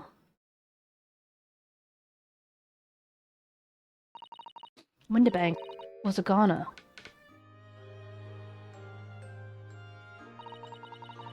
I felt funny in my head all of a sudden, kinda dizzy. And after that, don't remember nothing. That must have been when you passed out, Gina. If I had done what I'd done, the old cove might still be alive. Did you tell the police everything you just told us? Of course I did, but they don't believe a word of it. Did they? All they said was if I kept telling lies, it'd make things even worse for me. It'll be alright, Jenny, don't worry. Stay strong a little longer. Runa's about to put the real culprit through the mill. It's a she. It's a girl. Her name is Gina. Oh, thanks, 𝗟𝗋. Appreciate it. Means a lot. That 𝗟𝗏 over there in the afternoon. That Egget Benedict.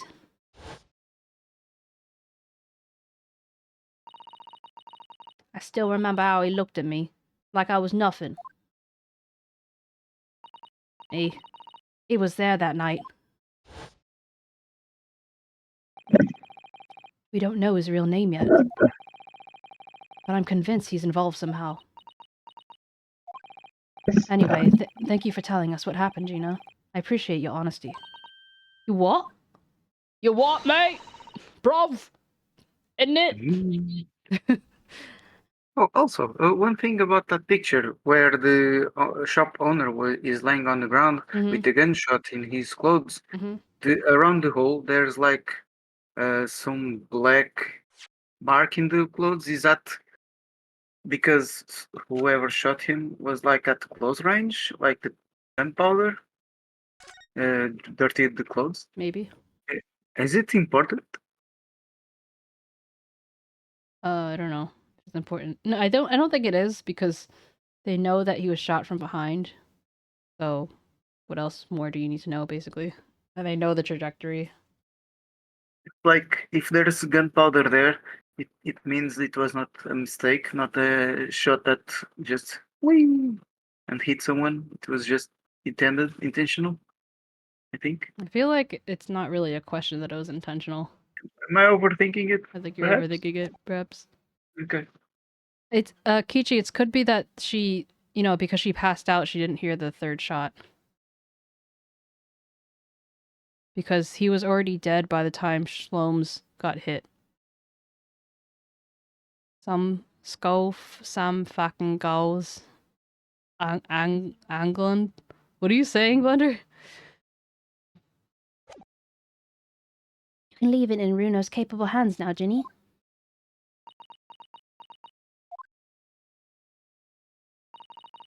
Mr. 𝗟𝗏𝗀𝗀𝗀. Yes? How come you trust me? I don't get it.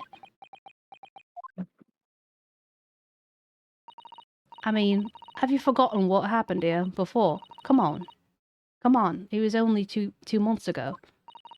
Me and McGill we told you a whole pack of lies. And you got the bog trotter off with him, even though he was a killer. No, I could never forget that. Oh. I did what I thought was best at the time. Hey, mirror. Thank you for the lurk. Oh, beautiful. Good luck at work. I mean, thank you for the lurk. Good luck at work. I think I said that right the first time, but I'm not sure. Anyway, I said you loves. But the pain of that error of judgment doesn't get any easier to bear. Still, don't forget that I made you a promise. I told you I'd be on your side to the bitter end, no matter what. But what if I'm lying? You could be working to get off another kill off the hook for all you know. I was once in your position, Gina. I was the accused on trial. You were? Before I left Japan, I was accused of murder. And as strange as it might sound, the circumstances of the crime were pretty damning. I was sure no one would believe it wasn't me who'd done it. Oh, Runo. But there was one person who stood up for me, who believed in me, and was prepared to defend me. My best friend. Ryunetsuke, no one believes in you more than I do. Leave this to me. All you need to do is put your faith in me and I'll do the rest. I was so happy I cried. But even then, somewhere inside me, I couldn't help but think, surely he doesn't really believe in me. Not completely. But I was wrong.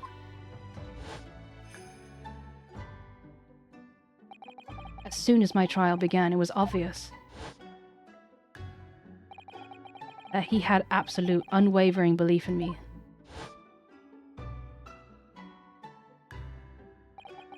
And in turn, I developed an absolute, unwavering belief in him.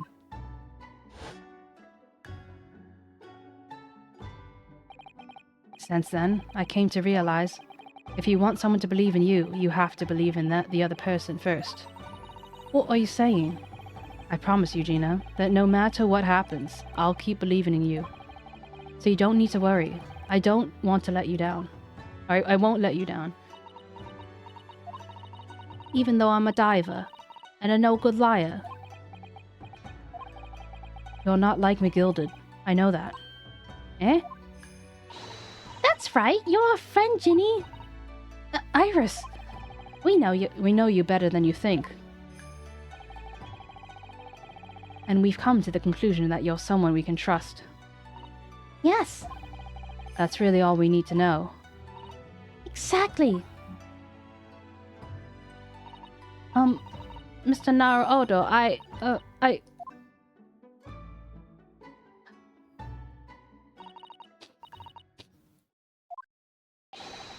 Defendant Gina Lestrade and her legal representative.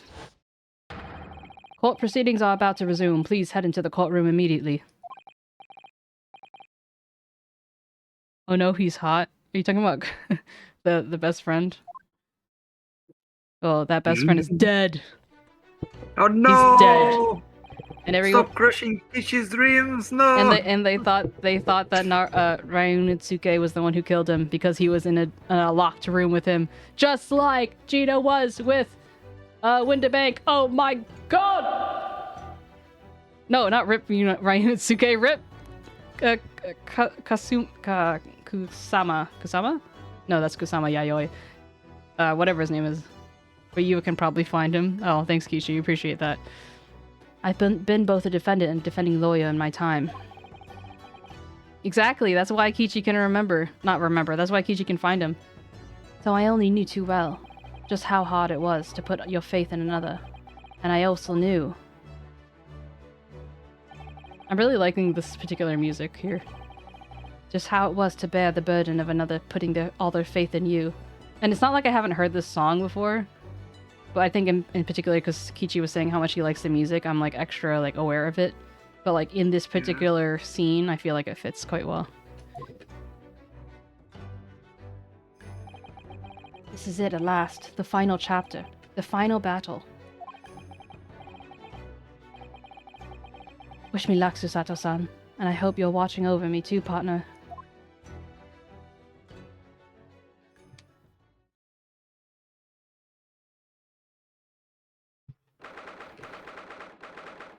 April 17th, I said April 17th April, 1:41 p.m., the Old Bailey courtroom. Me too. I hereby call this court to order as we resume the trial of Miss Gina Lestrade.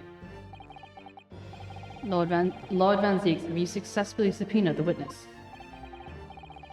The subpoena was delivered in the communication station where the man works immediately, my lord.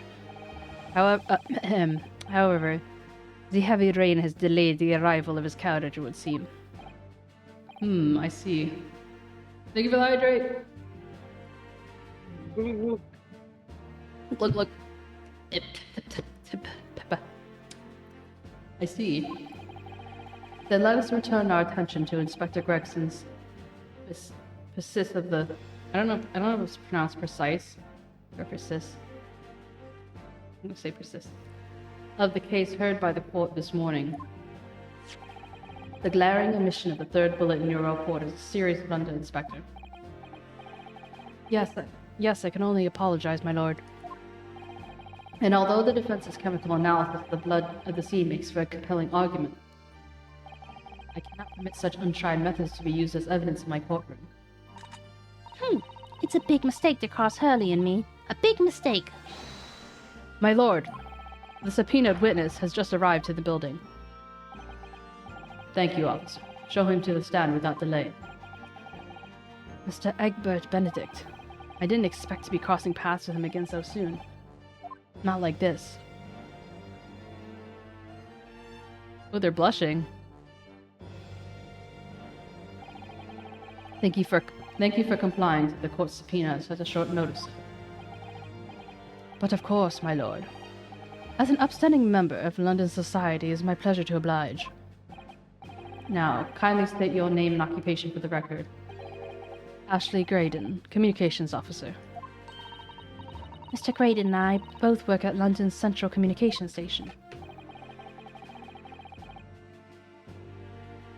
Wait, hold on. I saw something about a kitten. Let me see, just about this information about this kitten.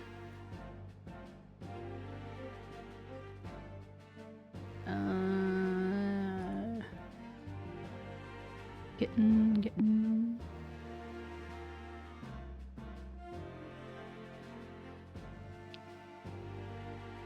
Oh, they're so cute. They're 4 weeks old. Oh. You wanna adopt cats? Well, I want to foster neonates, but these guys are already 4 weeks old.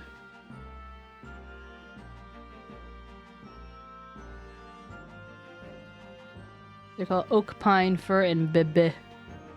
They're very cute. But anyway. Do you think Oak Pine would love all it? Blender, what do you mean by these don't work? Baby beaver. Memmy is beaver. You just like made those up. 𝗟𝗟𝗋𝗀𝗀. Oh, Yeah, bless. Thank you. Bless. Thank you. Also, thank you, Usk, for finding out. 𝗟𝗟𝗋𝗀. Is it French or something? Starts to sizzle. Who's sizzling and why? Why are we sizzling? And we cooking some eggs. Okay. Anyway. Now, perhaps would someone kindly explain what this is all about? You've appraised of the situation by the court officer on your way here, I presume. Oh, starts to sizzle. All right. It's okay, 𝗟𝗋𝗋. What doesn't kill you because you're already dead will make you stronger.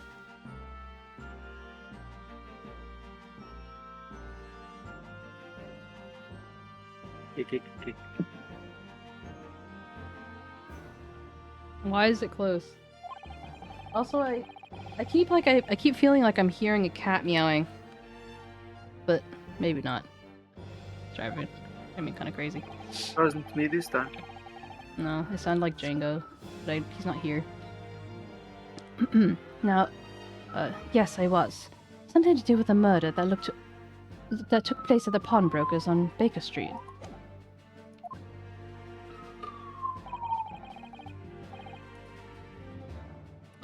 That is the accusation indeed.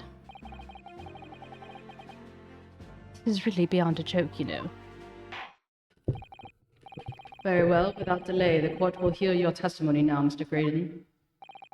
You will respond to the accusation made against you under oath.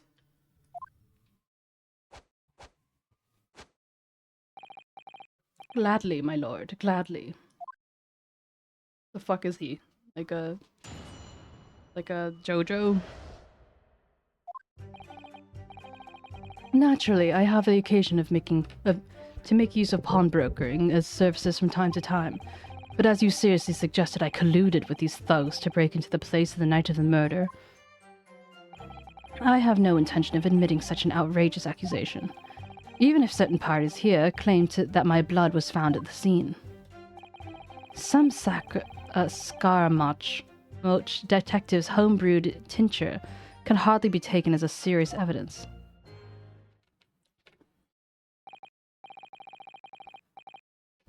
So you deny the accusation completely, do you?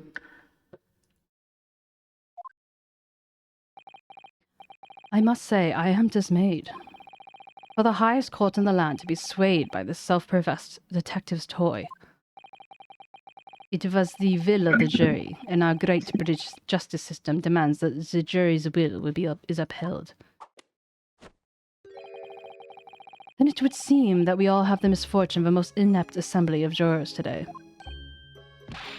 By golly! How long am I expected to be detained here? If, following the defense's cross-examination, your involvement in the matter has not been established, you'll be free to leave immediately. Good. Then I shall be away in time for afternoon tea. Some small consolation, at least. Let us not hold up Mr. Graydon any longer than is necessary, counsel. Proceed to the cross-examination. So we meet again, Mr. Egbert Benedict.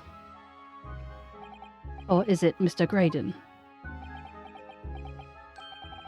My apologies. You are Ryunosuke Naruhodo, defense lawyer. We've met. If you say so, Ashley Graydon. Enchanté. So. I trust we can conclude this quickly. But I'm not holding your flashy hat while we do.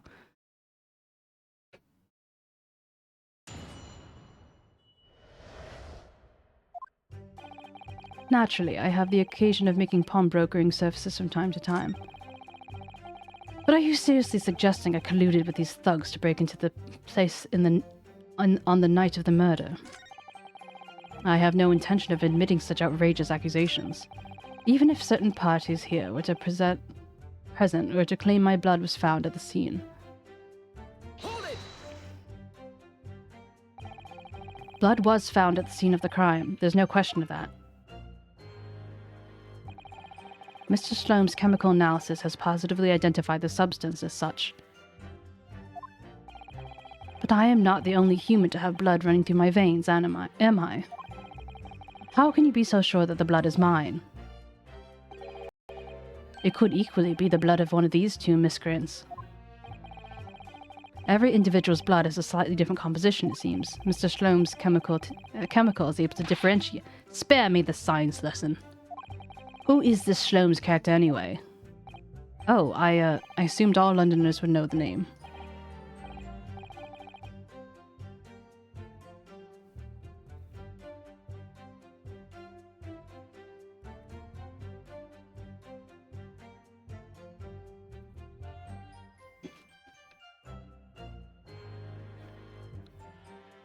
Apparently, Blunder thought his joke was too dirty, and he didn't want to repeat it. But I didn't find it that dirty, so I'm just like, sip emoji.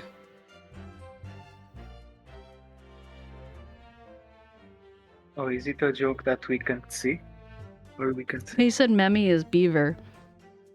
Maybe is beaver. Yeah. I mean, true. But also, like, it's not that dirty. Okay, sorry, he said too dirty for stream. I'm outing all of his dirty laundry. His beaver laundry. We tried to build an image. Don't worry, 𝗟𝗋. It's not made for the undead. Memmy is a dummy. Read that, scrub. There you go, I read it.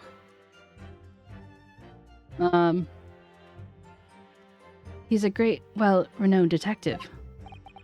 So even you are unable to bring yourself to say great detective. A great detective, you say? Tisk.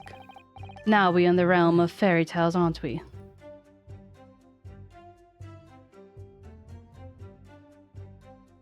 Sue. Excuse me. Do you have something to say about that, Mr. Skulkin? Eh? What? Me? No, this Mr. Skulkin next to you. Right, I've had it up to here with this. How many times have I got to tell you? Yes, I know, you're not big bruv sulky. Mr. Nash Skulkin. Eh? God, blimey, Governor. You what? Is it not the case that when Mr. Graydon just spoke, a thought went through your mind? Would you care to share what that thought was in court? Eh? Me thoughts? I done nothing. No, none of them. It must have been him. You what? Mr. Nash Skulkin, answer the question, please. What went through your mind when Mr. Graydon just spoke? Nothing, honest, Gov, nothing. I was just thinking, if he waves his arms around like that much more, it'll be an open wound again, that's all. What wound?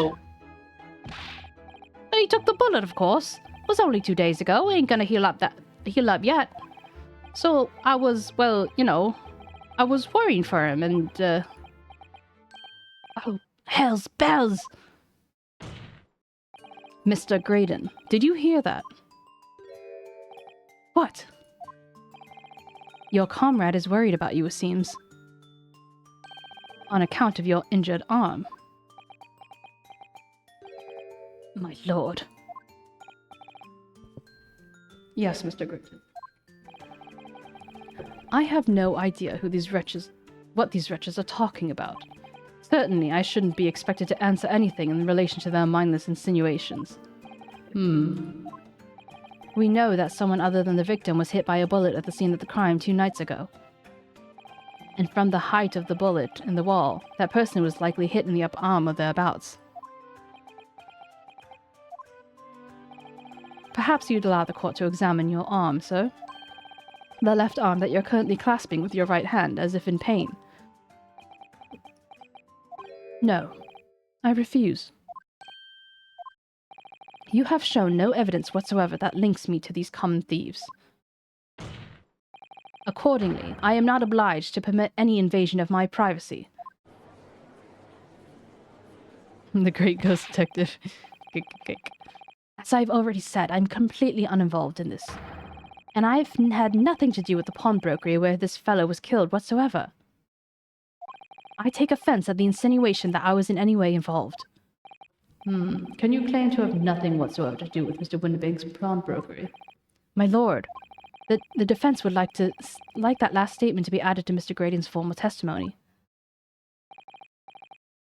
Well, to be fair, 𝗟𝗋, you didn't really know much about him, so... I think that if you did know of his existence, you would have guessed him. Very well, counsel. Continue with your testimony, Mr. Graydon.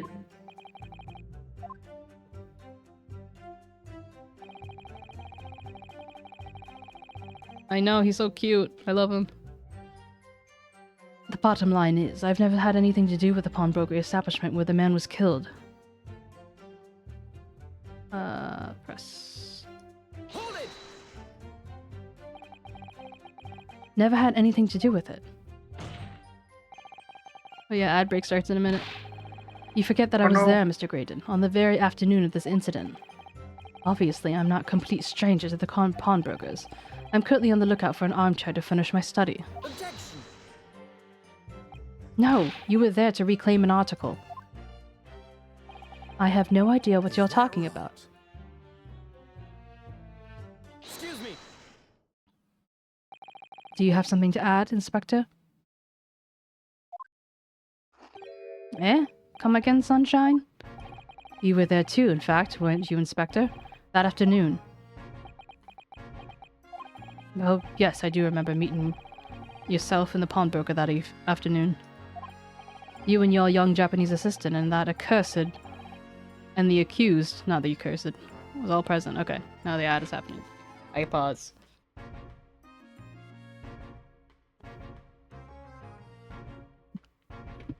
Lusk, I don't know if I told you, but I finished all of the strawberry fish.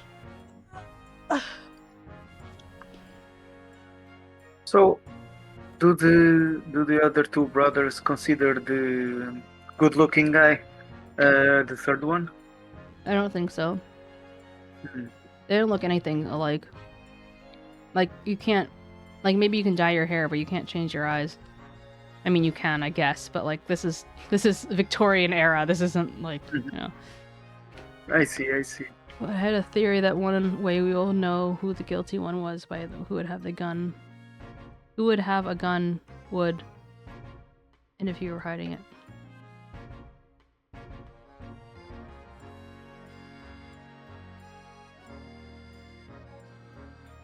I mean, it is a completely different texture.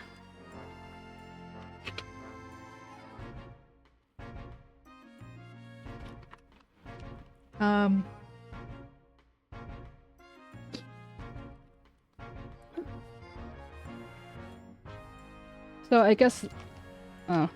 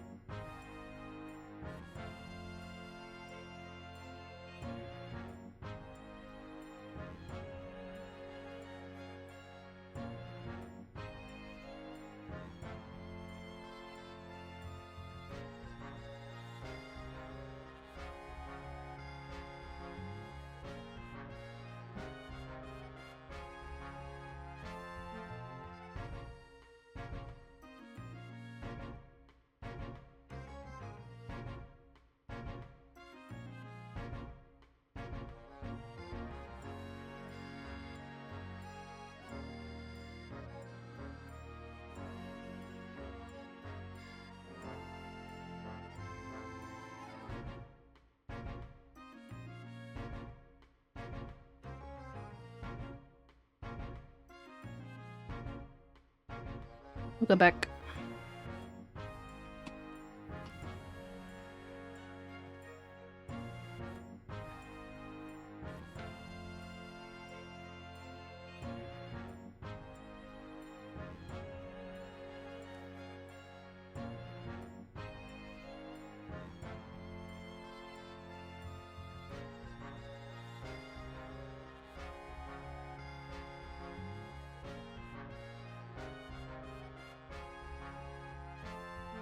For me, there's still 5 more seconds of ads. Yeah. Yeah. Yeah.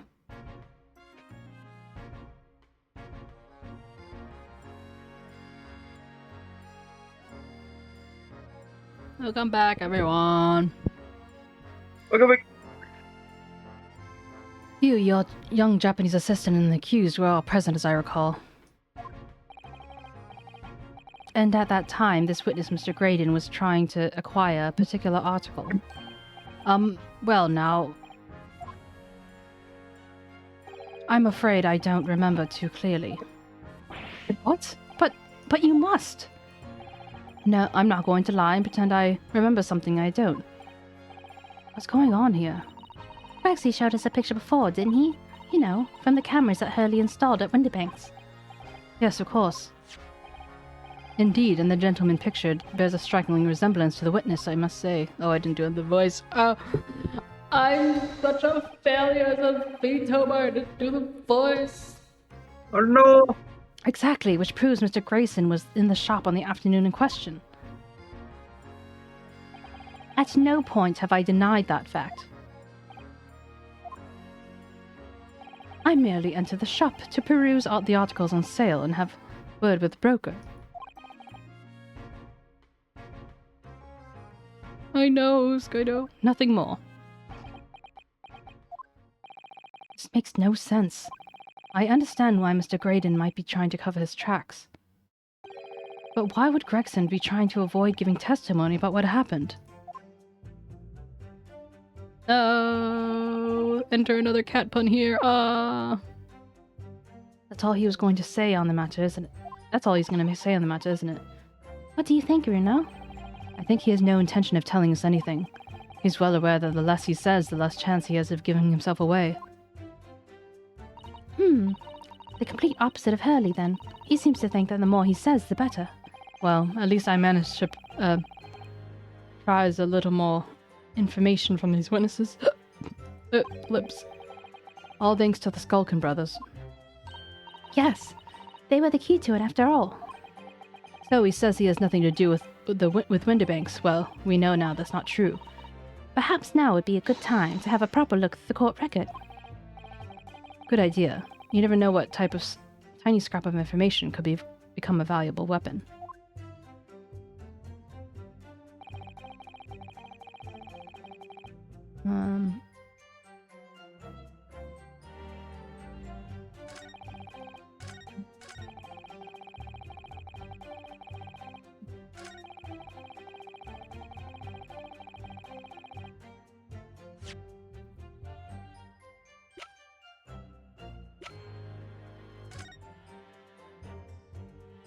No, we don't. We don't bless hiccups.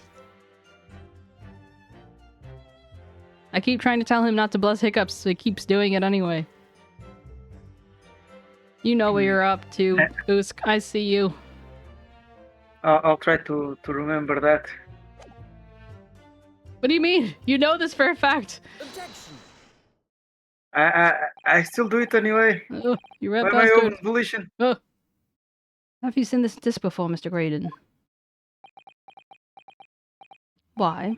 Is it supposed to mean something? This disc was until the day of his murder in pawn in Mr. Windibank's shop. It was redeemed by the defendant, Miss Gina Lestrade, that afternoon. Lestrade afternoon, however. Someone mysteriously appeared to try and take it from her. And that someone was you, of course. Wasn't it, Mr. Graydon? As I have reiterated numerous times now, you are mistaken. That was not me. I have never seen that disc before in my life. It may have escaped your notice, but there's a small smear of blood on the disc. Ah yes, resulting from the abrasion of the thumb, perhaps. That's right. The surface of the disc is covered in tiny metal bumps. In the skirmish to acquire the disc, the thumb of the person who tried to take it suffered minor lacerations.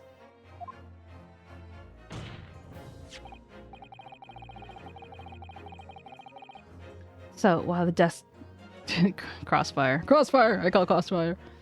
So while the disc bears the remnants of the skirmish in the form of this smear of blood, the thumb of the person in question must bear the remnants also, in the form of a scratch.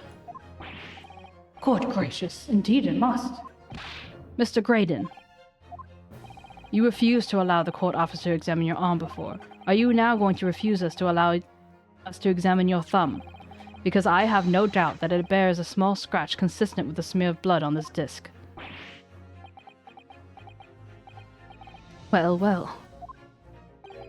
It would seem I underestimated you. What's the meaning of this? So you admit it now. You admit you have a scratch on your thumb from when you attempted to take the disc from the defendant.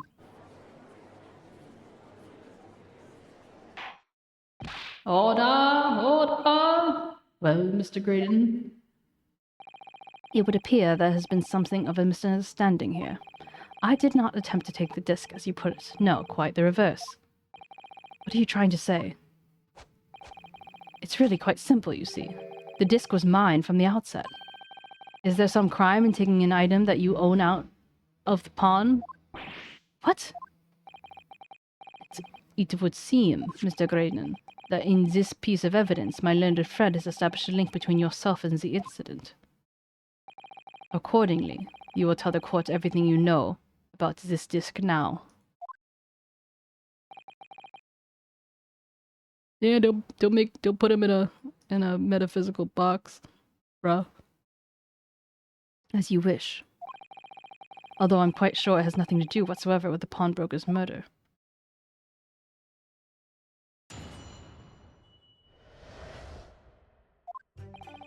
There's a note on the disc saying, "For McGilded," but the item belongs to me.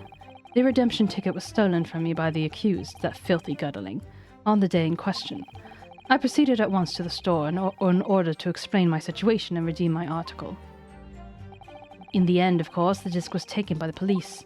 In other words, I had absolutely no reason to break into the shop later that same night. Did I hear you correctly, sir? McGilded, you say? The famous London philanthropist? Who perished in this very courtroom 2 months ago after being acquitted of a distinctly messy murder. What the fuck? That's so expensive. What is it even made of, Usk? Yes, my lord, the one and the same. I have to say, like, because I know that in England, judges still wear those wigs, and the ones these days look pretty scuffed, not gonna lie. They don't look like thick and luscious. They look like, I don't know. They literally skinned a horse, rolled up some corners and just, yeah. Do you know? Enlighten us, Usk. Yes, my lord, the one and the same. Good lord, Mr. Creighton, are you saying that Mr. McGilded and you were acquainted? Yes, that is correct. There's syphilis symptoms. Do all judges have syphilis? JK. Order! Well, I certainly didn't expect to hear that name uttered in my courtroom again. According to what Gina told us, this disc was placed in pawn at that faithful night 2 months ago. So if everyone has syphilis, then why does it even matter to, like, cover it up? Because it's just like everyone looks like that, you know? McGilded himself gave instructions to deposit it at Winterbanks. It's funny that Mr. Graydon is here claiming the disc belongs to him then, isn't it? In all likelihood, he's lying. So he appears that afternoon at Winterbanks in order to get his hands on McGilded's disc for some reason. Counsel, you will commence your cross-examination, please.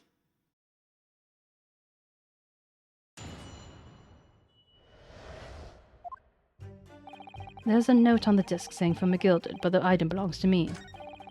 The redemption ticket was stolen from me by the accused, that filthy guttling, on the day in question. I proceeded at once to the shop in order to explain my situation and redeem my article. In the end, of course, the disc was taken by the police. Hold it! Yes, it was taken by Inspector Gregson here, wasn't it? That's right. This was the very man. Apparently, the police are collecting anything that has to do with connection to Mr. McGilded as evidence. Excuse me. Is there something wrong, Inspector? What do you mean? The last remark Mr. Graydon made in his testimony seemed to trouble you in some way. No, it didn't. It's nothing. Leave it alone. Let me ask you this, Inspector. Why is Scotland Yard gathering Mr. McGilded's possessions? I can't tell you something like that, Sunshine. What is it, Inspector? Investigative secrets. Yes, exactly. You should know all about that. You should know all about that. Magnus McGilded, who died so unexpectedly after his trial 2 months ago.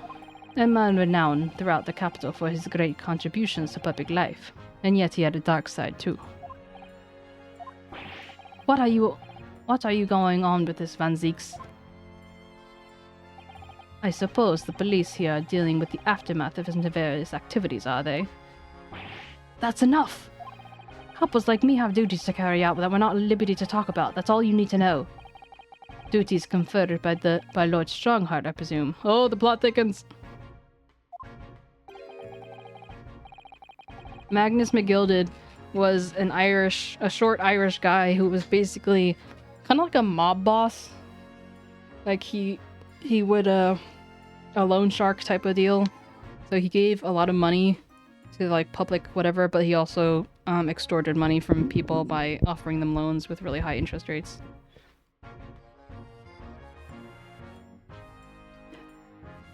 Maybe. No, I'm pretty sure he was Irish. They say it in the thing if you look it up. I mean, I guess Irish people could be Viking, but anyway, doesn't matter. Point being, yeah, that's who Magnus is. I had a lot of fun talking in his accent.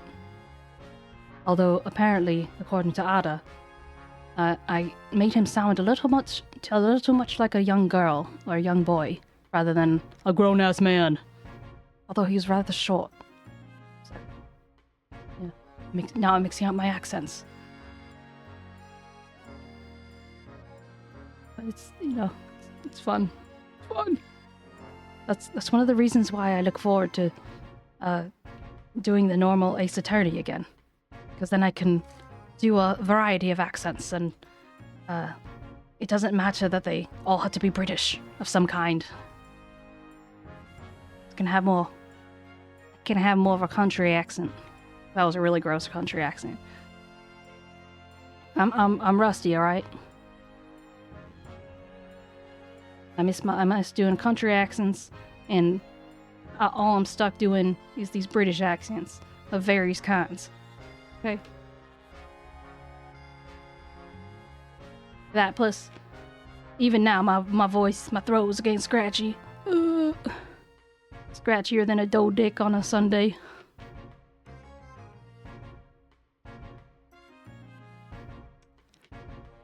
Yeah, need some Lotta Hart. Miss Lotta Hart, she got a big afro. She got a thick accent. Oh, thanks, 𝗟𝗋. I said RGs yesterday. I was like RG or something like that. And Blender was stunlocked, as he likes to say. He was stunlocked because I sounded so southern. And he said, for someone who's a short little Asian woman, I do a pretty good southern accent. From the heart of Heartland, indeed. So a little lore for you, 𝗟𝗋. When I was younger, I used to be known my dad used to love my country accent, real good. So he would, every time we'd have guests, he would have me do my country accent like I was some sort of trick pony. And after a while, as I started getting older, I started getting embarrassed about it. So then I stopped doing it. I was like, I'm never doing this again. And here I am. Here I am today. Just laying it out. I'm proud of you. Legs spread wide. But, you know. Legs spread wide? Yeah.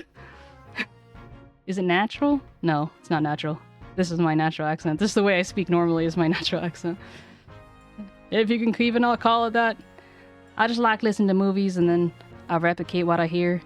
So if there's a certain, for example, you know, I go through phases of watching Call the Midwife, which takes place in East End, London. And if that's like the latest I've been hearing, then I'm able to pick it up real nice. Real easy. I mean, it sounds natural because she was doing it since birth. Not since birth. In birth, I was in China. Didn't even speak no English. Oh no. Come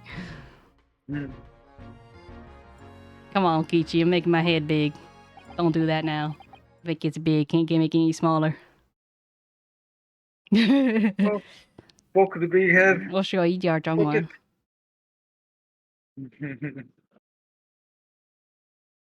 我喜欢。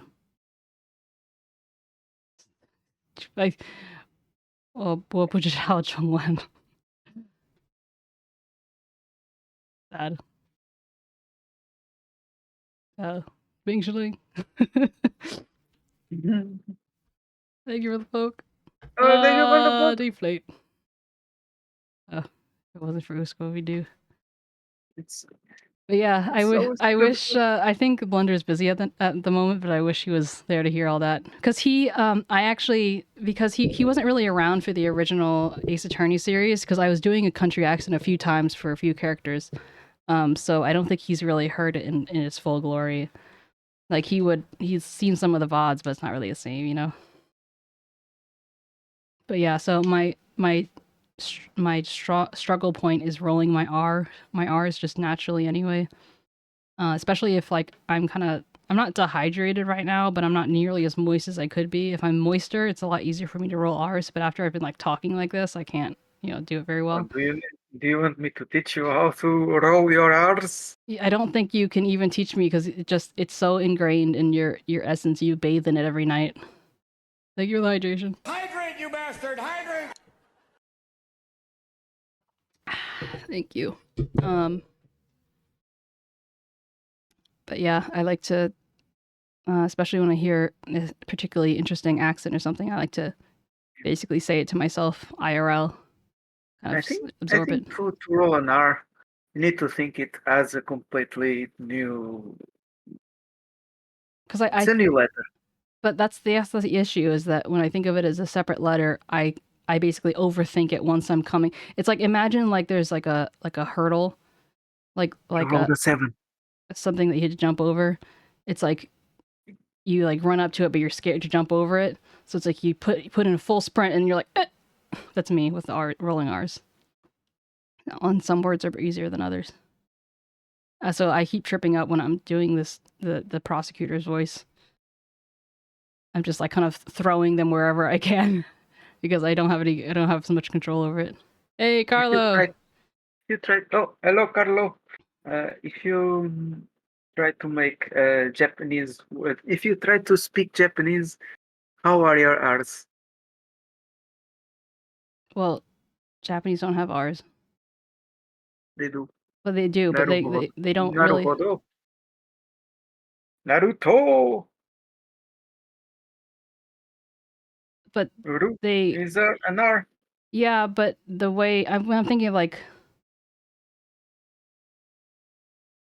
Wait, you guys say Naruto? Or maybe I'm thinking of something else. You don't say Naruto. Naruto. Maybe I'm thinking of the Chinese can't say no nar.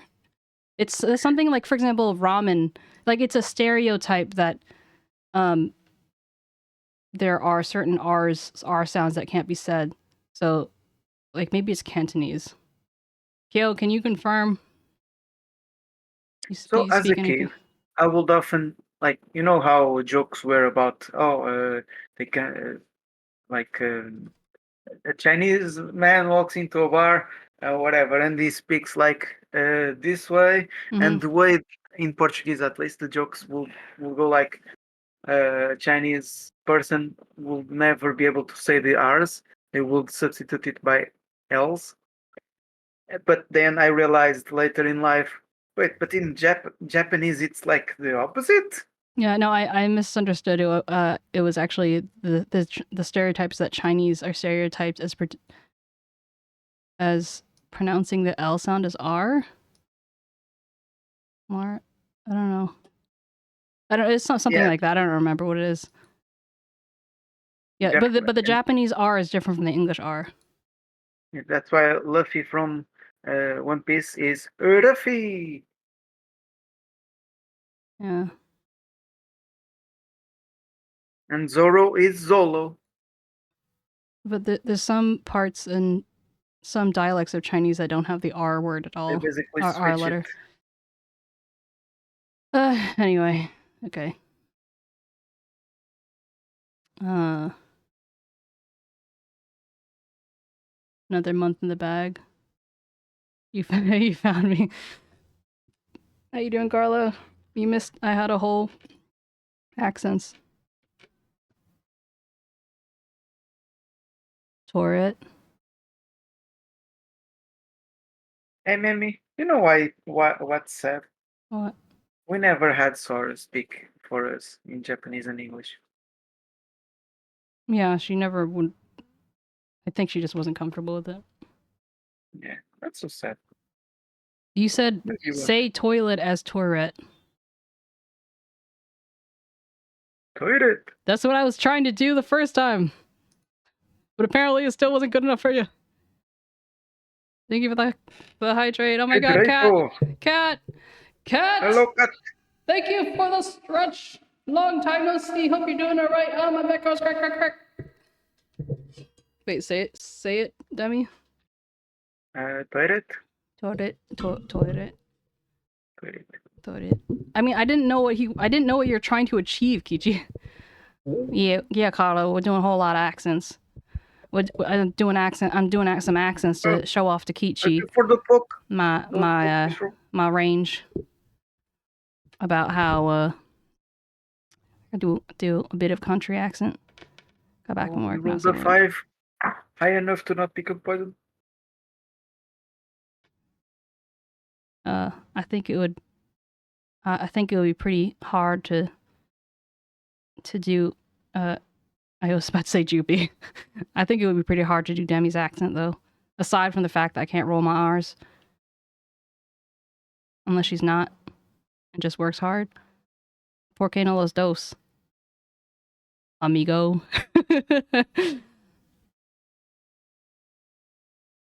Do a Joopy accent. Bark, bark, bark, bark, bark, bark, bark, bark, bark, bark. But like I can tell from his barks what kind of situation it is, because he'll do this. Whoa, whoa, whoa, whoa, whoa, whoa, whoa, whoa, whoa, whoa, whoa, whoa, whoa, whoa, whoa, whoa, whoa, when he's like really desperate. English as in like a British accent. Carlo, have we heard you speak before? I'd like to hear you speak. But yeah, unless it's... Yeah, yeah. I feel like I have a tendency to mix the different types of like English dialects, though. Carlo only just Spanish accents in Terminator. And Lawnmower, excuse me. Okay. Let me go back to the history. The Lord Chief Justice appears to have a great faith in you, Inspector. The bottom line is, if you want to get more out of me, you're gonna have to need Lord Strongheart's paw print first. What's all this about? It's like there's something going on between Gregson and Lord Van Zeeks here. Hasta la vista, babe. Well, it seems as... It would appear that the Inspector has revealed all he is at liberty to reveal. Mr. Graydon, let us return to your testimony. Gladly, my lord.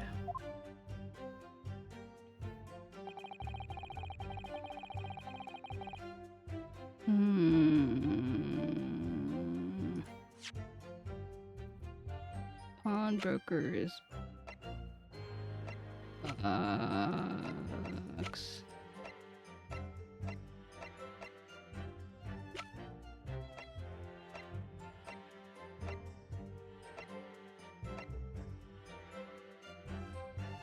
Objection.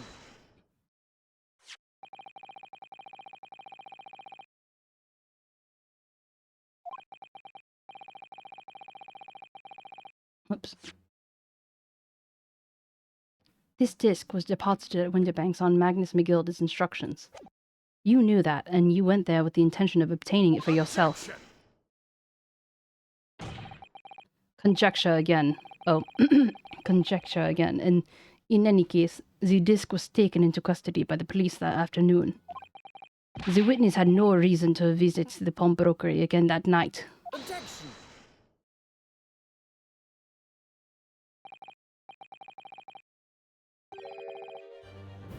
Oh, thank you, Usk. Do you... where's that one where the one where Ada is it's like he's like da da da da da, and then Juby's like bark bark.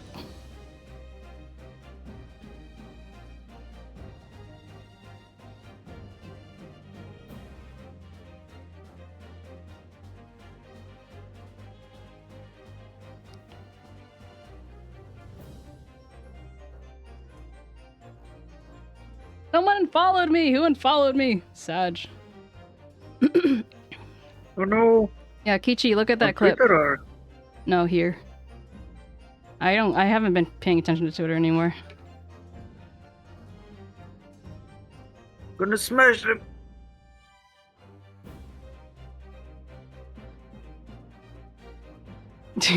Panther.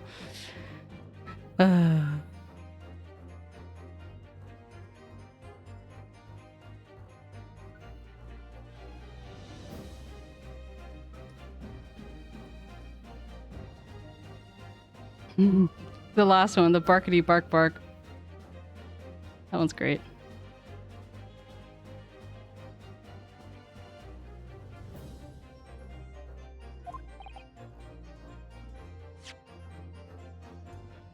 Sorry, my learned friend, but that is not true. What? Oh, wait. Mr. McGilded had another article on pawn at Winterbanks. As this second pawnbroker's ticket proves. There were 2 articles belonging to Mr. McGilded in Winterbank's pawnbrokery. And the reason you broke into the shop that night was to recover the second one. Together with your 2 accomplices and the Skulkin brothers. Can't actually see which one Carlos is responding to. Crab fun? Yeah. Bark, bark, bark, bark, bark, bark, bark.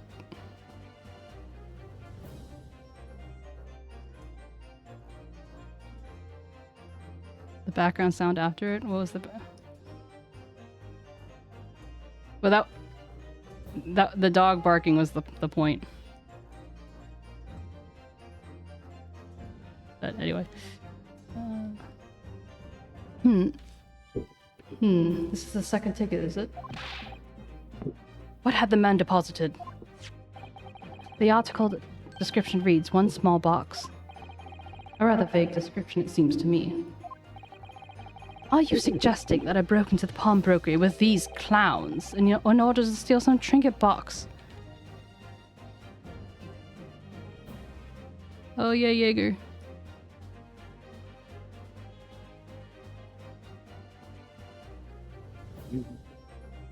Oh, that's so funny. I love Jaeger.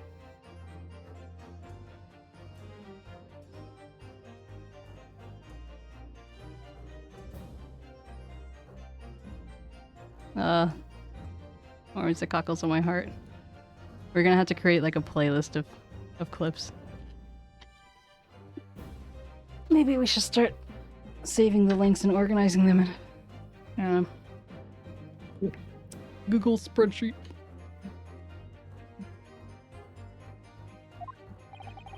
I believe there are adequate grounds to suspect you did. This is absurd. Why on earth would I do such a thing? Once the articles have been forfeited, I could simply walk into the shop and purchase it. There'd be absolutely no need for me to resort to theft. That's a good point. Indeed. The witness makes a solid argument. So that means, for some reason, this Graydon fellow needs the small box that very night, doesn't it? Objection! It's time to put an end to this nonsense, my lord. Could you please be a little less cryptic, Lord 𝗟𝗟𝗋.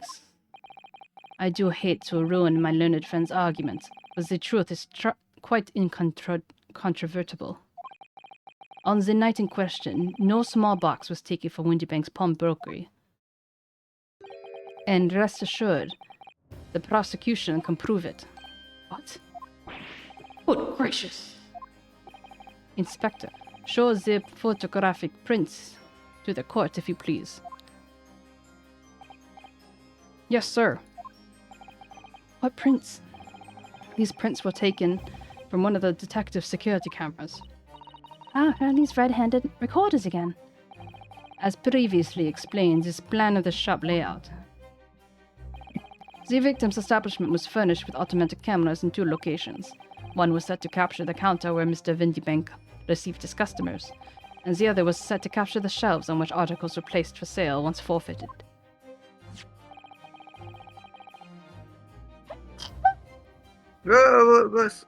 Thank you.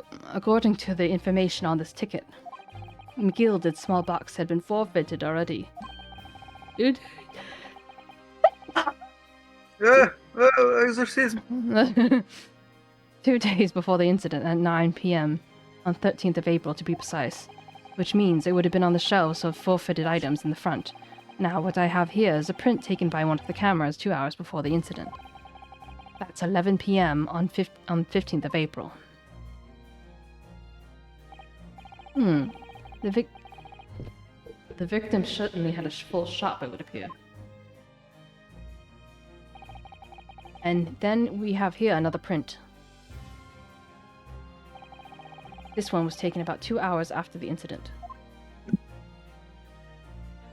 I see. So we have 2 pictures to compare. 2 pictures to compare.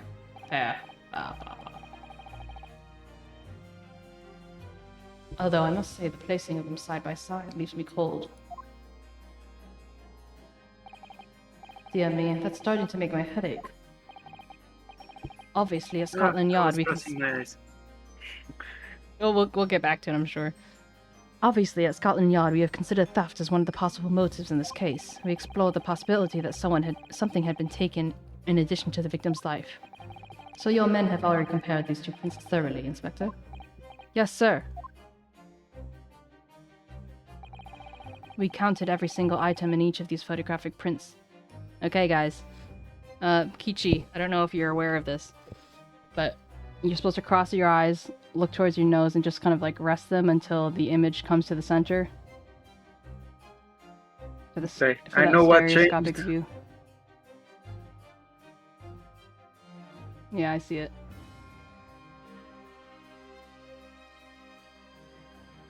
That's so crazy, because like when I was first trying to do it, like when we first were introduced to it, I couldn't like relax enough to see it clearly. But now it's so easy for me to do. It looks like it just pops out. Yeah. What do you mean you can't cross your eyes, 𝗟𝗀𝗀𝘀? But also, actually, you don't even need to cross your eyes if you just look at it, like, you see the... You just need to make sure instead of two images, you have 3. And it's the middle one that you try to focus on. Pick something that...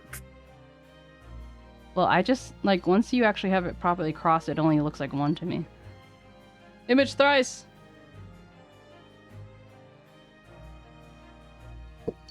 You, take over someone else's body, 𝗟𝗋𝗀𝗀𝗀, clearly. And the yard's conclusion is that that exactly the same number are present in both. In other words, nothing was taken from the pawnbrokery on the night in question. Oh wait, that was 𝗟𝗋𝗀𝗀𝗀. And my learned friend's assertion that nothing more than a hopeful fantasy. I don't believe it.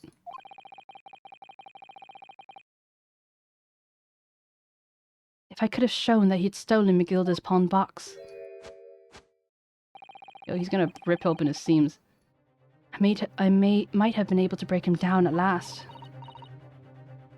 You know what, Runo? I've been thinking. I wonder if these 2 photographs really are exactly the same. What? So, counsel, in the light of evidence put forward by the prosecution, what is your position? It seems that, in fact, on the night in question, nothing was stolen from the victim's establishment. Do you accept the prosecution's assertion? Don't know. Could there be something hidden discrepancy in these 2 photographic prints somewhere?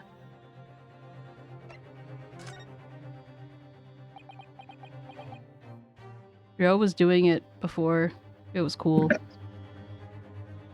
Smells no thanks. What the fuck? 𝗟𝗀𝗀𝗀𝗀 is perfectly clean. I'll have you know he smells like bread. You don't like fresh bread? What's wrong with you? I wasn't sure at first, but There's a clear discrepancy between these two prints. What? You must identify the location in question for the court, Counsel. Indicate the precise location of discrepancy in which you speak. Take that! Granted, these two prints are almost identical. Smells too suspiciously clean. So you're like lice. Lice don't like, or maybe they do like, if it's too clean. I can't remember. Whatever. I've never had lice, so I think it's probably that I, never was so hyper clean that. Usk, have you had lice before? However, there's one minor discrepancy between them. What? When you view the two pictures stereoscopically,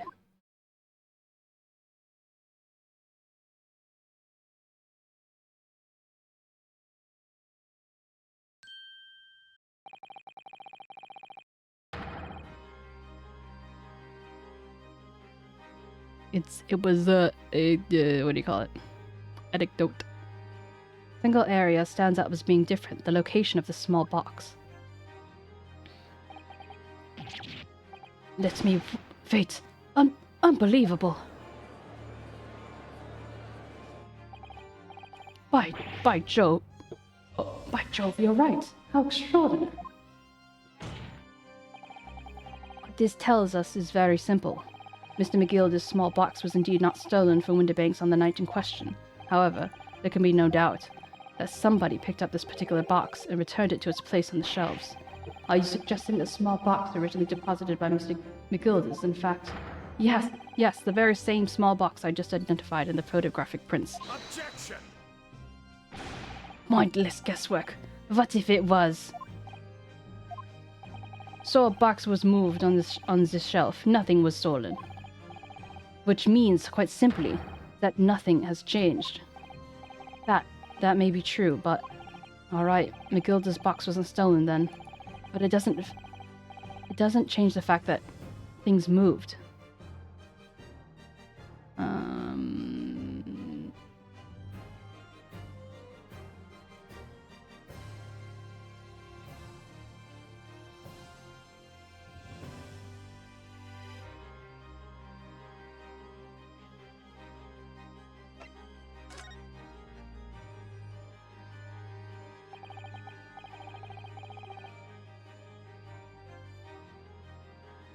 What episode are you at the Chronicles? How do I ask numerically? Like, what manyth? This is the last one of the first game. So there is 5 in the first game, and and then the next one is, the next Chronicles game has its own set, probably 5. This is the last one in this first game. And then we can finally move to Apollo. I believe this changes everything about the case. How can that possibly be? Also, this is trial 3 in terms of like parts, and then there's trial 4, and then that's it. So we're almost done, and we're at the end of this one, so we might be able to finish by the time stream ends. Almost halfway. Shut up! No, who's gonna say that? Please. The crucial point is the fact that what was moved was a small box. Also, just a quick reminder since it came up, Dice Dreams. We have until like the 24th for this month's sponsor. So if you're interested in donating some of your time, please consider it. And you guys will be choosing the sponsor for next month. So get hype. Yeah, boy. Yeah, boy. How can we choose? Is there like a site? My dice dreams have died. I'll show you. I'll do it like on stream or something. I'll show you the options. I'll go through them. I'm almost finishing the level 29. Nice. And then I do 30, and I guess that's it. Yeah. I don't know if I'm going to make it to 60. We'll see. The crucial point is the fact that what was moved was a small box. In other words, we have to consider what might have been inside that box. What are you suggesting?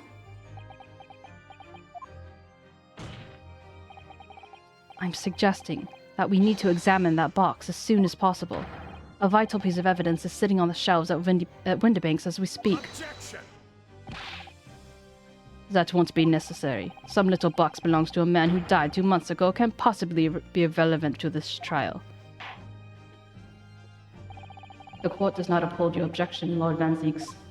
Bailiff, arrange for an officer to go to Baker Street at once, obtain the small box in question, and bring it back here for further examination.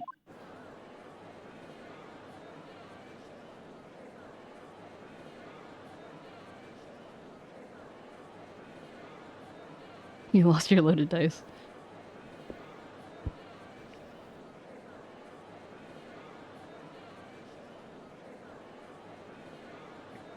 Dice, baby. Rolling in the dungeon, adventure awaits. Yeah, gonna slay some monsters, don't make me get medieval. Got my party ready, it's gonna be so lethal. Rolling high, crits on the flow. Let's hit that nat 20, let's go, go, go. We should have a report in half an hour. I think perhaps we should recess for a short while until the evidence is brought forth.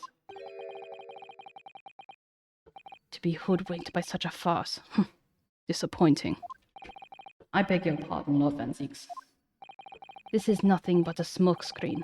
A Nipponese special, it would seem. What are you trying to say? My learned friend has persisted with the same line of reasoning from the very beginning. But at least it's working, so eat my dick. That this witness's intent was to steal an article belonging to Mr. 𝗟𝗟𝗀𝗀𝗀 from the pawnbrokery. Carlo, almost. Yet common sense tells us that none of the articles have value enough to worth stealing in the first place. But it's Exactly. a box, but it has stuff inside. Yeah. If it's a box, we don't know. Could be a beaver. Oh. Yeah. It would be beyond absurd to break into a place for the purpose of stealing such a commonplace property.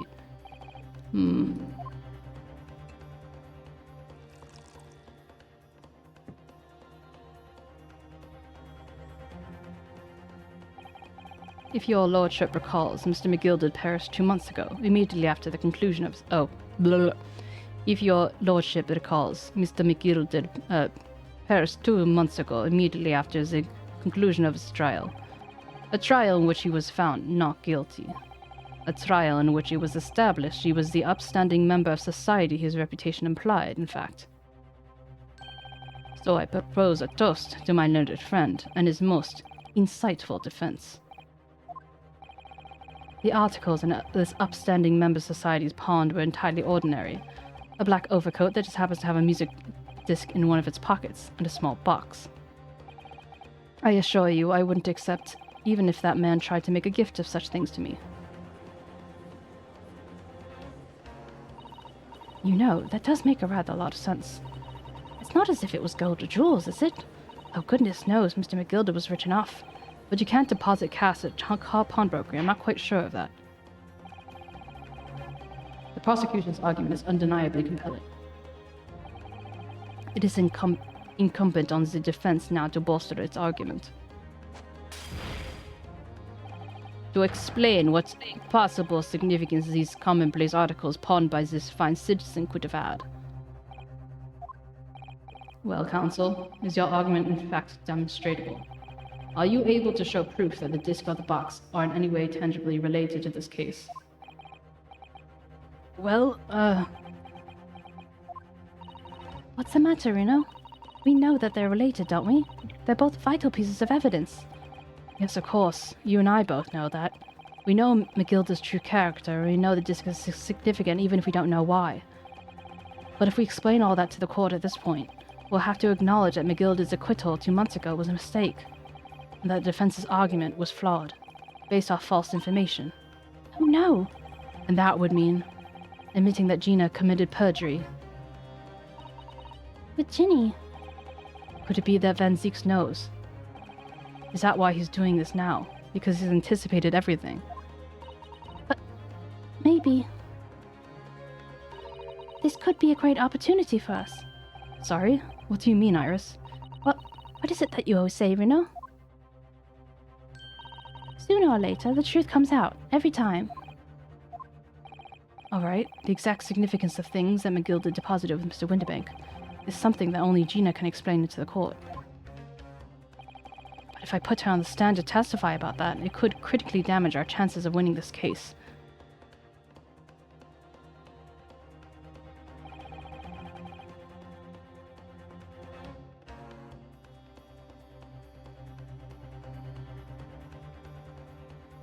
I'll have Gina Fine, yeah. testify. We're fighting for truth because we believe our client is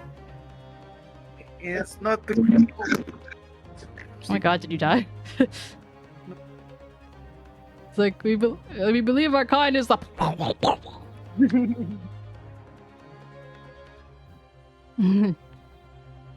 Oh, over an Usk's dead body! Oh no, Usk died.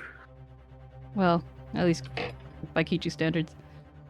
My lord, the defense would like to make a proposal. Oh, what proposal, Counsel? While the court awaits the arrival of Mr. McGilda's small box, I would like to call the defendant, Miss Gina Lestrade, to their witness stand. The defendant? Defendant? To what end? It's to do with the various articles deposited at Winterbanks by Mr. McGilda, my lord. Miss Lestrade has information relating to them. I believe it would be beneficial for the court to hear what she has to say. It will prove the significance of the articles in question once and for all. Well, things are becoming interesting. I presume you have considered the implications of the testimony you're proposing.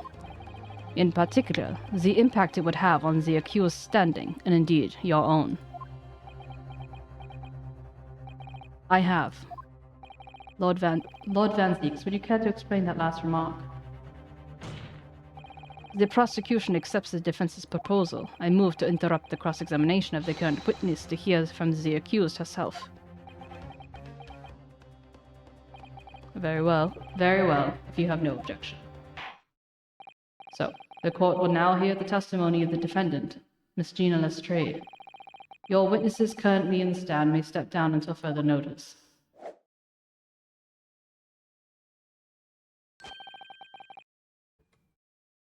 Then I shall bid you good day. Wait. You, sir, shall remain in the stand while Miss Lestrade testifies. As you wish. All right then, Gina. It's time. I know this will be hard, but please, put your faith in me. Here. Good luck, Runa.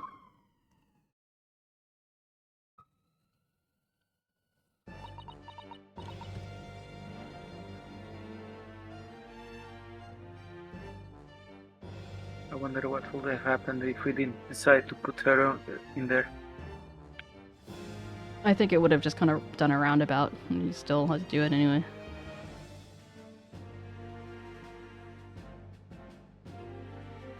Yeah, who did you think Gina was? Have you even talked to her?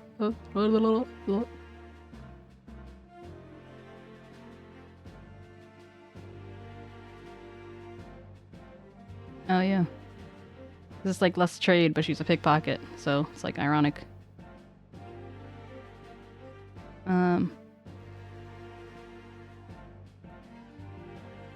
Okay, so I'm going to...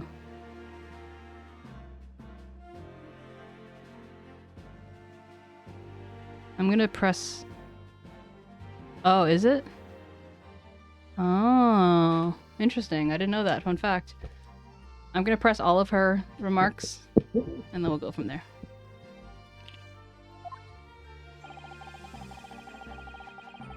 The articles that Mr. McGilda had deposited in Winterbank's pawnbrokery are intimately related with the omnibus case, the trial in which was heard in this courtroom 2 months ago.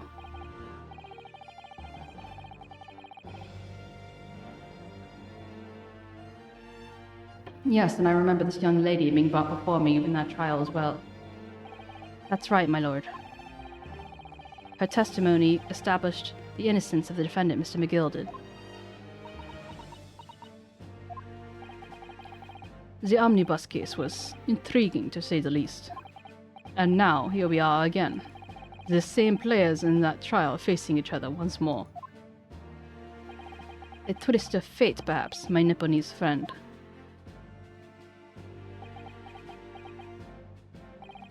Allow me to recap the events of 2 months ago. An old brickmaker was stabbed to death in an omnibus running along London's winter streets. Apart from the victim, there was only one other person in the carriage, Mr. 𝗟𝗀𝘀. Naturally, he was the prime suspect for the murder. But as the trial progressed, another possibility emerged. That the murder in fact took place above the defendant's head on the roof deck, with the body being dropped through the skylight onto the carriage below. It was Miss Lestrade whose testimony brought that possibility to light. At the time of the incident, Miss Lestrade was concealed under the seat of the carriage, hoping to pick the pockets of unsuspecting passengers. And then, immediately after the trial, having been acquitted of the murder, Mr. 𝗟𝗀𝘀 died in this very courtroom in the most extraordinary of circumstances. A mystery that remains unsolved even now, 2 months on, as indeed the omnibus murder itself. Be that as it may, I recall neither the disc nor the small box thing being mentioned in the course of those proceedings. Miss Lestrade, would you tell the court now, please? What really happened in the omnibus 2 months ago, I mean? I don't know what you mean. I already said all of what I know. And what about everything you told us yesterday from the inside your prison cell? Please, Miss Lestrade, this is extremely important. But... Remember, little girl, if it transpired that you willfully withheld information in the trial 2 months ago, the Home Office will seek to prosecute you for perjury. And naturally, you will lose all credibility as a witness.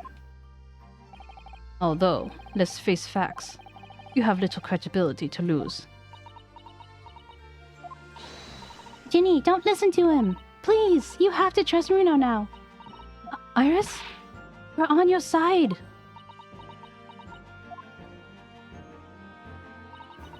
Alright then. I'll talk. The right choice, Gina.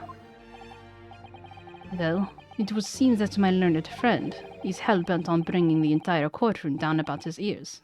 So be it. I must confess I'm struggling to understand what on earth is happening. However, it would appear that Mr. 𝗟𝗀𝘀's pawned articles, an extraordinary case of the omnibus, harbor secrets from of which we have been hitherto unaware. So, Miss Lestrade, you will now give your testimony before the court about the events of 2 months ago. You will reveal the truth, the commodity sorely lacking in your original statements. This is it then. Everything's going to come out. Modern Movie Series has been doing a bit of each with detectives. Sherlock has Greg Lestrade documentary. Elementary has Thomas Gregson. And then Inspector Lestrade. Huh, interesting. This could bring the whole courtroom down about my ears, but being as a lawyer, I'm prepared to take that risk.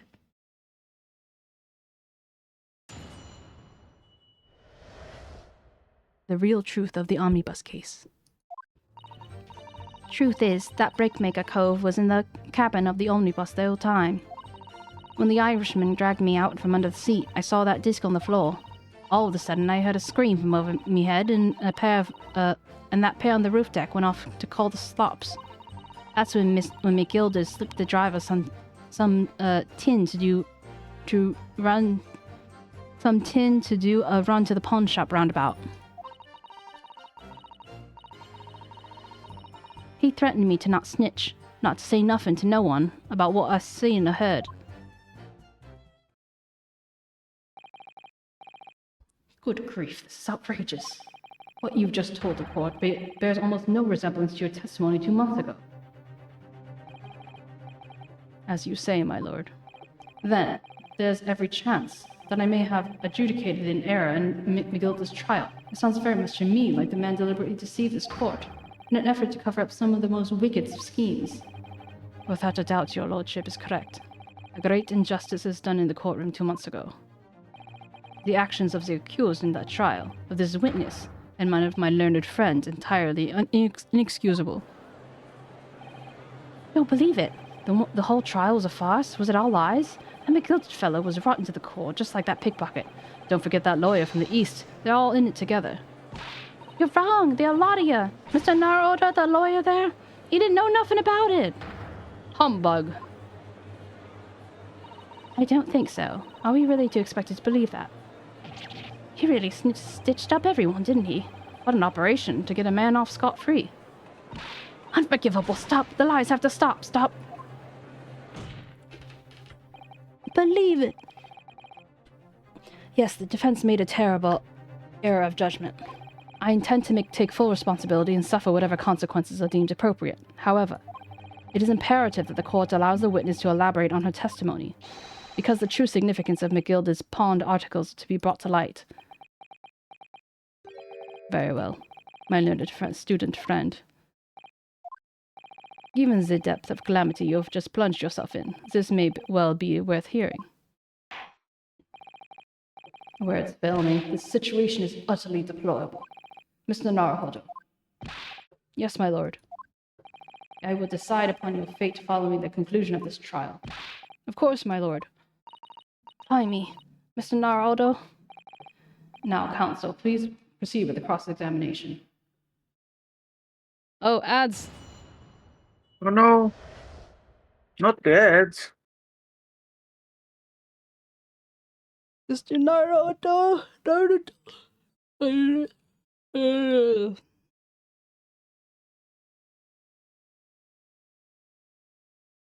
Wait, did I say...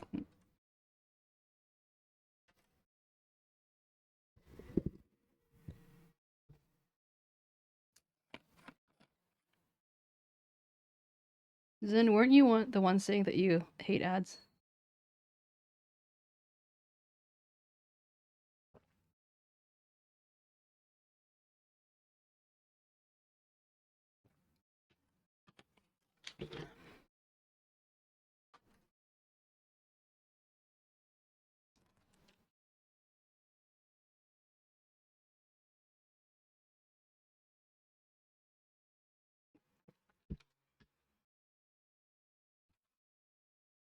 Welcome back. You're early. Indeed, it's so nice to be a ghost sometimes. This my ninjoy. Get food fast late. What did you get? I don't know if he's in ads or not, so.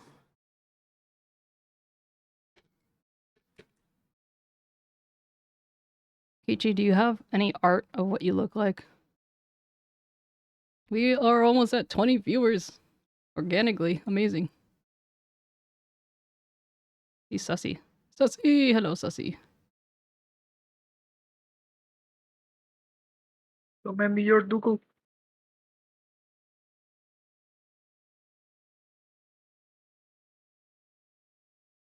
Dougal? You talking about? You were asking Kichi if he has any art of how he looks like. Mm-hmm. So yeah, What is... he has He has a a Dougal? little Dougal that he made recently. Very cute. It's not a Dougal unless I'm the one who's making it. Otherwise it's just Sure. a doodle. Okay, but because he's a ghost, maybe it's a Google. No, it doesn't, Carlo. Say that one more time. Because he's a ghost, maybe it counts as Google. Is that what you just said? He's a Google, yeah. Oh.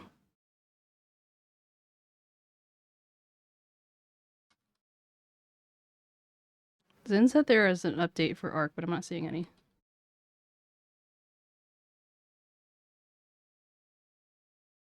Google. Google. Good. Google. Good old Doodle. Welcome back, everyone. Okay. Carlo, Carlo 1. Oh, you said you got candy? What kind of candy did you get? Good old Dougal. Google. Oh god, my mouth. Carlo, it's a good thing you came back now. This is part of the climax. We're gonna find out the real truth of the omnibus case.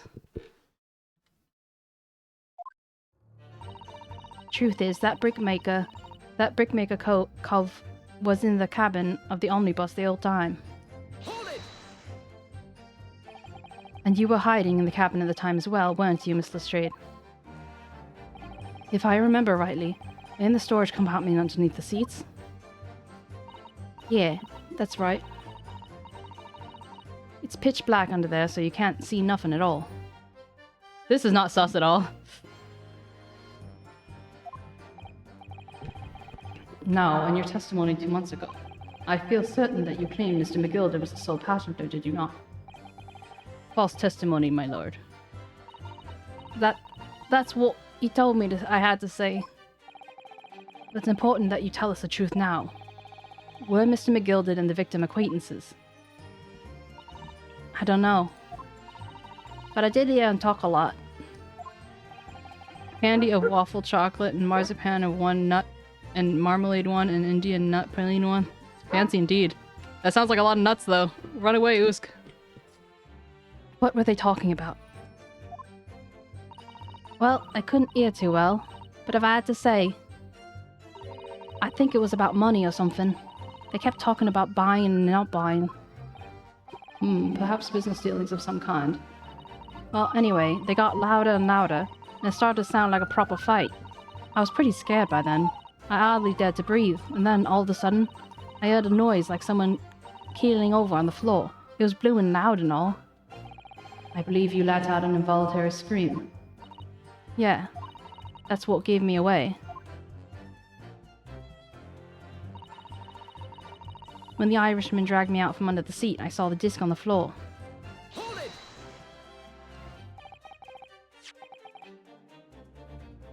It's funny, Usk. I don't even hear it. Like, I'm just so used to hearing sirens, yeah. I never thought about that either, it's funny. Was this the disc you saw? Was the disc you saw this disc? Yeah, I reckon it probably was. It was right next to the cove laying on the floor. Could this disc have belonged to the victim, perhaps? I don't know, but McGilder picked it up pretty smartish. And then he sat on the cove with the knife in his belly up on the seat. Bagpipe siren man in an omnibus. What did he say to you that time?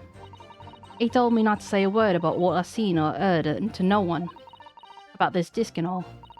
I was dead scared. The way he was looking at me, I thought, if I didn't go along with it, I'd get stuck with that knife too. Then he started asking me a whole load of questions, like what my name was, where I lived and that. He asked me about being a diver too. But after a while, what happened to the carriage that... But after a while, what had happened in the carriage was noticed?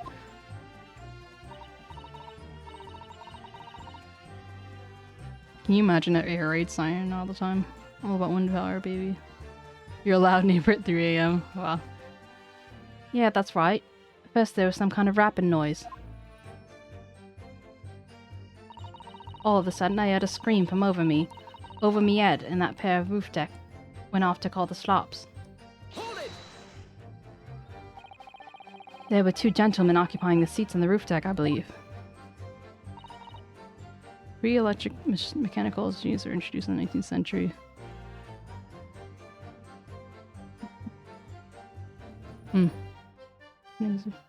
You poke it.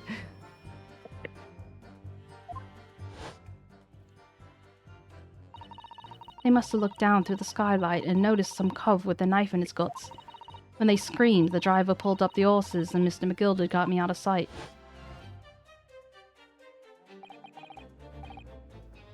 Out of sight? Where? Back under the seat where I started off. Once the carriage came to an halt, the 2 cops from the roof ran off to fetch the stops. If they had immediately left to fetch the police, it would have appeared they were entirely unrelated to the incident. So that left McGilded, the driver, and you still at the scene. Yeah, only the driver didn't know I was there because I was under the seat. I heard the cabin door open and a voice from outside. The driver, yes. He also testified in the trial. A fellow just went by the name of Beppo, if memory serves.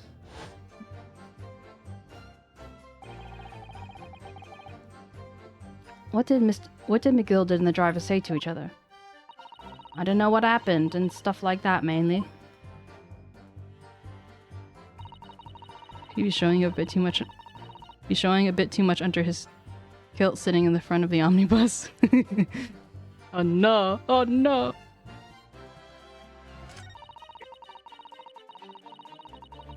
Okay, the game. Hold it!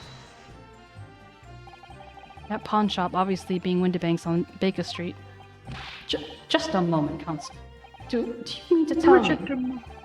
Wait a minute. The driver gave false testimony in that trial as well. Perhaps the excursion to the pawnbroker slipped his mind when he was at the stand. Indeed, Lord Van Zieks. McGilded took off his coat and gave it to the driver. He folded it up all careful-like before handing it over. When I saw him do that, I remember thinking, that coats and what's in it's got to be worth a few bob. Yes, Gina was sure the disc must be worth more than Mr. Windibank was suggesting, wasn't she? I remember her quibbling with it over the price that afternoon in the pawnbrokery. The driver looked pretty happy when McGilded flashed some brass in his face. He went off running in a lick. Then the bog trotter called to me and told me to come out of the drag's cabin. He threatened me not to snitch, not to say nothing to no one about what I seen or heard. Hold it! Threatened you how exactly? Told me I'd only be up to 𝗟𝗶 if I did what he said, which included giving false testimony in court 2 months ago. Yeah, that's it. And there was one other thing he said. Which was? He told me I'd have to hang on to the ticket from the pawn shop and make sure not to lose it. Ticket? Well, I never. Said that if he didn't show up to get the ticket off of me before 2 months passed, I had to go to the pawn shop and pay the money to keep it in lug. Stop it from being forfeited. He left me with some brass to pay for it. But really? Why on earth would Mr. McGilded have done such a thing? Depositing his overcoat with a pawnbroker before the arrival of the police? It makes no sense at all. There would seem to be only one logical explanation, my lord. What Mr. McGilded had the driver deposit at Windibank's was something he didn't want the police to see. Something very important that he needed to hide at all costs. Anyway, after that, he let me go, so I legged it up before the coppers showed up. Well done, Gina. It can't have been easy to tell the truth like that. Ginny's really put her faith in you, Runa. Yes, and thank to her. And to thank her, she'll have to face a charge of perjury once this trial's over. So I'll need to use this time we have to get as much information out of her as possible. Not to really go for it. Press her on every statement. I suppose I should. Oh, and another thing. What's that? Take a look at those two. Isn't it strange that they've probably been whispering each other the entire time? Yes, that is strange. It looks like they're having a secret discussion about something. I'm not sure I'm completely comfortable with that. I wonder if there's anything I can do about it.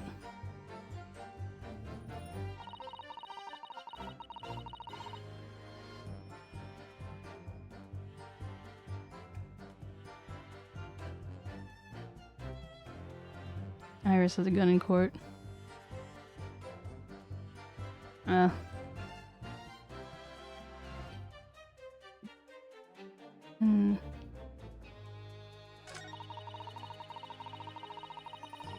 Hold it! That's the disc. You saw this disc, blah blah blah. Excuse me. Is there something you'd like to share with the court, Inspector Gregson and Mr. Graydon? Inspector! Mr. Graydon! Wah! Blimey! You're trying to give me a heart attack? Anime girl goes to yeah, yeah. You've been whispering to each other for quite some time now. Tell us, what is the discussion about? Discussion with this fella? Pull the other one, Sunshine. You think I've had anything to do with talking to shady gent like this? And I've done nothing to say to this uncouth detective after he deprived me of that disc that was rightfully mine. But clearly they've been talking the entire time I've been cross-examining Gina. It's as if they've been negotiating. Thank you for the hydrate, 𝗟𝗶. How you doing? But I don't want to drink more water. Too fucking bad. Thank you, Miss Lestrade. No. Thank you, Counsel. I've heard enough. I believe now we have a reasonable understanding of what actually transpired on the omnibus. Should my me be standing up for this to be more accurate playthrough? Pretty sure that's not how it works. It would appear that on the night 2 months ago, a negotiation was taking place on the omnibus. I'm a goob sorting out some documents and payments. I'm goob? Oh, you're good. I give you a hug, 𝗟𝗶. I hope you're well, aside from documents and stuff. When the parties involved began to quarrel over price, 𝗟𝗀𝘀 took what he wanted by force, and at the expense of the other man's life. Which proves my point. The disc clearly is extremely valuable in some way. Although I don't understand as of why yet. And 2 days ago, precisely 2 months after the omnibus incident, 𝗟𝗀𝘀's coat and its contents were due to be forfeit. I didn't know what I should do with the ticket. I mean, the cove died right after his trial. I knew that. So you decided you would try to claim the articles as your own. Well, why not, eh? They were only going to be forfeited. Why shouldn't I have gotten them? Anyway, you can't blame me for thinking about it. Thinking ain't no crime. Miss Lestrade, it would appear that Mr. 𝗟𝗀𝘀 is prepared to kill in order to possess this disc. Do you know why that would be? I ain't got a clue. But I reckon it has something to do with a fair bit of brass. He was probably gonna sell it. And you can't blame me for thinking that. Thinking ain't no crime. My lord! Oh. My lord! The evidence that your lordship requested has been located and is ready for the court's inspection, sir. The box. Renewing passport stuff. Oh, Godspeed, 𝗟𝗶. The mysterious little box, deposited by 𝗟𝗀𝘀 2 months ago. Gee. There's no doubt in my mind that this key piece of evidence is a far-reaching puzzle.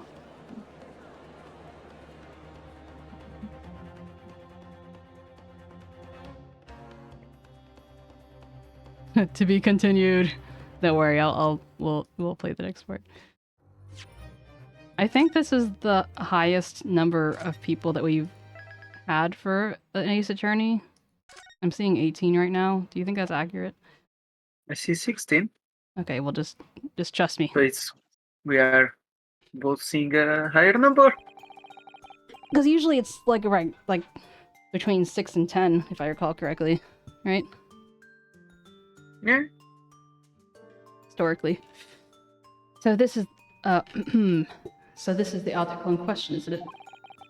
The small box deposited by the plant broker Mr. 𝗟𝗀𝘀 2 months ago. And on the night of Mr. Winterbank's murder, the only item on the shelves that was touched by whoever broke the shop.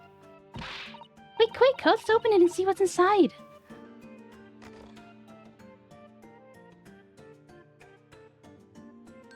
Oh, it probably plays the disc.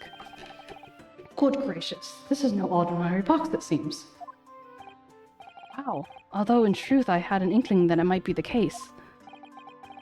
It would appear that the box houses a miniature music box movement.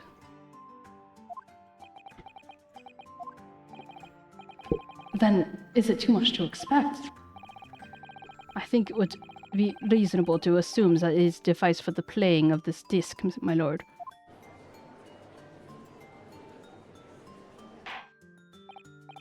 So here we have the means to play back Mr. McGilda's disc, deposited at Windybegs at much the same time. Not strictly correct, my lord. It was not McGilda's disc. It was the disc of his victim in the omnibus. But why, for heaven's sake? Are we to understand that the brickmaker was trying to sell this music box disc to Miss McGilda?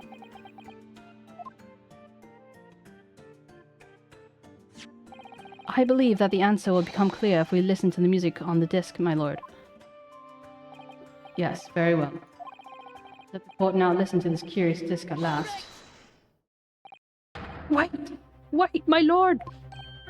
Good grief. What's the meaning of this? Inspector. The music box and disc are, they're unrelated to the case. No need to spoil the somber atmosphere in the courtroom with some silly bit of music. The disc may very well have motivated the culprit in this case to commit murder. Clearly, there's every chance that it's fundamentally important to understand what happened. The prosecution has no objection. But no, that piece of evidence is police property now. You can't... Clearly, Scotland Yard has some vested interest here. But it is the policy of this prosecutor to leave no avenues unexplored. And you, Inspector, have no jurisdiction here to prevent that from happening. Yeah!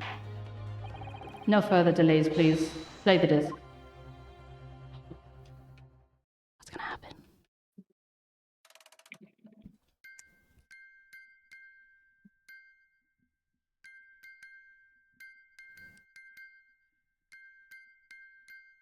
Is this like Morse code or something? Thinking the same.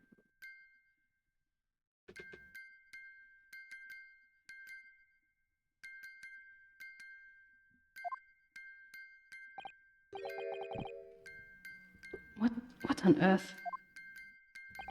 That's certainly not what I would call music. No. It's just the same note playing over and over again in a regular sequence.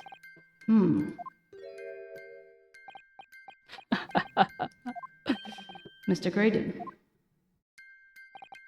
This is really priceless. After all that, the music box is broken. Broken? It can't be, can it? Oh, obviously. In fact, I wouldn't be surprised if the officer sent to fetch it didn't drop it on the way back to the courtroom. Well, with much regret. I feel the court must accept this music box offers little in the way of clues. Are you ready to move on, counsel? Come on! Yes, it does sound as though it's completely broken, but is it? Could this music emanating from the box possibly be a clue? Could be a clue!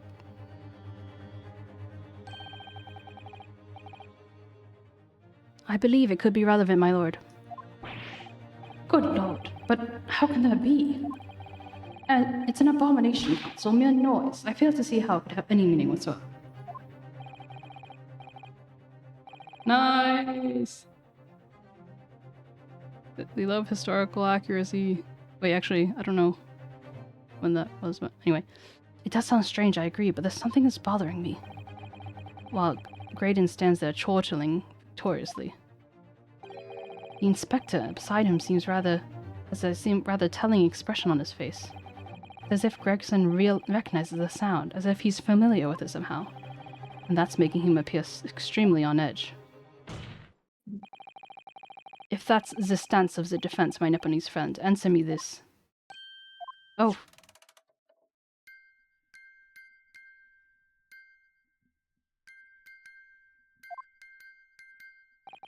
Just what relevance do you propose this woeful chiming has in this case? Thanks, Carlo. It's the defense's belief that the sound emanating from this music box is not supposed to be music. Just because it's a music box does not necessarily mean the sounds we're hearing are music. Look at that. The smile vanished from Graydon's face as soon as I said it. I'm on the right lines here. I must be. Making deductions based on how people react to what you say? You're acting just like Haley, Runo. I mean, of all people, I wouldn't be surprised in the slightest. I would expect Iris to know Morse code.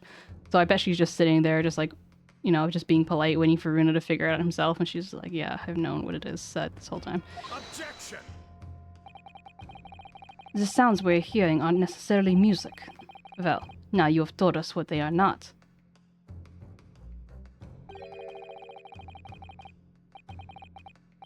I'm sure the court would like to hear what they are. Do enlighten us, my Nepalese friend. Well, surely you have an idea in mind, because if not, it will be the death of your ill-formed argument. Exactly. The music box is clearly broken. Refusing to accept that fact is pure foolishness. They've got me. I don't know what the answer is, yet. Bruno. I just examined the music box very thoroughly. And I'm fairly certain that it's not broken at all. Fairly. When was the potato invented? Sounds like a spicy meme. Twitch chat legend. It was a late night stream. What? Usk, are you doing this? Are you doing this, Usk? Really, it's the way it's made. It can only produce a single note anyway. Thank you, Iris.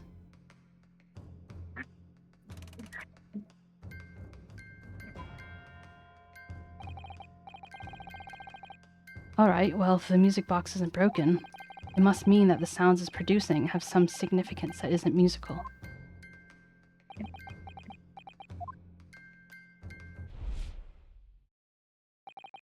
Ah, could it be? Is that what these sounds are? Something just struck me, Runo. I feel like recently, in the past few hours even, I've heard another sound much like this one in the music box makes. Yes, it's a familiar sound. Actually, Iris, I was just thinking the exact same thing.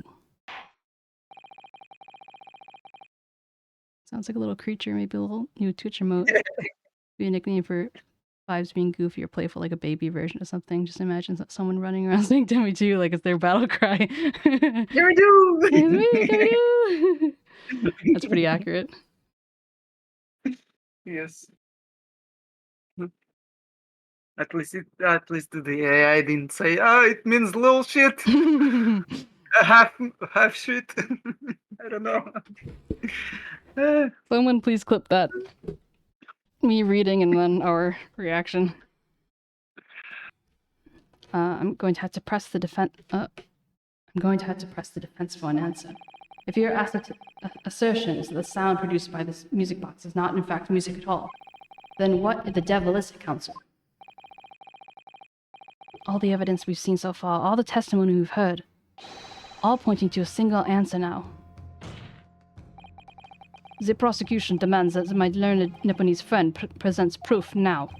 Tangible proof that this latest speculation. Alright then. This could be the best chance I'm going to get to fight back in this trial. And if I'm right, I'm going to join all the dots together. The evidence that explains the true nature of the sound in this music box is...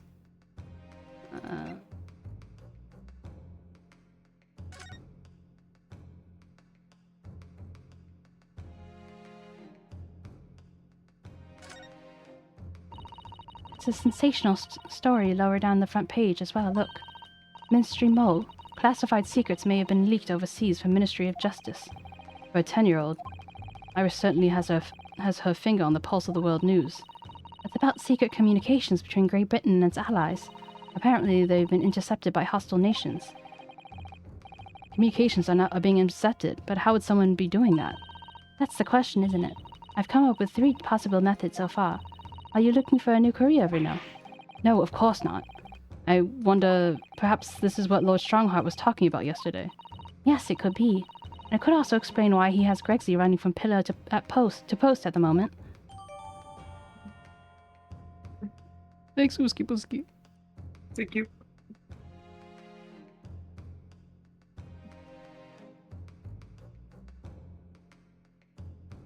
Peanut butter.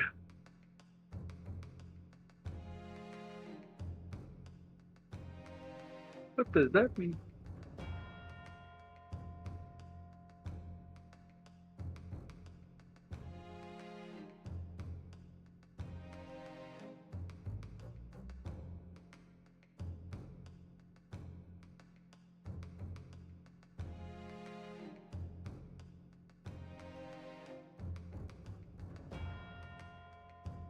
Oh no, the clip has peanut butter in it? Nani the fuck? What do you mean peanut butter? Oh, in the name. Wow. Peanut butter jelly time.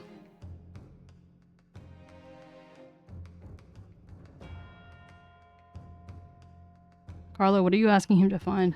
The peanut butter?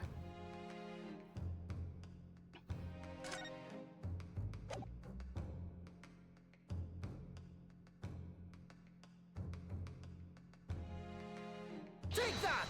Hydrate, you bastard! Hydrate! Thank you for the hydrate. And toss it in the ocean. Honestly, one of the things that's like surely to make me gag is the smell of like wet peanut butter. Pretty nasty. Wet peanut butter, no? Yeah. Like if you, like I had in college, there was a guy who liked to, you know, use peanut butter, and he had these kind of like special peanut butter knives or whatever, but he would leave them in the sink with peanut butter still on it, and then it would get wet, and then it would just have the grossest smell. Hey, Stiggy! What do you mean, what the fuck is peanut butter?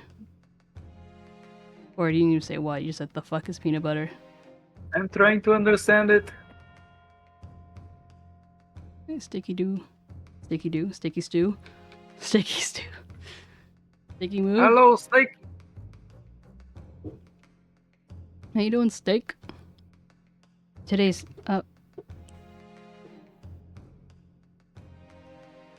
wet peanut butter is the base of some food. Well, I think if it's done in a food, it's probably prepared in such a way rather than smelling like wet peanut butter. Just because peanut butter gets wet doesn't instantly mean it's wet peanut butter. Like, for example, like Thai food has a lot of peanut butter in it. Or like peanuts type of thing, you know. But I wouldn't call that wet peanut butter. Today's paper council.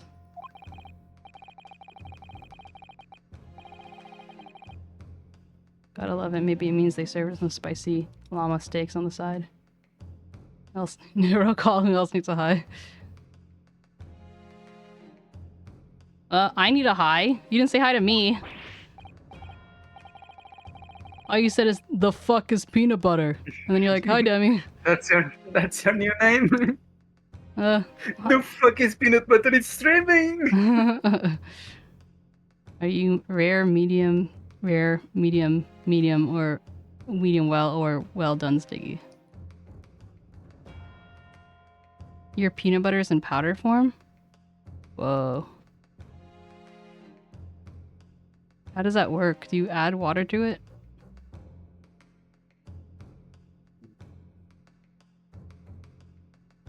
Oh yeah. Love piece of Jaeger. Me earlier I was saying I love Jaeger so much. Right, the headline is Pawnbroker perishes in purse plunder. Hardly supportive of your cause. Ah no, my lord. I was hoping you'd look further down the page.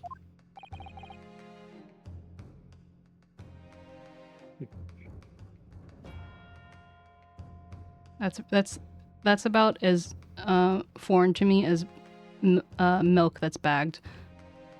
But further down, Ministry mole classified secrets may have been leaked overseas from Ministry of Justice. Yes, this is a very serious matter being investigated at the highest level, I understand.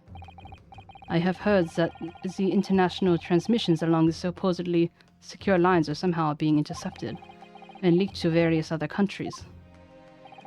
And presumably, those transmissions are in the form of wire telegrams? Of course. Jury number 5, your input, please. Stop. Oh, me, sir? Whatever's the matter? You told the court before that you worked at the same communication station as Mr. Graydon, did you not? Yes, that's correct. And the particular station you work at? deals with the government communications and newspaper reports. Oh yes, we're not your run-of-the-mill communication station at all. Our work is extremely important. And do they use Morse code for telegrams anyway?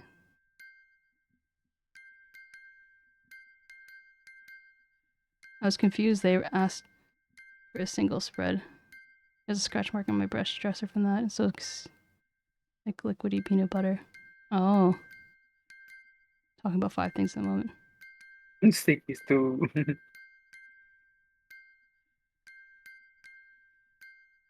Sticky do, sticky stew. Sticky Wusk. Uska's on a roll! A bread roll!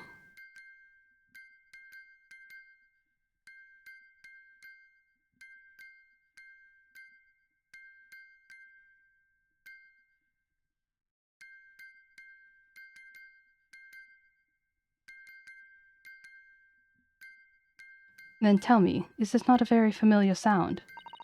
Hmm? You don't mean to say, is it? That's right, madame. It bears more than a passing resemblance to the sound made by your telegraph machine as you tap it. I believe it's called Morse code. Sticky poo on the loo. Now correct... Oh wait, I missed a part. Correct me if I'm wrong, but when I... Wait, what did she say? I don't believe it. That makes sense, the longer shelf life. Now correct me if I'm wrong, but when it comes to leaking telegrams from government departments... Although I must say, just a quick interjection, thinking of powder peanut butter makes me think of, like, kitten milk, because kitten milk comes in powdered form, and then you mix it with water.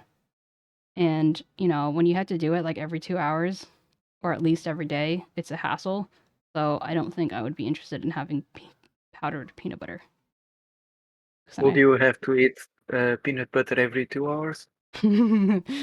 Well, perhaps no, but just the idea of, like, needing to do extra steps rather than just taking it out and just putting it down, you know? I mean, I understand that the milk goes bad if you prepare much in advance and give them little by little. It's not intended. But what about peanut butter? Could you, like, instantly make peanut butter and then use it over the course of a few days? Or would it go bad? I don't know. I guess it just depends on if it has preservatives or not.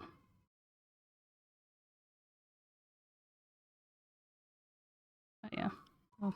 Or maybe just take a spoonful of peanut butter powder.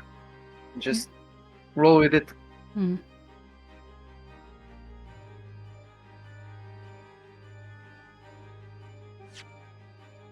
Now correct me if I'm wrong, but when it comes to leaking telegrams from government departments, there could be nobody more perfectly placed than a highly skilled communications officer. Are you suggesting that the music box disc contains stolen government secrets in Morse code?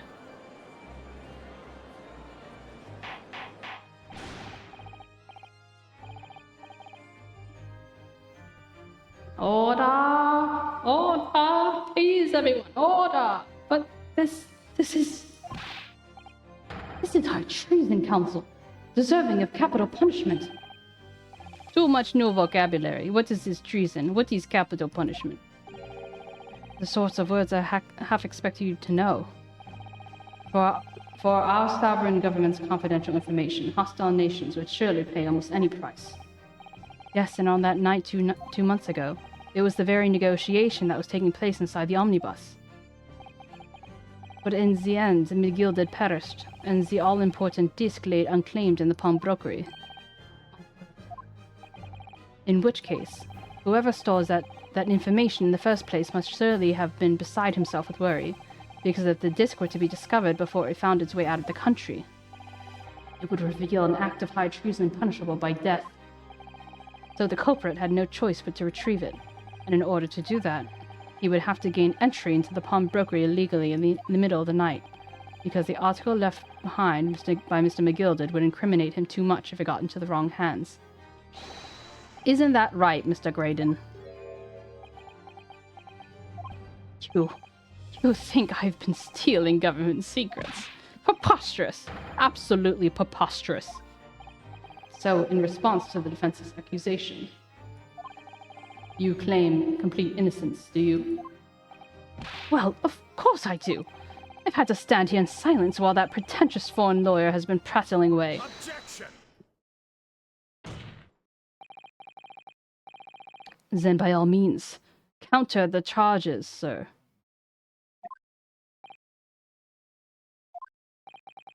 The prosecution demands the witness testifies in response to the accusations brought by the defense. The defense became the accuser. Oh, delighted, I'm sure. The witness was reminded that the crime under scrutiny in this trial is the murder of the pawnbroker, Mr. Winterbank. That being a most flagitious offense for which the law of this land sanctions a capital punishment. But the heinous crime of high treason is no less a serious crime. I urge you to bear that in mind as you testify, Mr. Graydon. What did she catch? You found me again! Just realized there are people in the back. Yeah, there's always people in the back. Hello. So yes, let's proceed. Oh.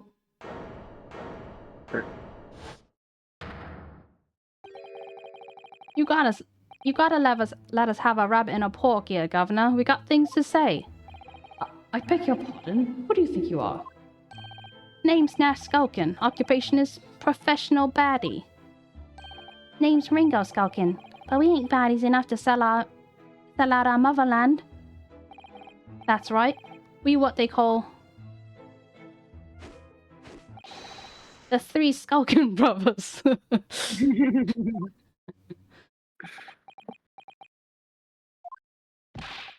Bad timing, fellas. Very bad timing. That's pretty funny. Graydon's counter. I'm here, communications officer. Couldn't possibly steal confidential government information. Besides, the sounds produced by that music box aren't even Morse code. It was some low-class brickmakers negotiating with McGilded anyway, was it not? I have no relation to the man. Look, all we done is break into the gaff the other night like what he told us to do. If we had known there was be a dodgy government secrets involved, we wouldn't have touched it.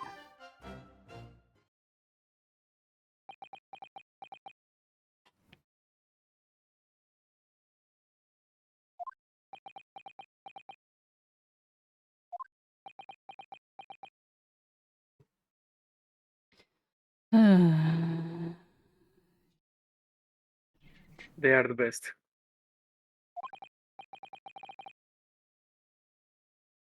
Oh, whoops, I got sidetracked. Mr. Skulkin. One Mr. do, Governor. What's up? Do I take it that you now admit to the crime? And on the night in question, you did indeed gain entry into the premises illegally. And moreover, you did so as a party of 3 in collaboration with Mr. Graydon here.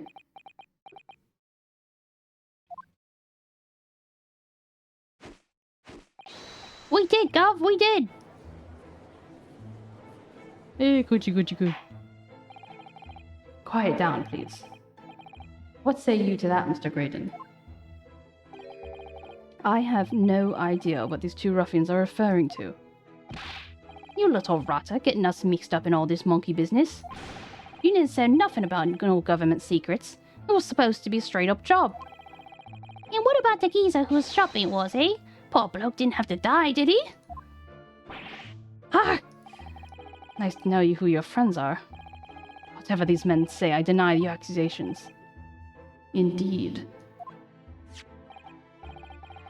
Well, I certainly wasn't expecting this little music box to become so significant in the proceedings. I agree, Carlo, I agree.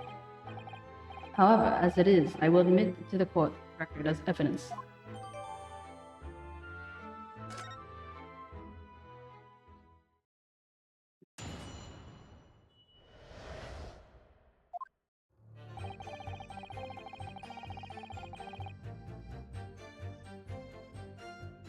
Manny, I'm gonna go get some food. Okie dokie. So this newspaper's headline is accurate. Government communications are being intercepted? How could I possibly know? What do you mean by that? Any important government communications are handled by high-level officers, by specialists. General members of staff in the station where I work would never be entrusted with sensitive information. Oh no, stop! Must say something, stop! Let me guess. Juror number 5. We regular communications officers aren't as lowly as you are led to believe. A team of us are responsible for setting up and testing telegraphs used by the Ministry. And Mr. Graydon is the team leader. That's fascinating. Whoa! Graydon is a highly skilled operator, stop. Currently in the presence of Idol, stop! So you had access to the equipment used in these confidential communications, Mr. Graydon. Well, what of it? The transmissions are always made behind closed doors, so they can't be heard. And in any case, all messages are sent and ciphered. Normal employees can't possibly understand them. Oh no, stop! Must say something, stop! Mr. Graydon regularly attends the meetings with the Ministry technicians and the Ministry communications team. He assists them in ensuring there are no errors in important international communications. And he's received the top prize in the cipher cracking convention 5 years in a row now. That's fascinating. Graydon is highly skilled operator, stop! Currently in presence of Idol, stop! Well, your idol would appreciate it if you kept your mouth shut. She should really pick her idols more carefully. I tell you, this lawyer's accusations are completely unfounded. Besides, the sound produced by that music box aren't even Morse code. Hold it! They're not? Anyone with a brain would be blatantly apparent on listening to that music box for even a few seconds. Just move this down. Oh, of course.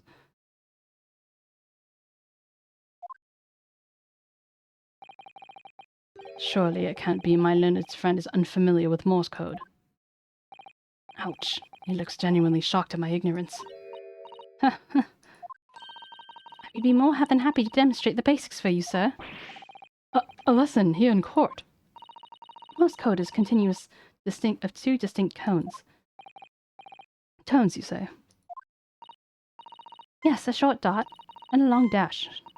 By combining these in different ways, you construct letters. For example, this is A. And this is B. That was a lot of dots for B. What the fuck?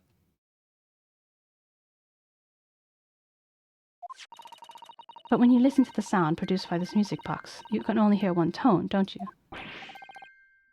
But it sounds so similar. The rhythm of it is the same and everything. But there's no discernible meaning to this apparent random sequence of sounds. So your assertion is fundamentally flawed. This is not Morse code. Bits and Daz.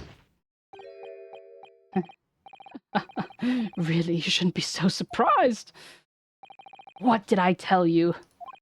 That music box is nothing but a worthless piece of scrap.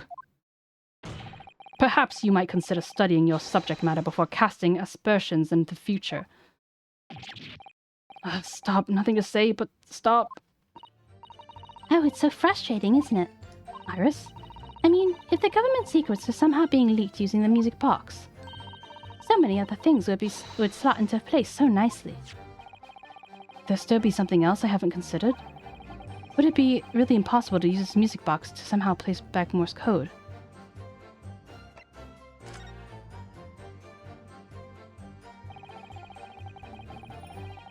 There still is every possibility that this music box was instrumental in the leaking of government secrets.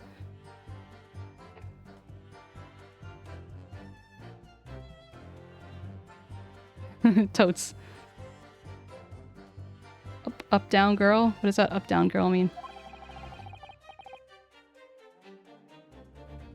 Belief of the defense, at least. Objection! Does it please you in some way, my Nepalese friend, to repeat the same line of argument ad infinitum? Downward dog. I love seeing, sometimes my husband will leave out the yoga mat, and I love seeing Droopy do downward dog on the on the yoga mat. I'm just like, hey, I'm too downtown to grammar. It has already been established that to be Morse code, 2 tones are required, dots and dashes. Yes, I'm well aware of that. Then what? Well, it would appear the defense has a hypothesis to put forward. You had better present your idea at once, Counsel. How do you propose that this music box, which appears to produce only a single tone, could be used to cipher secret messages into Morse code?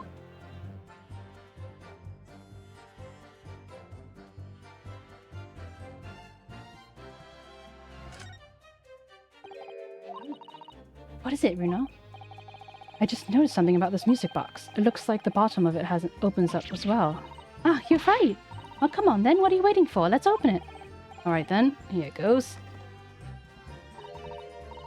Backstreet guy. Look at that, there's another movement up on the other side. So does that mean you can set another disc to play back on this side? Yes, I think so. And it looks like the 2 movements are linked together.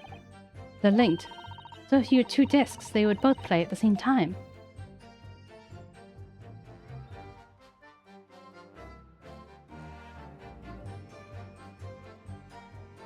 Got it!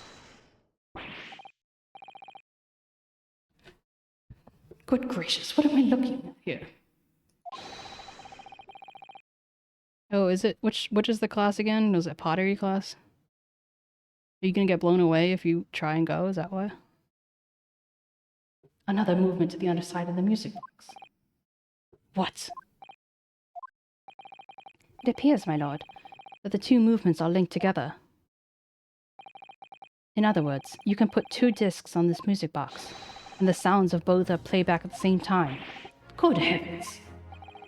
As the court has heard, Morse code comprises of 2 tones, a short dot and a long dash.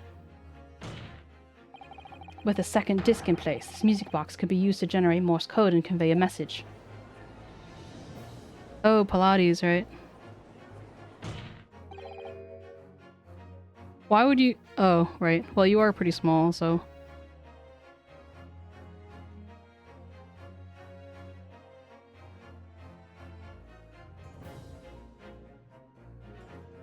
You just can make her white bread? What does that even mean, Carla? I'm confused. This is beyond a joke. I'm sorry? This poor excuse for a lawyer has absolutely no evidence to support his claims. Small center of gravity. Oh, I see.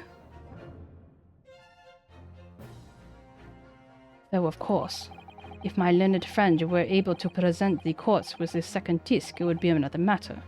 Well? I can't at the moment. And may I remind the court that the witness has pointed out that he was not the one on the omnibus with McGilded 2 months ago, striking a deal over the disc or discs. Indeed, that was Mr. Mason, the brickmaker. Exactly! I had nothing to do whatsoever with it. Though it has holes, I must admit the argument presented by the defense has much promise. I believe the cross-examination should continue. The link between Graydon and the victim of the omnibus case must be there somewhere, but I haven't found it yet. Dear, it looks like you need to give your argument some more strength, Runo. You will reiterate your testimony, please, Mr. Graydon. I think what I might do in the future is like I'll have like the reverb for like inner thoughts, but it'll be less reverby, rather than doing it for the judge every single time. I mean, the inner thoughts might be more, but it might do a different feel. Let's try that for next time. You will reiterate your testimony, please, Mr. Graydon. If I must, though I must I maintain exactly what I did at the start of this pointless examination. It was some low-class brickmaker negotiating with McGilded anyway, was it not? I have no relation to the man. Hold it! Then fold.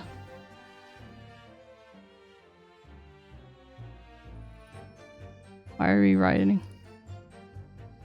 So 2 months ago, in that omnibus, McGildy killed the brickmaker and stole the disc. Mr. Mason was a single man with almost nothing to his name. It seems he lived in an artisan quarter some years ago, but people there remember little about him. That doesn't make much sense though, does it? How would a humble brickmaker come to acquire secret government information? How indeed? There must have been someone else involved behind the scenes in all this. Someone who acquired the disc and gave it to Mr. Mason, in order to take it to the meeting with McGildy and negotiate a deal. Dear me. Schumer! Hi Schumer, how you doing? You may have it in for me, sir, but I assure you I have far more class than that. An old brickmaker from an artisan quarter and this well-to-do communications officer. If only I could find some evidence to link the two of them together.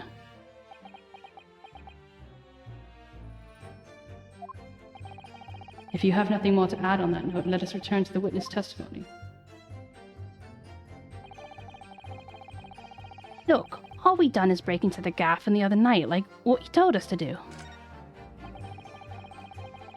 Oh wait. Let's press this one. Hold it! Like Mr. Graydon told you, you mean? Good, taking a break from video editing since I'm yelling dog shit. Practice makes perfect. Keep spreading the shit until it's butter. Bye, Zen. Thanks so much for hanging out. Appreciate you. Thank you, thank you. Yes, that's it. Who else? Who else, eh? Silly me, thought he was popping over for a natter after all them years, but the rotter had a dodgy job for us. Eh, Ash?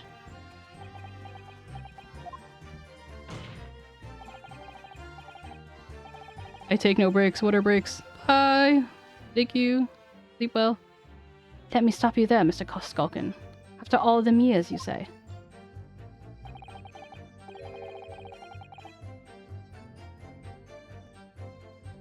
Do you mean to tell me that Graydon is an acquaintance of yours? We're the sociable kind of baddies, you know? Let's say Graydon is an old China. Oh, look at him squishing his cheeks. Oh. I wish Demi was here. Where's Memi's union rep? Memi's union rep doesn't exist. That's how much of a union Memi has. Oh, hydrate. And then remember check. For a union my butt.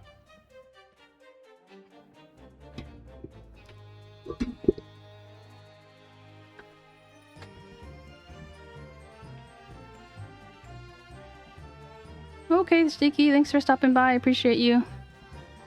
Have a good day. Excuse me.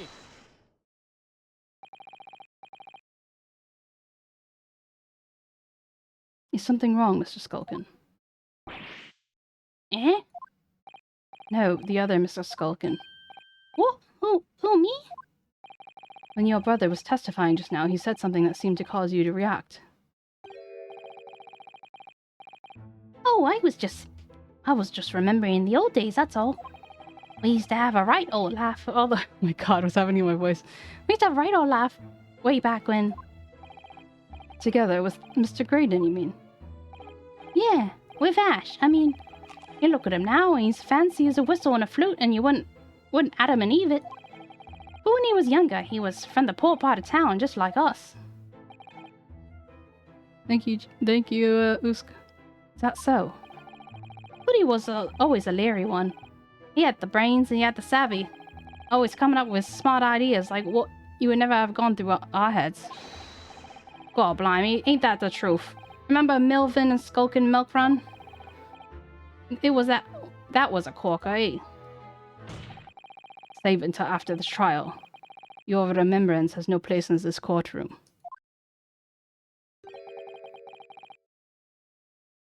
And neither does your fruit. I'm gonna type it just in case. Are any of the rest of you wanting to go to bed soon. I can pause here so we can pick up without missing much next time. Next. I was already writing. Okay. Not fair. Rude.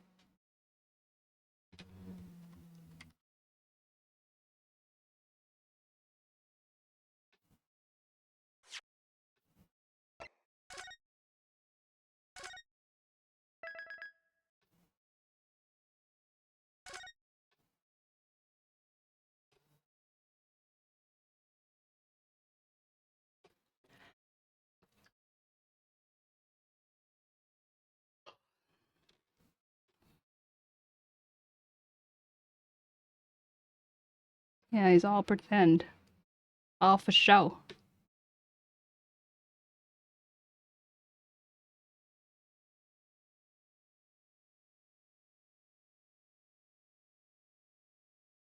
Kichi, what do you do for work again?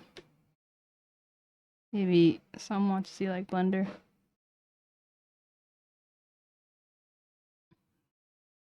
Probably Kichi.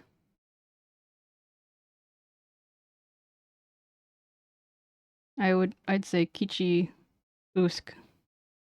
I would include you there. Just like that I want you to see it and stuff. Play Ark. Play Ark. Ark, Ark, Ark, Ark, Ark.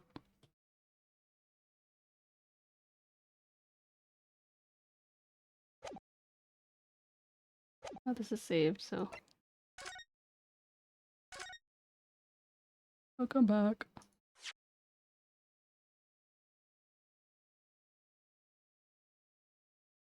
Entertainment park, like an amusement park? Going to bed in like 30 minutes.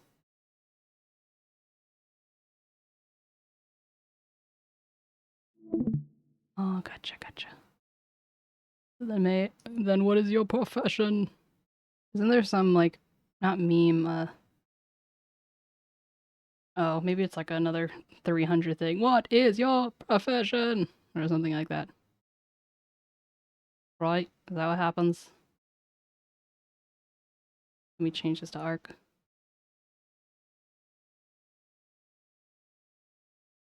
Clearly works in a haunted house.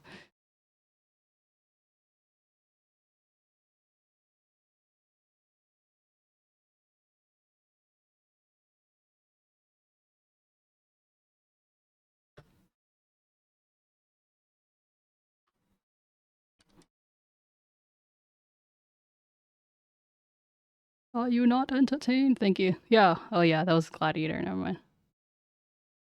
We had this whole discussion.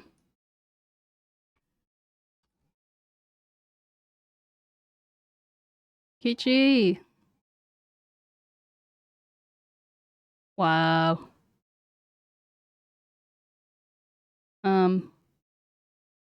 Kichi. Join the thing.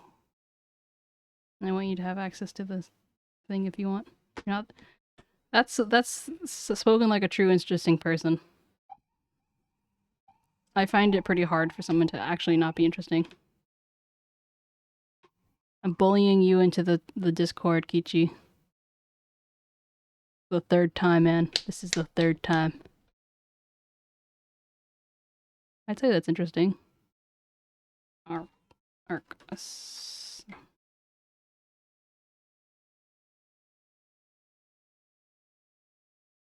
Kichi, don't you wanna, and I'm a VIP. Is that like a Ghost in the Shell, but Ghost in the Machine or something?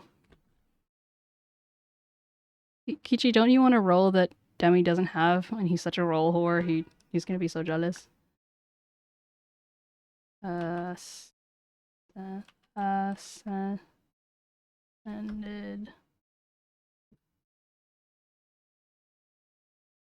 Survival. Did.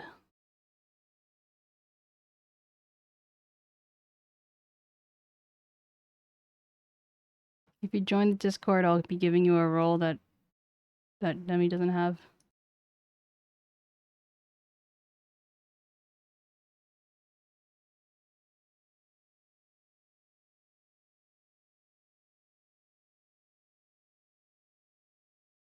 A moment while the game loads. I just want us to be more friends, Kichi. This is so hard to ask. Is that too much to ask?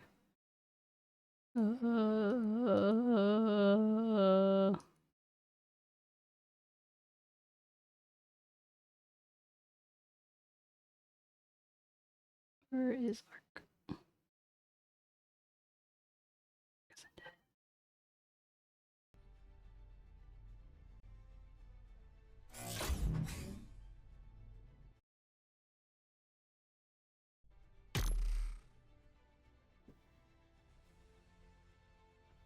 I wouldn't be surprised if I lost my voice tomorrow.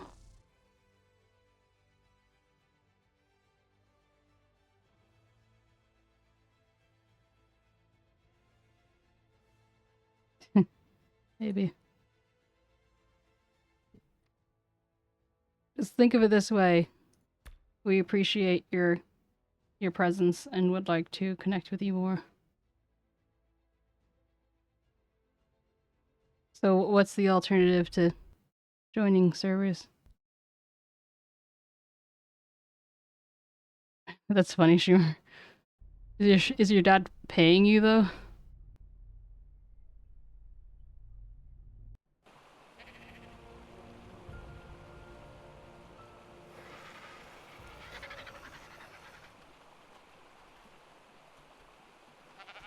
Duck.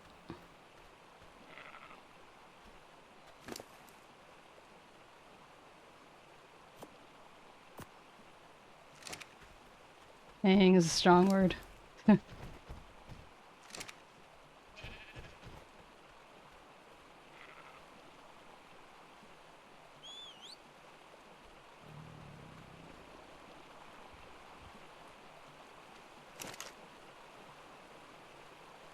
Sad thing is I have no experience in...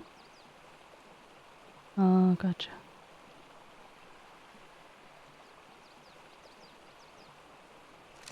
You do what you can. No shame in that. I am an example of someone who's tried all kinds of jobs. I have like a lot of experience with children. I have my master's in art therapy. I've done retail. I've done insurance. And none of it made me happy.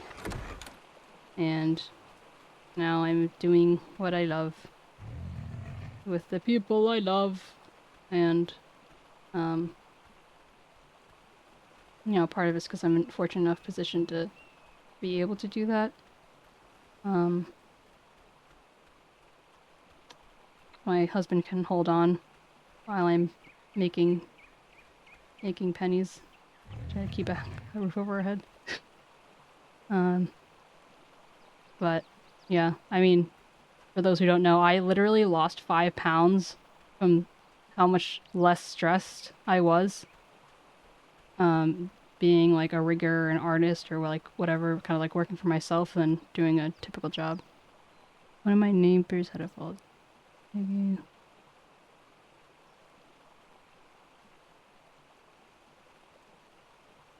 Carlo, have you considered that you're even explain the situation?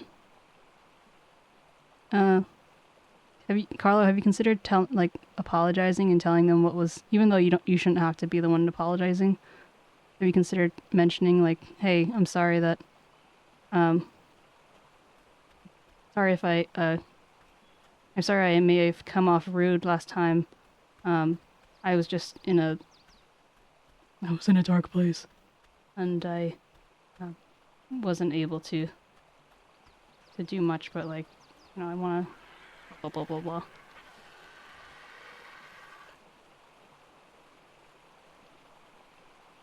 Draw a massive werewolf. You haven't tried, they're fully aware. Okay, well then that's on them. Honestly.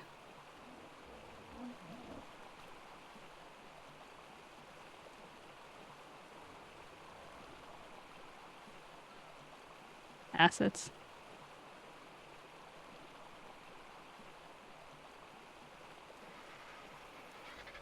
Hey, Schumer, point them my way. I'll draw them their peens for them.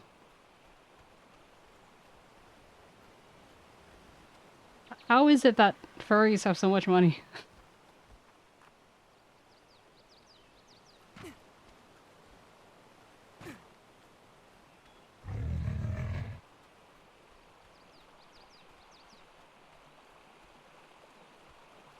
Yeah, sure, why not?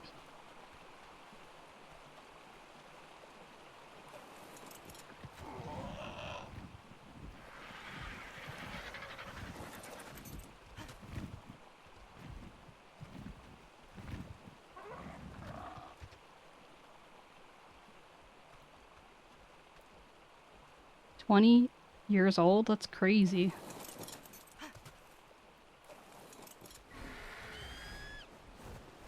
I got the movement speed fixed, by the way. 𝗟𝗶𝗶𝗹𝘀. Oh, whatever. Oh.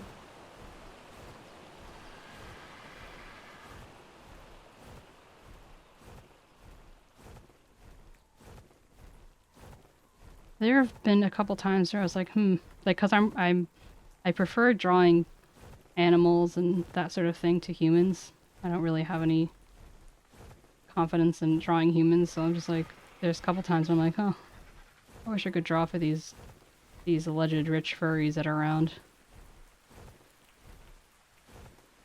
They make lots of money and have no family or friends to spend it on. Makes sense. But yeah, I wouldn't mind being a furry artist. But then it's like, part of it's just like, okay, well then I have to actually talk with people. And I know it's kind of ironic because I'm like here streaming, but it's different, you know?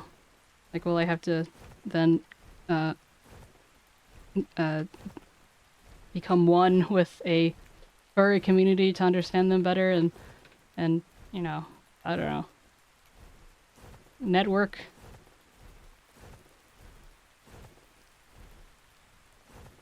I mean, high key, low key. I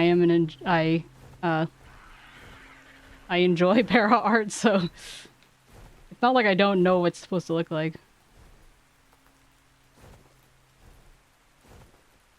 Oh, sorry, 𝗟𝗋, would you mind giving 𝗟𝗋 regular rights? So 𝗟𝗋 can post links and stuff.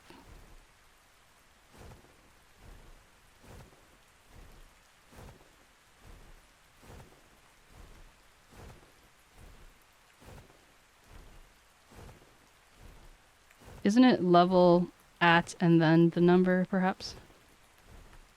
There. Nice. Damn, 𝗟𝗋, that was fast.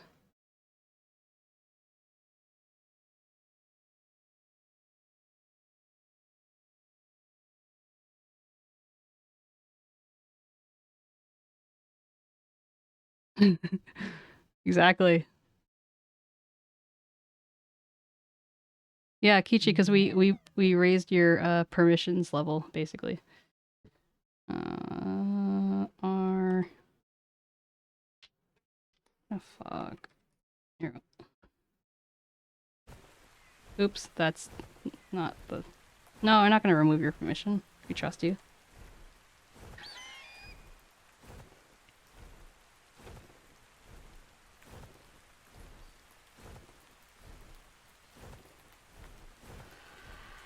Yeah, don't be like Sora.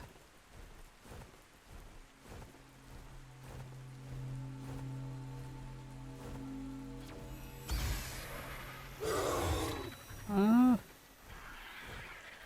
Can't see shit. See, what did I pick up?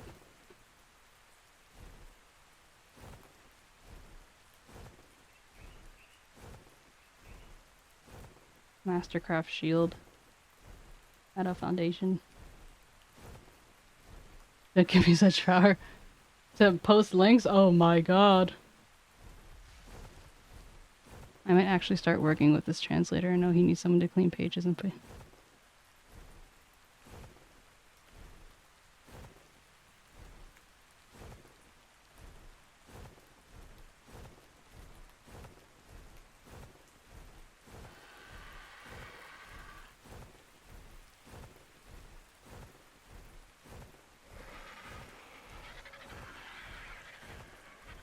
Well, Schumer, that's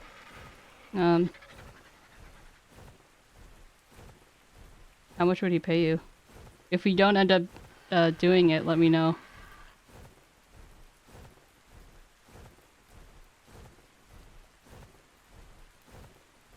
Yeah, I feel that.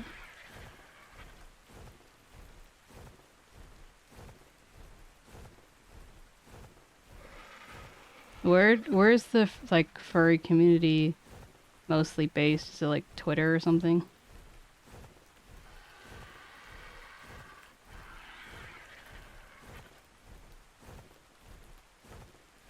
Like if I were to like advertise, or do they just have a find a way? Do they find a way of finding you? Like if I started posting things on Blue Sky, Telegram. Telegram is.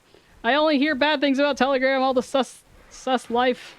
No sus life. Sus crazies that come out of Telegram.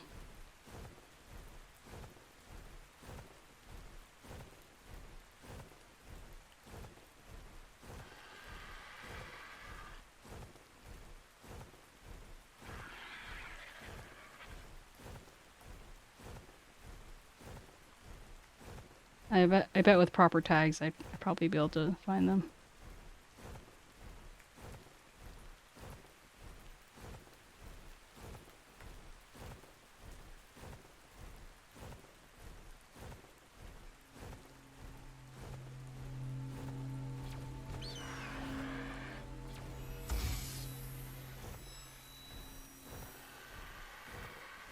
I do have 47 mods on, just for the record, 𝗟𝗋, so yes, I'm playing Ascended, but also we have a lot of mods on, so there's some things that may be more different than your average person's.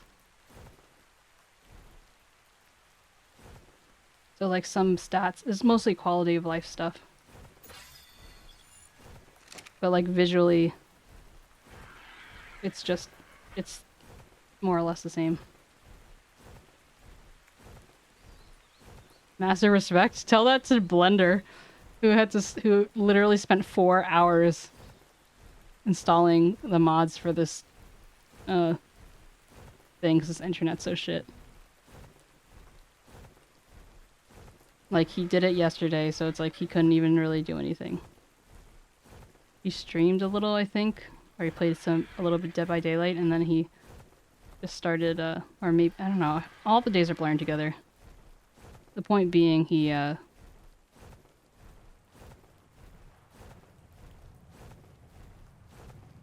okay. Would you mind DMing me their name? 'Cause I'm gonna forget here.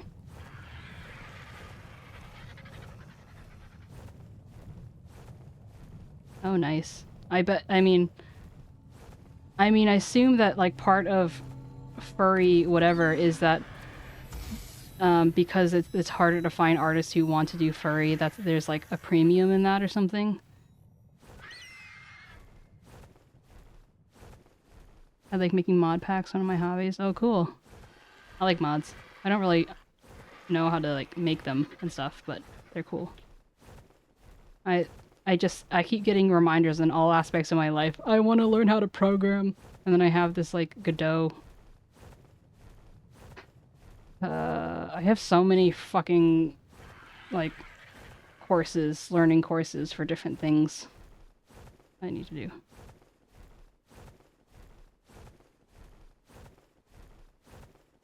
That's awesome. So that last furry model, how do you think it compares to like a human model? Like if in terms of like complexity, if it was just that, but like forget the furry aspect of it. Like, do you think it was worth $3,000? Not so much is their work worth $3,000, but like, would you find the same quality of work for $3,000, or what do you think it would typically be charged less, if that makes sense? Maybe not enough time.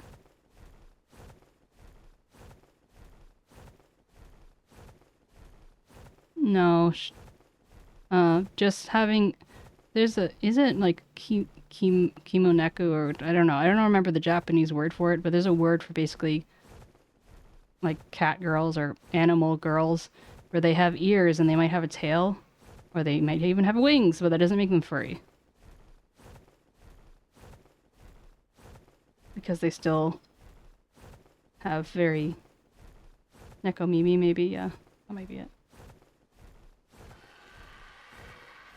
Something like that.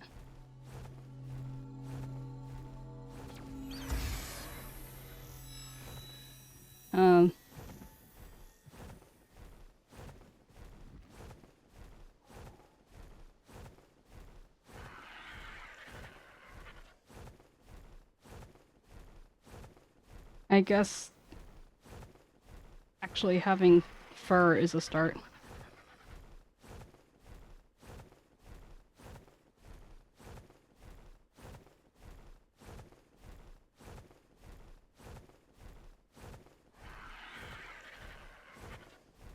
So, like, more fur than Kyo. Yeah, but that's just a tail. It's just, like, accessories, so to speak. Yeah, that's a good way of putting it, Kichi. Tend to have less clothes than human models, so you have to rig less clothes and stuff. The trade-off is that they have fur, you animate physics. Tails and do them having muzzle.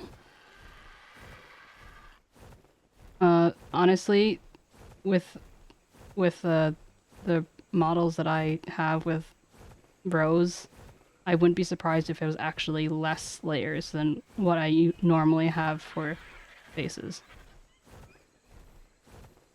And I'm not trying to do like a humble brag. Like, I think it would probably be a breath of fresh air to have like less. I don't know, because I already have 5 times as many face layers. I think one of the reasons why I haven't gotten back to snooze is because, one, I'm kind of what's the word? I'm thinking, processing, that sort of thing. But also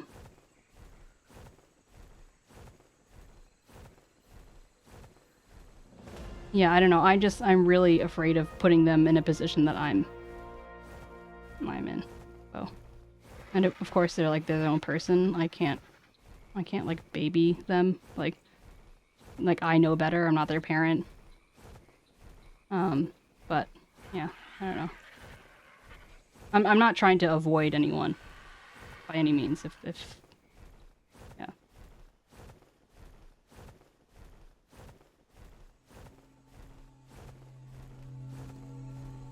Demi's is a certified slow boy. Come on. He can't. He's muted right now anyway. He probably isn't even around. But yeah, Carlo, what are you saying I should try?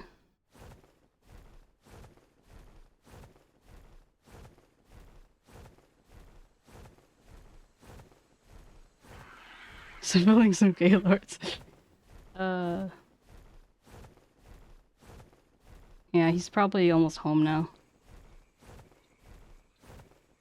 But it seems like he's had a crazy day, so.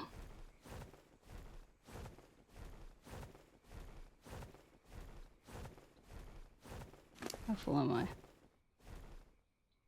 Not bad, not bad. Oh, nice. Oh, wait, get up. What the hell? 620? I could just go around naked and it won't even matter. I could just, like, stand in the ice. Because all this went up because I changed the modifiers.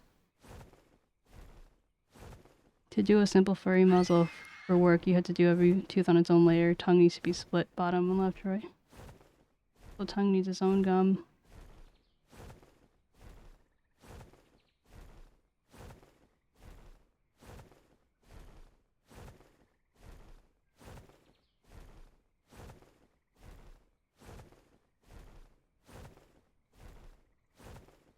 You love riding a griffin thing.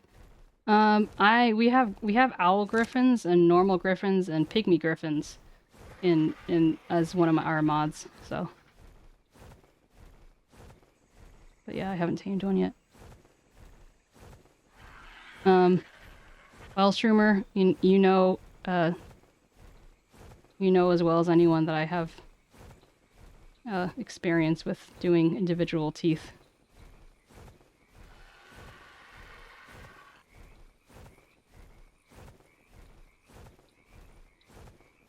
Not really sure why I didn't get into furry earlier. I think it was just because like I don't really know many people who have connections in that world, so it's like kind of like, oh, I don't even know where to start.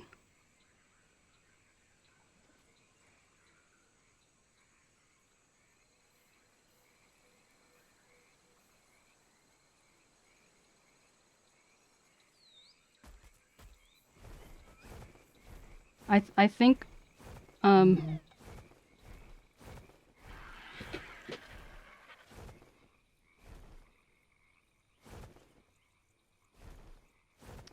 I think that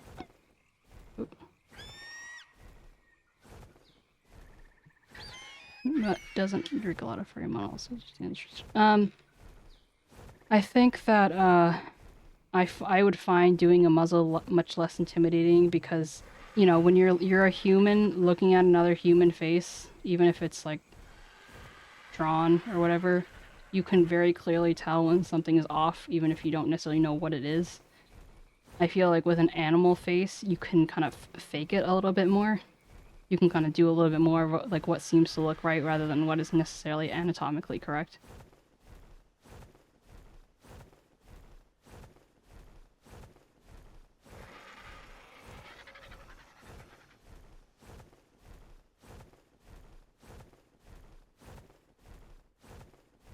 There, I promise you a furry looks like a giant duck. You know how it looks moving? That's true. Well, I just mean on a general level. Only do Persian bats and pugs. I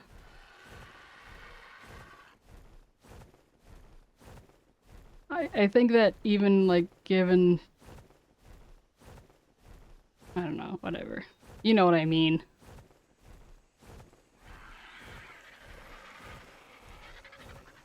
Okay, I won't. Appreciate the heads up.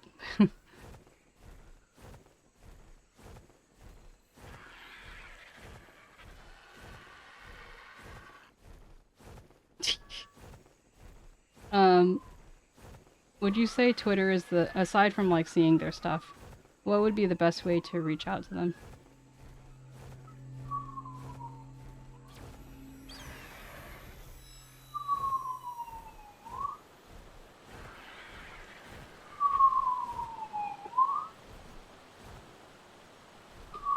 Sabertooth saddle, nice. Thank you, saddle. Excellent saddle.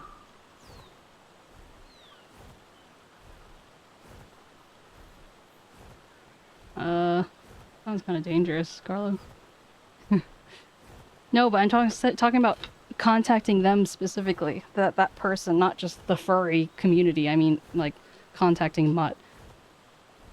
Which you don't have an answer to, Carlo, because you don't know who they are.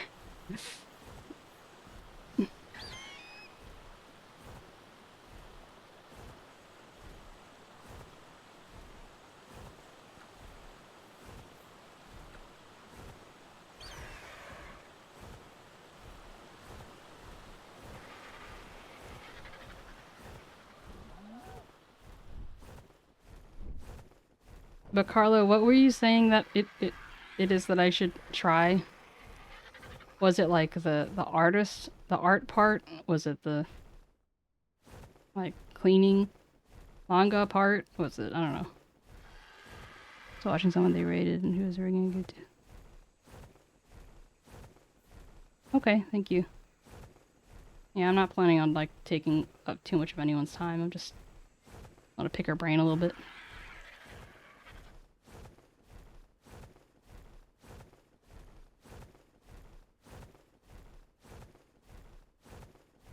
I think that I could see myself taking on some, oops, I'm flying in the wrong direction.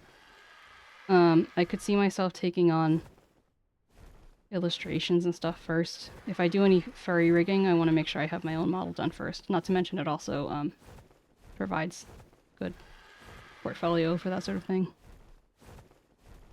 Okie dokie, Kichi. I am about to end anyway, because it's about that time.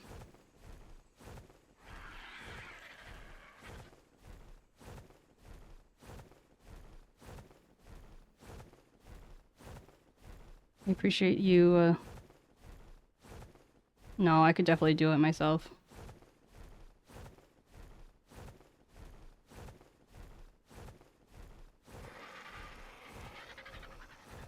Well, I will, once I fly home, then I'll end. How about that? That'll be like a couple more minutes, maybe. But yeah, so like, I know, if you're talking about like, like I have some animal reference books that I think would be pretty cool that I've been wanting to use for a while. Wanting to try. But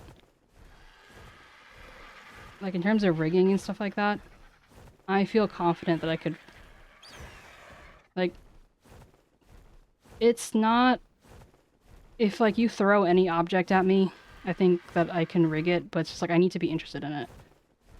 Also know if paying for the placing the text and cleaning pages. No hurry, I don't got the mob here to turn on me. I don't want you to end. You just want me to end? Oh, thinking you want me to end. No. I usually end at 5 anyway. But yeah. So yeah, I have to kind of be, again, I'm flying in the wrong direction. I mean, not the wrong direction, but just not the most ideal direction. So what was I gonna say? A furry transformer. So I think that I'm capable of making anything, but I need to have enough time and not feel stressed about it. If I can have enough time, not feel stressed about it, and be interested in it, I can make anything. That's how my mindset, I think. I think that would be fair to say.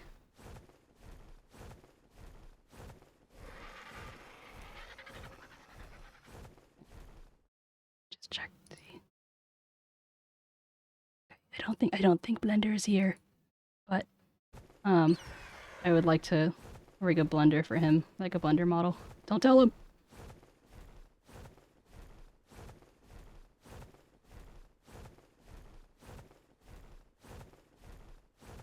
First model is the hardest. Yeah, I believe that. Well, that's another thing. It's just like, well, if I have my own model to kind of like refer to, and they see like, oh, this is how I'm able to do like dimension with ears and stuff like that, rather than just kind of trusting me blindly.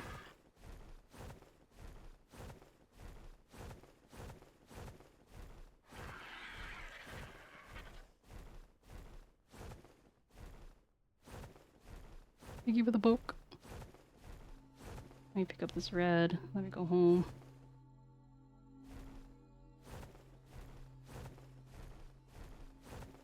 But yeah, I definitely would approach it very, very carefully.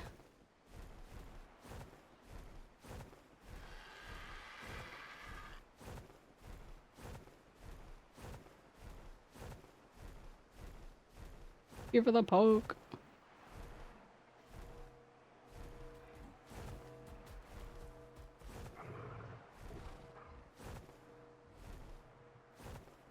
I can't see it.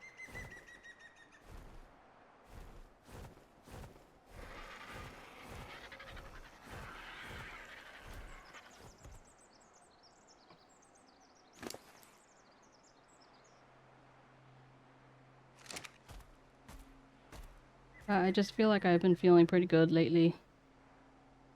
And you guys do a lot more than you realize, just having you around. Each individual person.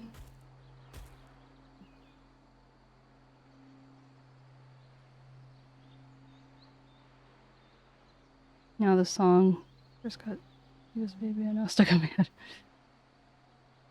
Go listen to the Pokemon rap then.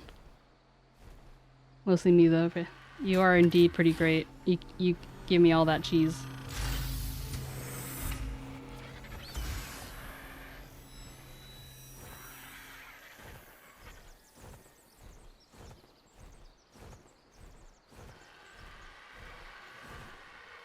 What did I get? Barboldia saddle? All that for just a Barboldia saddle? It was a red. That was like one of the... Aside from deep red, which are underwater, that's like the rarest one. I don't even know what that dino looks like. Wait, I'm supposed to... Okay, I'm almost there. I'm halfway there. I'm trying to basically get all the way to the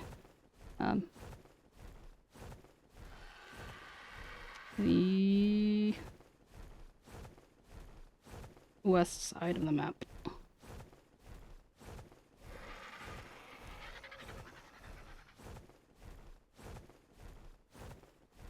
But yeah, I really appreciate when you guys were... Was that today? Or yesterday? I think it was yesterday. Or was it today? When did I have my whole... I think it was yesterday.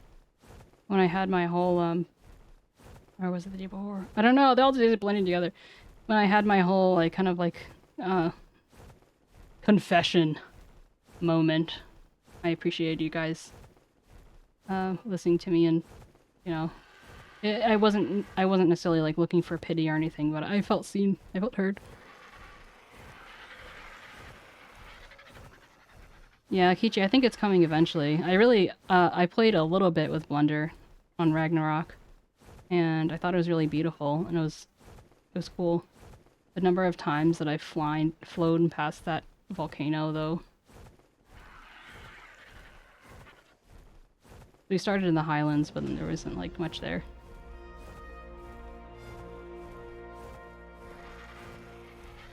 Did you finally admit that you kiss boys? I'm telling. Wow. I'll... What?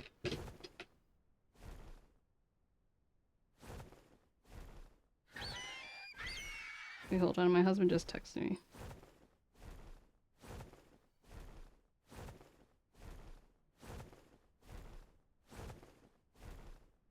That he was going... Oh, okay.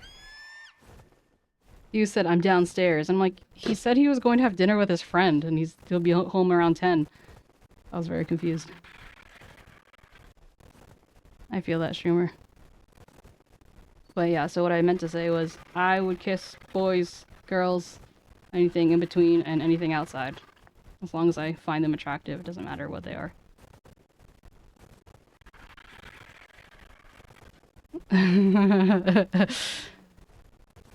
That's cute, Schumer. Nah. I'm perfectly happy to have the house to myself. Introvert that I am. As long as he doesn't bring his friend home. I have a very sensitive nose, and his friend, I'm not sure if it's cologne or just his natural scent, is just extremely perfumed. His friend is Indian. He's Indian too, but like he doesn't smell like that. But like, you know how maybe you don't, but sometimes some people, such as certain Indians, depending on what they eat, have a very, very strong, like, fragrant scent. Last time this guy was here, I shook hands with him. I had to wash my hands because it was so strong. And then he slept overnight one night, and then the room would not air out for 3 days.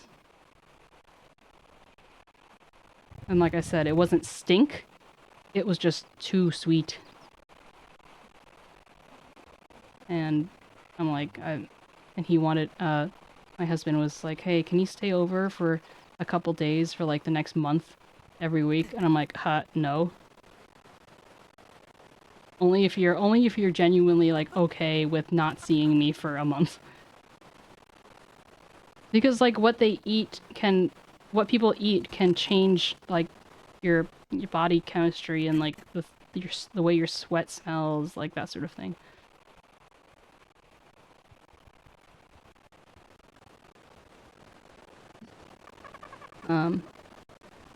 But yeah, so he's a little bit of an arrogant guy, in my opinion.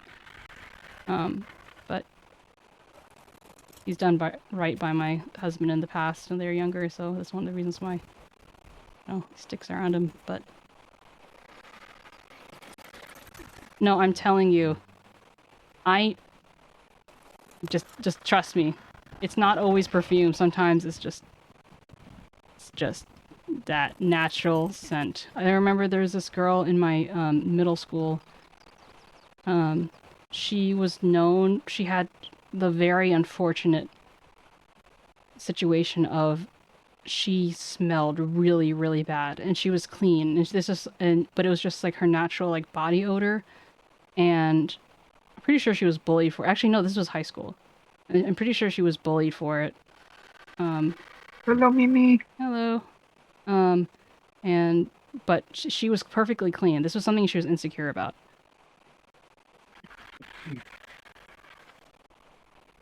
Eat lots of onions and they get onion sweats. Ew.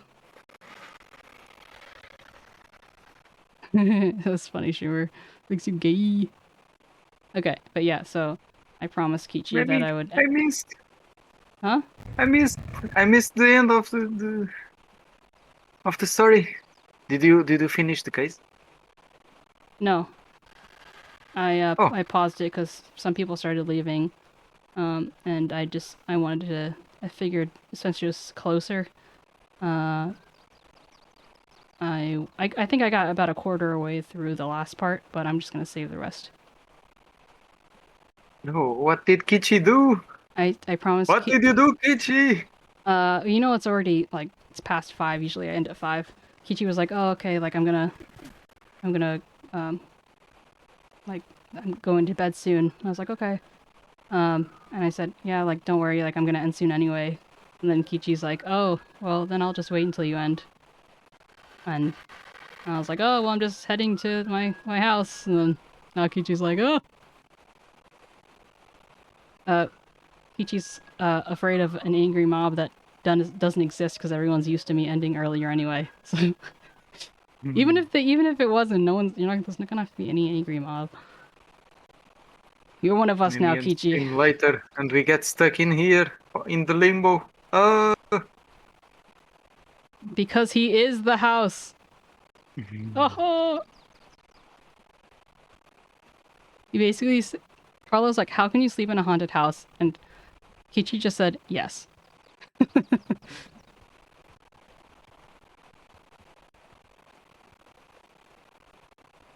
But anyway, okay.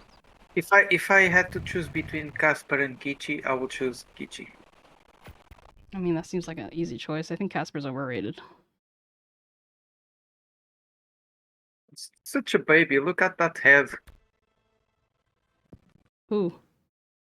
Casper. Oh. He has the head of a baby. There are stores I can share. Oh, like stories? Carla, why did you ask this now? When I'm like ending. I want to know. I want to hear these stories. Such a sheet ghost. But yeah, thank you guys for today. Why is that? Huh? Oh, Why are you yelling? Like, I have some. Because I'm excited. What? What were you gonna say? I was gonna say, why do people say they have stuff to say, but then they also say they won't say what they have to say?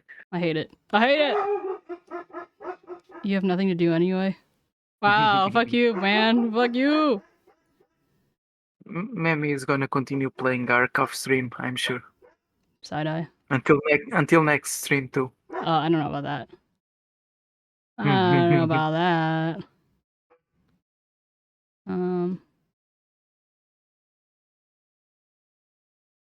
There's someone...